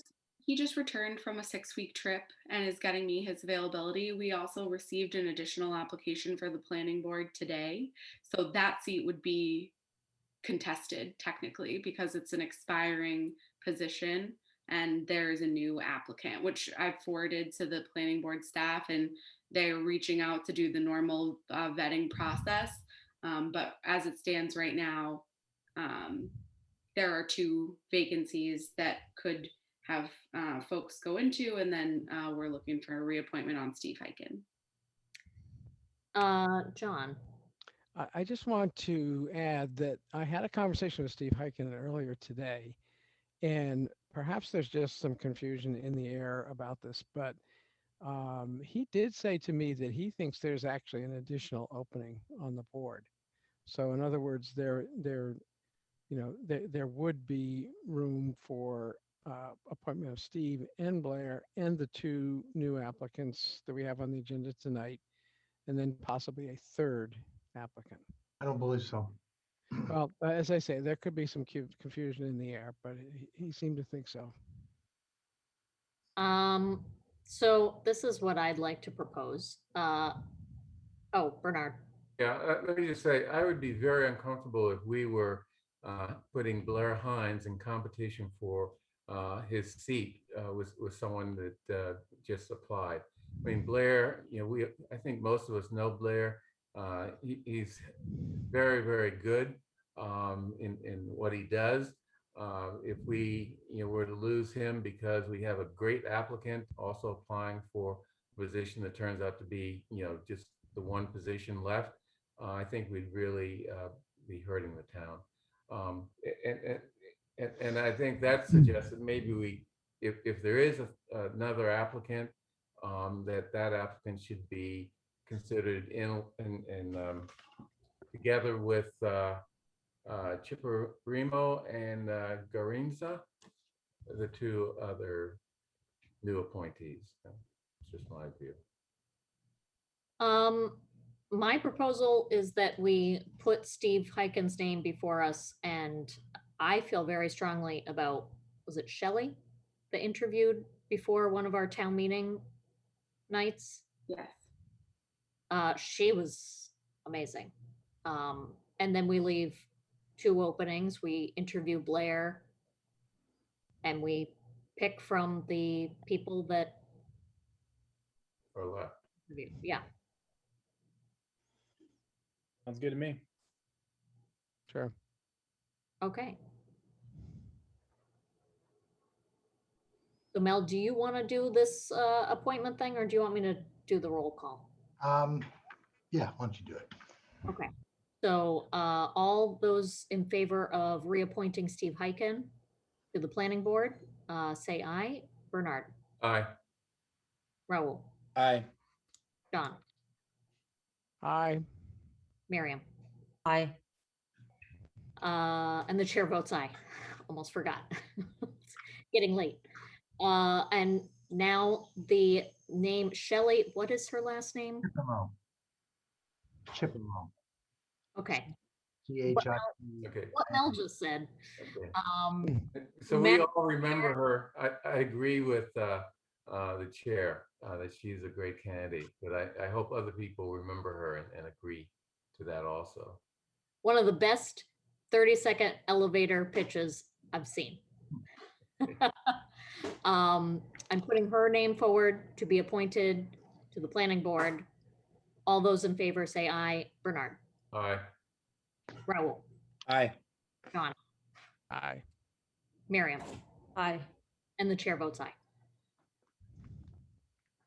Now the. Yes, there is also a vacancy on the aging, the community aging. Age-friendly cities. Pardon me, the age-friendly committee. And we don't have any formal applicants, but it's my understanding that there is an interest in appointing an individual, but I believe she applied today. Okay, great. Yeah. Is that Carol? Yes. Yeah. Okay. We all know Carol, right? Yes. And she, the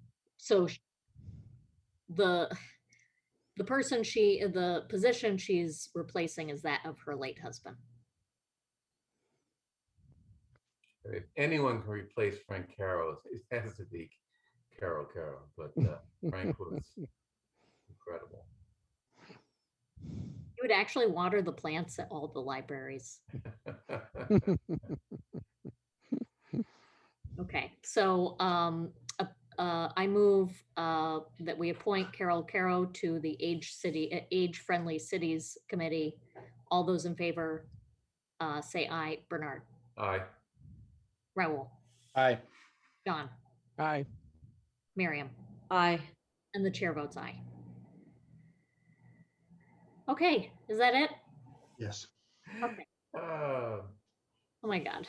Next week in person? Maybe. No.